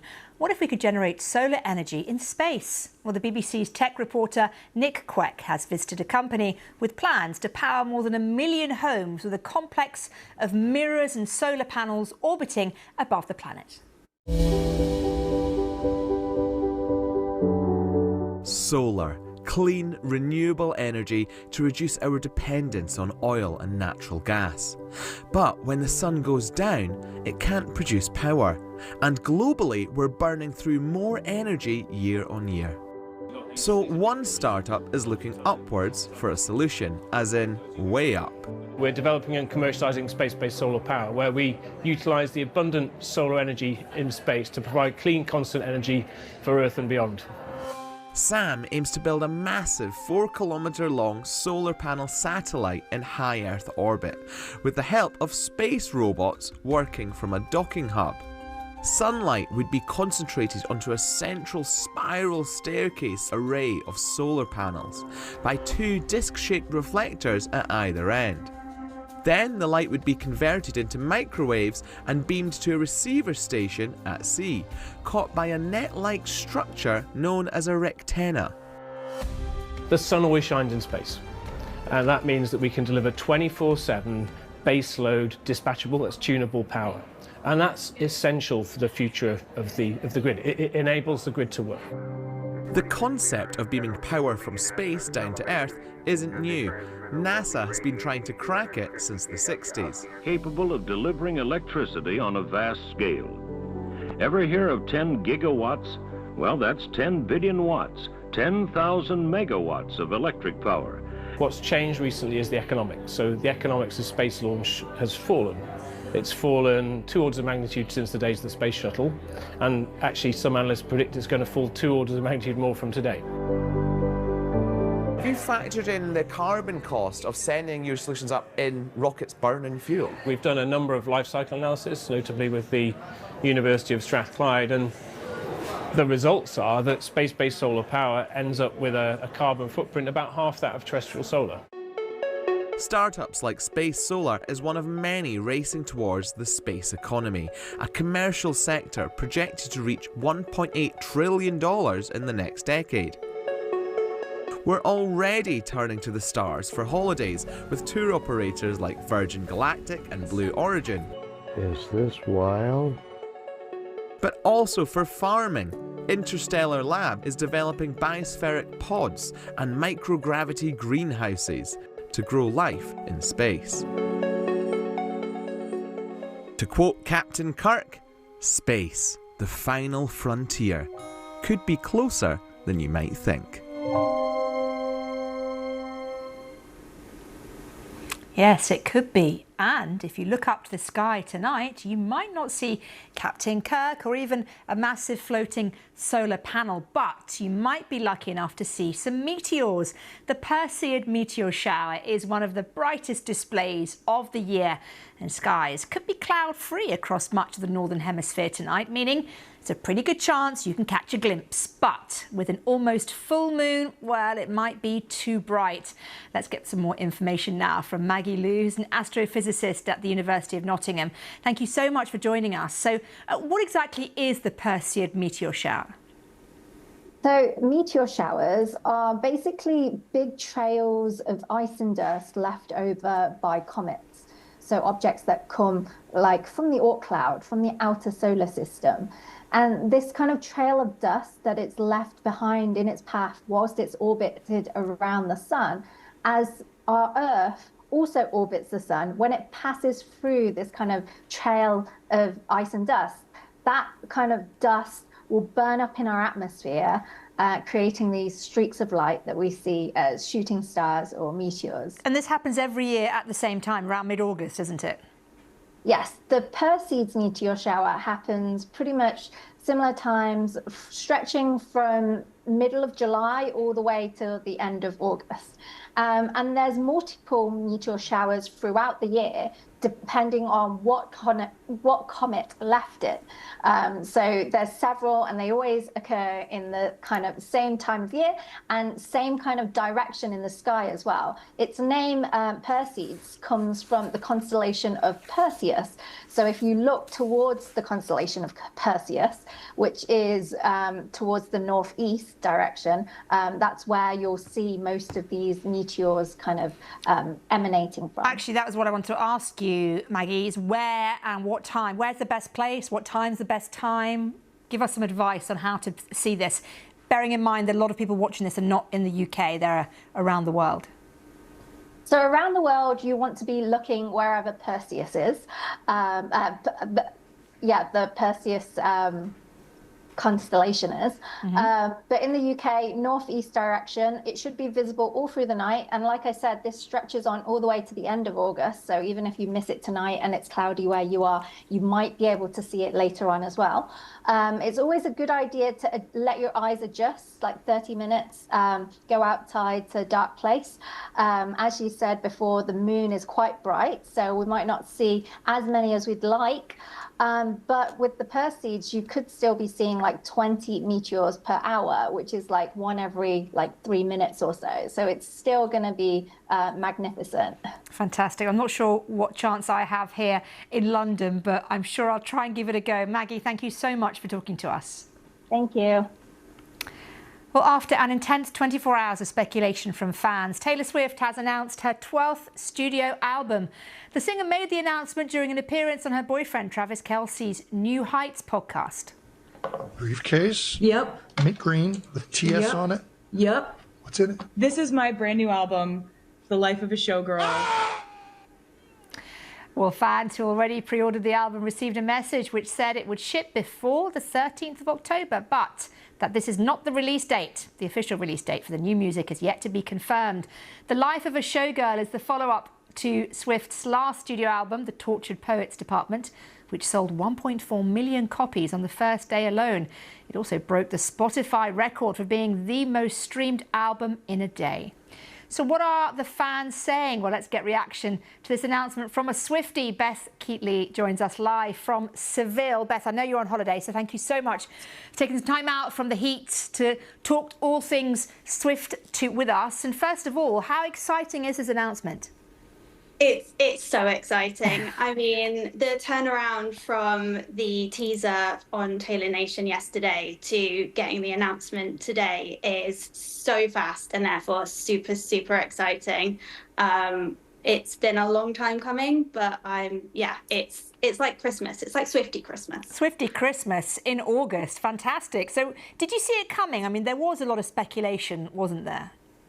So there are a few things that we did see coming. So the glittery black background is something that we've been associating a lot with the Next Era. There were lots of stars and like flares and bright lights in a lot of her posts on social media. So we knew that there was going to be some kind of like sparkle to do with it.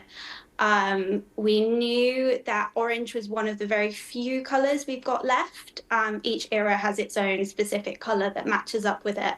And so orange was one of the last sort of. And it's good to see you wearing orange as well, Beth, yes. in honour of this. And what do you think about the music we're going to be hearing on this album? Because this is a different Taylor, right? She's with Travis. Yes. She's really happy. They're in love. They've been together for I don't know how long. It seems like quite a while. So what vibe do you think you get now from this album and from its title as well, The Life of a Showgirl? It's not a torture poet anymore, is she? No, I think she's living her best life, and that's just gorgeous. She's working with Max Martin and Shellback, which are producers that she used in 1989 and Reputation.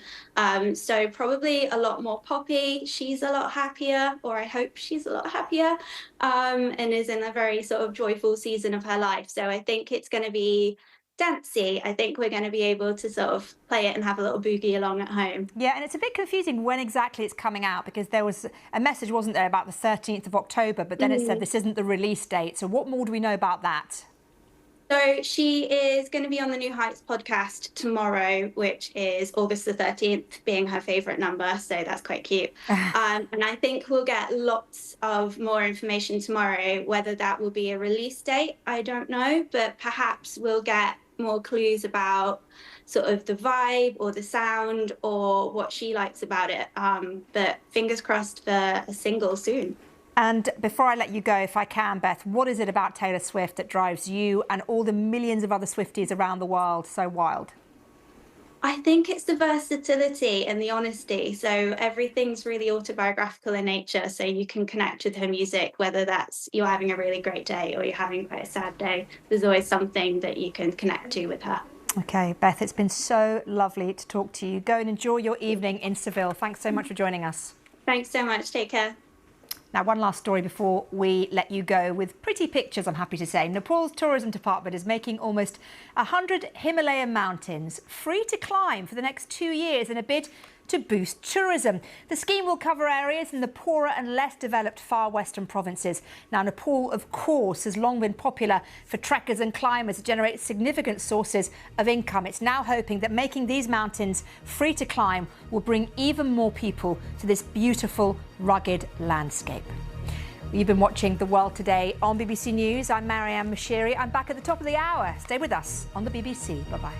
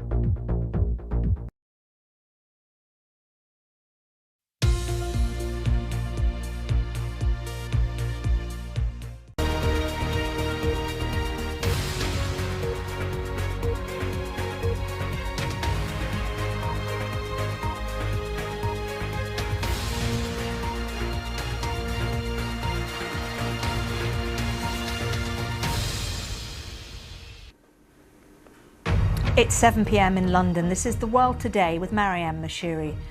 As Donald Trump prepares to meet Vladimir Putin later this week, President Zelensky warns the Donbass is not up for negotiation.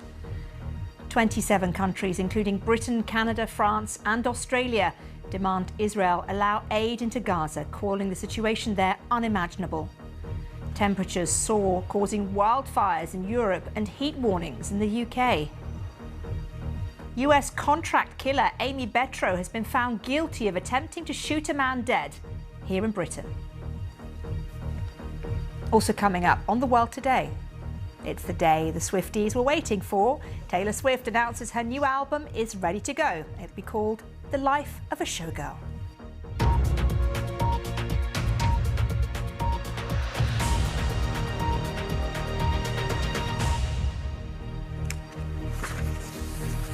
Hello and welcome to The World Today on BBC News. In the last hour, it's been confirmed that the much anticipated meeting between President Donald Trump and the Russian President Vladimir Putin is to take place in Anchorage in Alaska. The war in Ukraine and how to bring it to an end will be top of the agenda, of course, but Ukraine's leader hasn't been invited. The news comes as President Zelensky has said his country will not leave the Donbass region, which it's been defending since 2014. That's believed to be one of the demands being made by President Putin ahead of those talks with Mr. Trump. All of this comes after 26 European leaders issued a joint statement in support of Ukraine amid concerns that Kyiv will be sidelined from Friday's summit between the US and Russian presidents. Well, in the last hour, the White House press secretary, Caroline Leavitt, has said the meeting with Vladimir Putin is a listening exercise for Donald Trump, which will give him the best indication on how to end this war. On Friday morning, President Trump will travel across the country to Anchorage, Alaska, for a bilateral meeting with Russian President Vladimir Putin. The brutal war between Russia and Ukraine broke out under Joe Biden's incompetent leadership, but President Trump is determined to try and end this war and stop the killing. As the president has said over and over again, his strong preference will always be for peace and partnership, whenever those outcomes can possibly be achieved. Well, meanwhile, Ukraine's military has downplayed reports of a breakthrough by Russian forces in the Donetsk region, but it's acknowledged it's facing what it called a difficult and dynamic situation. Well, heavy battles are reported to be taking place north of the logistics hub of Pokrovsk. It follows reports by a Ukrainian war monitoring group of Russian incursions along two corridors near the town of Dobropilya. Ukraine's military has said small groups of Russians have been infiltrating areas, but they claim their reinforcements were destroying these groups. Our correspondent in Kyiv, Jonathan Beale, has been speaking to President Zelensky.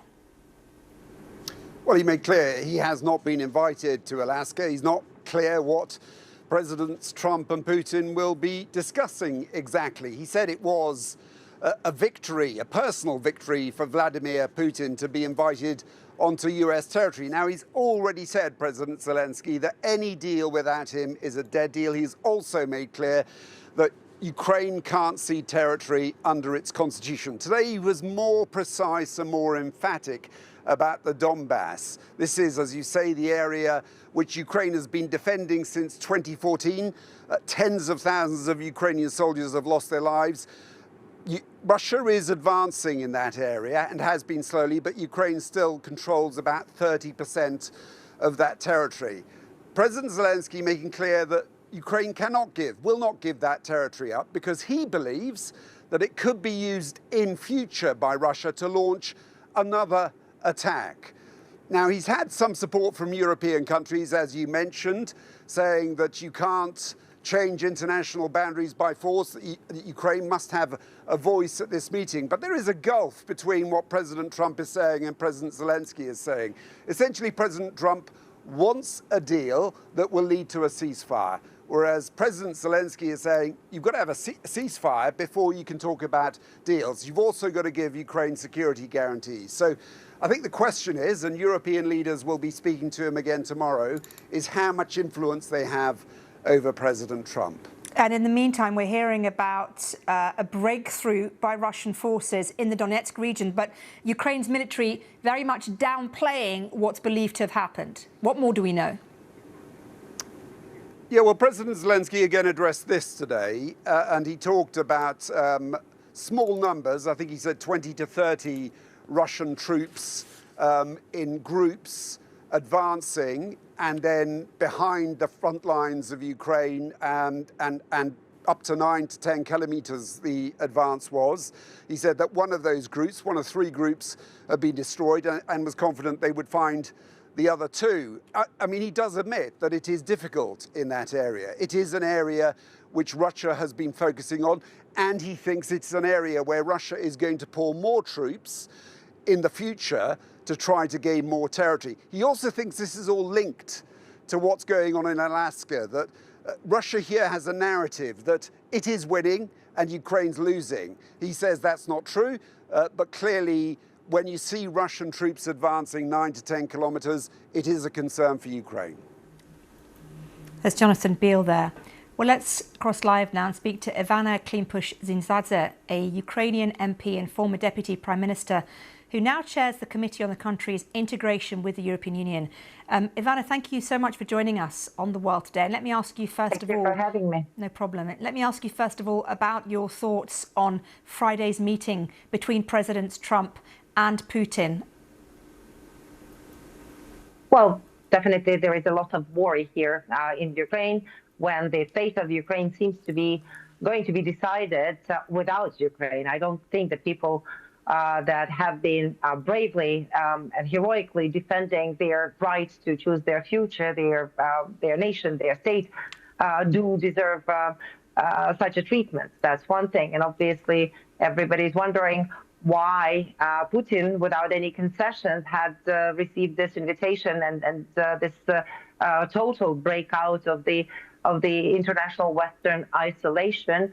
And obviously, we cannot understand how the ultimatum on the unconditional ceasefire has turned into now discussion about the swapping of the Ukrainian lands for getting the ceasefire, not even any discussion with regard to the end of war, any security guarantees for Ukraine, any future for Europe and European security, including implications for global security.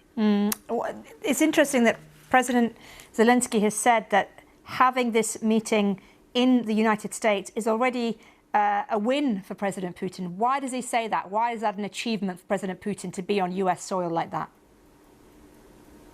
Well, definitely, I can imagine how Putin is taking, is going down from his presidential airplane on the American soil, is being greeted by the American counterparts right there, and he's going to present it to his citizens and to his accomplices from other rogue countries like Iran or like North Korea as a victory that, by going and pursuing your goals and killing the citizens of another country that is sovereign and that is independent, you can actually be dealt with as a big leader, and it can be listened to by the leader of the free world, which America used to be. Let's talk a little bit about how this meeting has been described by President Trump. He said, didn't he, that Friday's summit with Russia is a feel-out meeting. And then Caroline Levitt today has described it as a listening session for the president. Do you hold any hope that we're going to get something concrete out of Friday? I actually do hope that we don't, because if we will get something concrete out of that meeting, that means that Ukrainians and Europeans have been left out of that conversation. And if we have something concrete, that means that that actually all of our efforts have been disregarded. So if it's a listening exercise, I don't think that you need a meeting for that listening exercise to happen.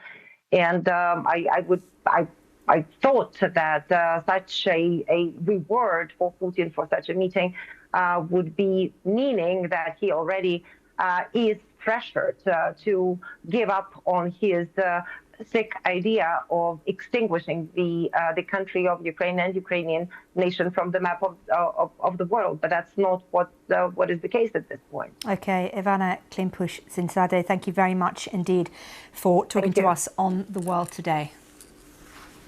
Now, as many parts of the country are yet again gripped by very hot weather, amber heat health alerts came into force across parts of the Midlands, East Anglia, London and the southeast of England. The warnings mean travel disruption and an increased demand on health services may be expected. The National Drought Group has also said that England is now suffering from nationally significant water shortfalls. Here's Phil Mackey. It's so hot that these dairy cows are being kept inside in the shade. It's lovely, if you're sat by a pool with a cold beer, but when you're trying to work in it, it's tricky for the staff and the guys, and it's hard on the girls as well, the cows. The main problem for us is the lack of rain, really, especially in this area. We just aren't getting the grass growth, which is a real worry, and it's a big worry for what we're going to do over winter. At Bennett's farm, there isn't enough grass to feed the cattle. That affects milk yields, and they're having to supplement their diet with feed that's usually reserved for winter. Everything you can see here was completely underwater until 6 months ago because of the heavy floods suffered by the River Teme in this case. The reason it looks green now is they've had to irrigate it. There's been so little rain, but look here, this shows you just how dusty and dry it has become. There are already restrictions on water usage in some areas, and river and reservoir levels are so low, the Environment Agency says shortages are nationally significant. The extended dry spell is causing other problems around the country, like this huge grass fire in Dorset, which started on Friday and is still being damped down today. The warm, sunny weather is welcome too, especially for those on school holidays. At Aztec Adventure, the Smith and Brill families were taking advantage of the morning session at the aqua park, but being wary too about overexposure. We ladder up before we go and just leave it time to soak in and then, enjoy the sun. Just make sure they're hydrated, make sure they've got plenty of water and try and keep some sun cream on them, keep them out of the sun, ironically, but But also enjoy it. Yeah, absolutely. If it's too hot outside, spare a thought for those whose jobs keep them indoors. It was 35 degrees when Francesco was getting ready for service, but when the restaurant's full, it will get even hotter. In a kitchen like this, where ovens get up to 340 degrees, cookers always on, especially on a busy day, can get up to 40, 45 degrees in this kitchen. And how hard is that to work in? Very hard, especially when we're dealing with 250, 300 people. It can be a lot of pressure and a lot of exhaustion. Back at Bennett's farm, is it still worth being a dairy farmer after a succession of floods and heat waves? Certainly, we are starting to question it. I think a lot of farmers, and again with the political wind that seems to be blowing against us every way we turn at the moment, it certainly makes it very hard. But there was one happy surprise. A new calf arrived unexpectedly, but had to be quickly rescued from the heat. It's Phil Mackey reporting there. Well, record high temperatures are affecting multiple parts of Europe this week, with heat alerts also in place across Italy, France, Spain and Portugal. Emergency crews have been battling wildfires across southern Europe, where temperatures have exceeded 40 degrees. These pictures are from southern France. Well, let's speak now to Dr. Chloe Brimacombe, who's a climate scientist at Britain's Royal Meteorological Society. Thank you so much for joining us. And let me ask you, first of all, to talk me through how normal it is to see these levels of high temperatures, not only in the UK, but across Europe as well. So I think it's something that we're becoming quite normal to. So we see this happening in consecutive summers across Europe. What makes this year particularly of concern is that compounding of very dry weather. So the drought conditions across the UK and Europe co-occurring with the heat waves, but then also these wildfires moving across swathes of southern Europe, and also wildfires hitting parts of the UK. And so that's concerning because we're seeing all of these hazards coming together in the summer and really raising the risk to parts of our society in a way that we're just not prepared for yet. And so this is something that we're suggesting will continue with climate change, and we know this from climate projections from modelling. Yeah, I wanted to ask you about climate change because, you know, what role does that play in the intensity and the frequency of these heat waves? So we know that with every heat wave, we're pretty confident that we can link it back now to climate change, and that's because we see a baseline level of temperatures warming, and this is like when you have a pile of sand and you push it over, the tail of that sand is where we're seeing the heat waves. So we know, as you said, they're increasing in intensity. We've broken records across southern Europe in terms of temperature records this year. They're increasing in duration. More people are affected every time they occur in Europe, and also they occur more frequently. So in parts of England and Wales, this is the 4th heat wave of this summer. Okay. Chloe, thank you very much for joining us. It's been good to talk to you. Thank you. Well, southern Europe is also facing extreme heat, with record temperatures fueling wildfires and forcing thousands of people to evacuate their homes. Red alert warnings have been issued for many cities in Croatia, in France and in Italy. The hot weather is forecast to last into next week. Sam Harrison has the details. Driving into the inferno. Emergency services in Spain battling wildfires before dawn. With daylight came fresh chaos. This the city of Tres Cantos, just north of Madrid. As wildfires ripped through the local area, hundreds were evacuated. These pictures taken as temperatures rocketed to almost 40 degrees, devastating large chunks of land. It's too early to specify, but we could be talking about more than 1,000 hectares, and we're awaiting confirmation through aerial surveys of exactly which areas have burnt or not. Across Europe, fires have raged. France, Italy and Portugal have placed red heat alerts on millions of residents and tourists. Further east too, the heat has caused extreme damage. This the remains of a community in the Çanakkale region of Turkey, a popular summer destination. The devastation felt by this firefighter. Right now, our vehicle is broken down, so we're waiting for a mechanic to arrive. We're exhausted. May God never let us experience such a disaster again. Away from the countryside, cities have also been sweltering. Sprinklers in force here in Lyon as temperatures touched 40 degrees. Parts of France also banned outdoor work in the intense heat. But while staying indoors was one way to cool off, some in Paris chose a different approach. The River Seine officially opened for swimmers for the first time in 100 years. It's super cool. The water is perfect, so it's, I think, about 25 degrees, so it's not too cold, not too warm. Scorching temperatures are being felt across Europe, and with 40 degrees continually possible through the week, millions are set to remain under strict warnings. Sam Harrison, BBC News.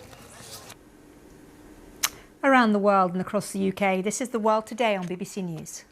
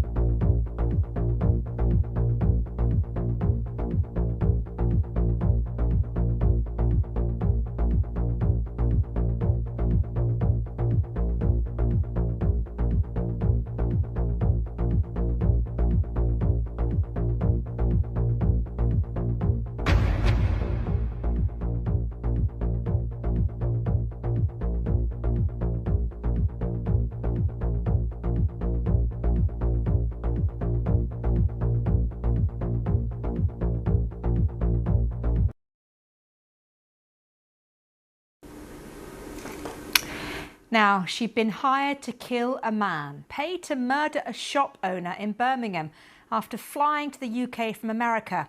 Well, the would-be assassin, called Amy Betrow, has now been found guilty of conspiracy to murder after trying to shoot Sikander Ali at point-blank range in September 2019. Birmingham Crown Court had the handgun jammed when she took aim, allowing Mr. Ali to escape. It was all part of a plot orchestrated by two other men involved in a violent feud with his family. Joe Black has the story. Resembling a scene from a film, hitwoman Amy Betrow wears a niqab to disguise her face as she tries to kill Sikander Ali. As her gun jams, he seizes the opportunity to escape. The distance between the firearm and the victim there will be little to no chance to survive multiple discharge at that sort of distance with what would have been a 9mm handgun. I have no doubt that that was a live and viable firearm that on that occasion didn't do what it's designed to do. Hours later, this is Betrow ordering a taxi so she can return to the scene. Hi, can I get a taxi? Pick it up from where? Better's Fish and Chips. I'm on the corner opposite of Asda. Okay, where are you going to? Eastham Grove. And in the darkness of the early hours, her second attempt. She shoots at Ali's house, but no one is home. The would-be assassin flew to the UK as part of a plot orchestrated by these two men.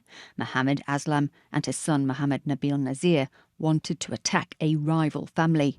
The court heard they were involved in a feud with Sikander Ali's father, Aslat Mahmoud, and wanted to kill him or a member of his family. In her evidence, Betrow suggested it was a coincidence that minutes after the attempted assassination, she was near the area. And the perpetrator was another American woman who sounded like her, used the same phone and wore the same sort of trainers. This isn't a off-the-cuff moment of madness. This is pre-planning with other people in other continents.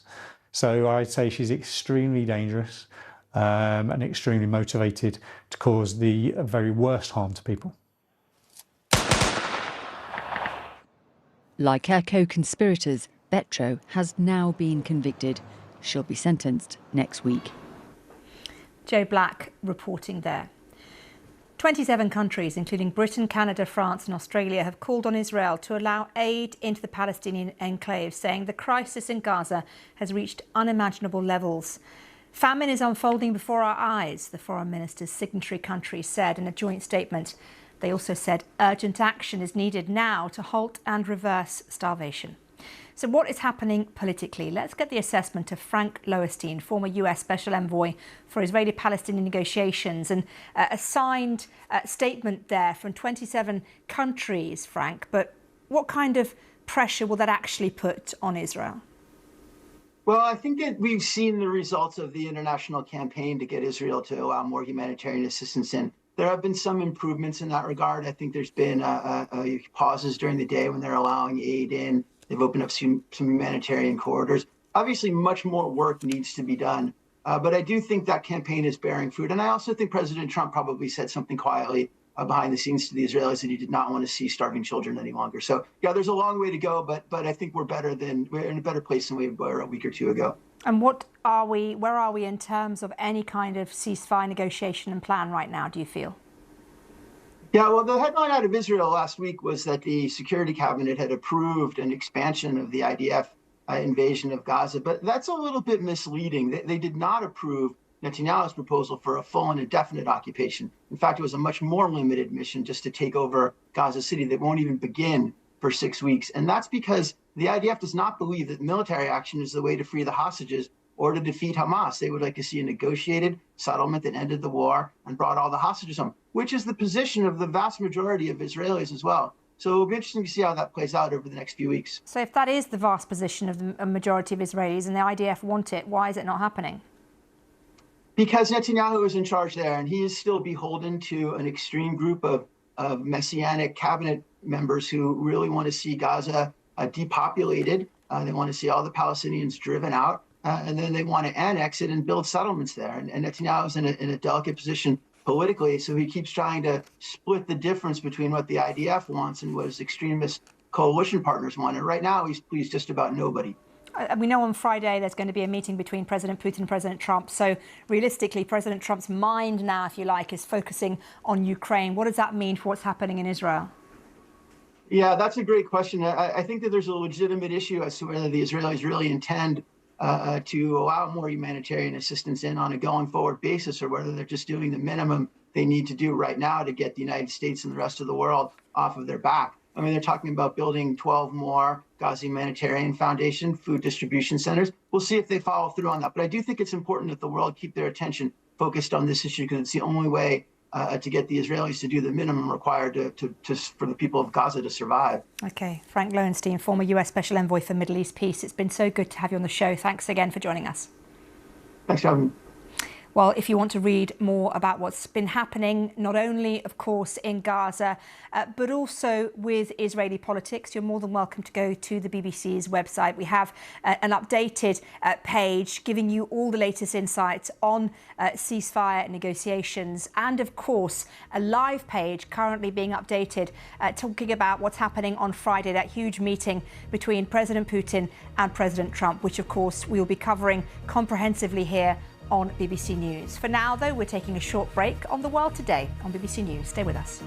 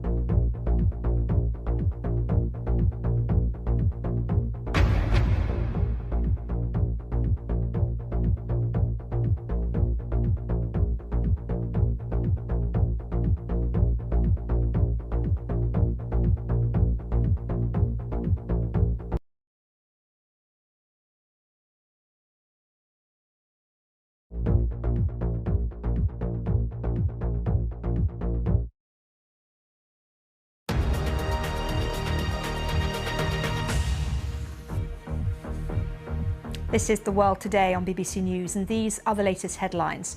Temperatures soar, causing wildfires in Europe and heat warnings here in the UK. For many years, they were a tradition for people, sending them whilst on holiday, but are postcards now making a bit of a comeback? And Taylor Swift announces the release of her 12th album. The singer made the announcement after appearing on her boyfriend Travis Kelce's podcast.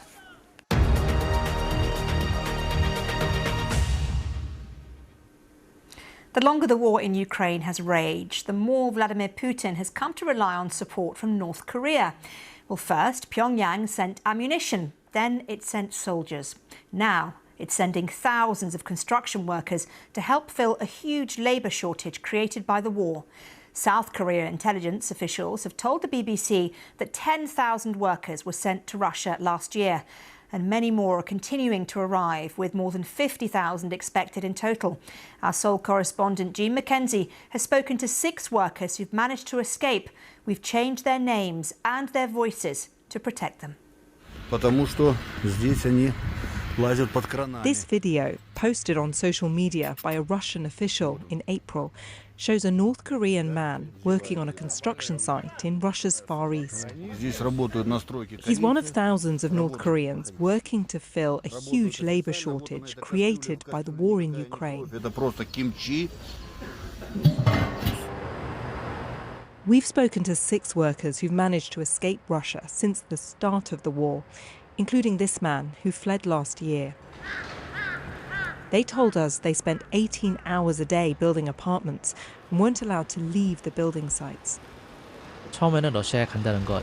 I was excited to go to Russia, to travel abroad and earn money.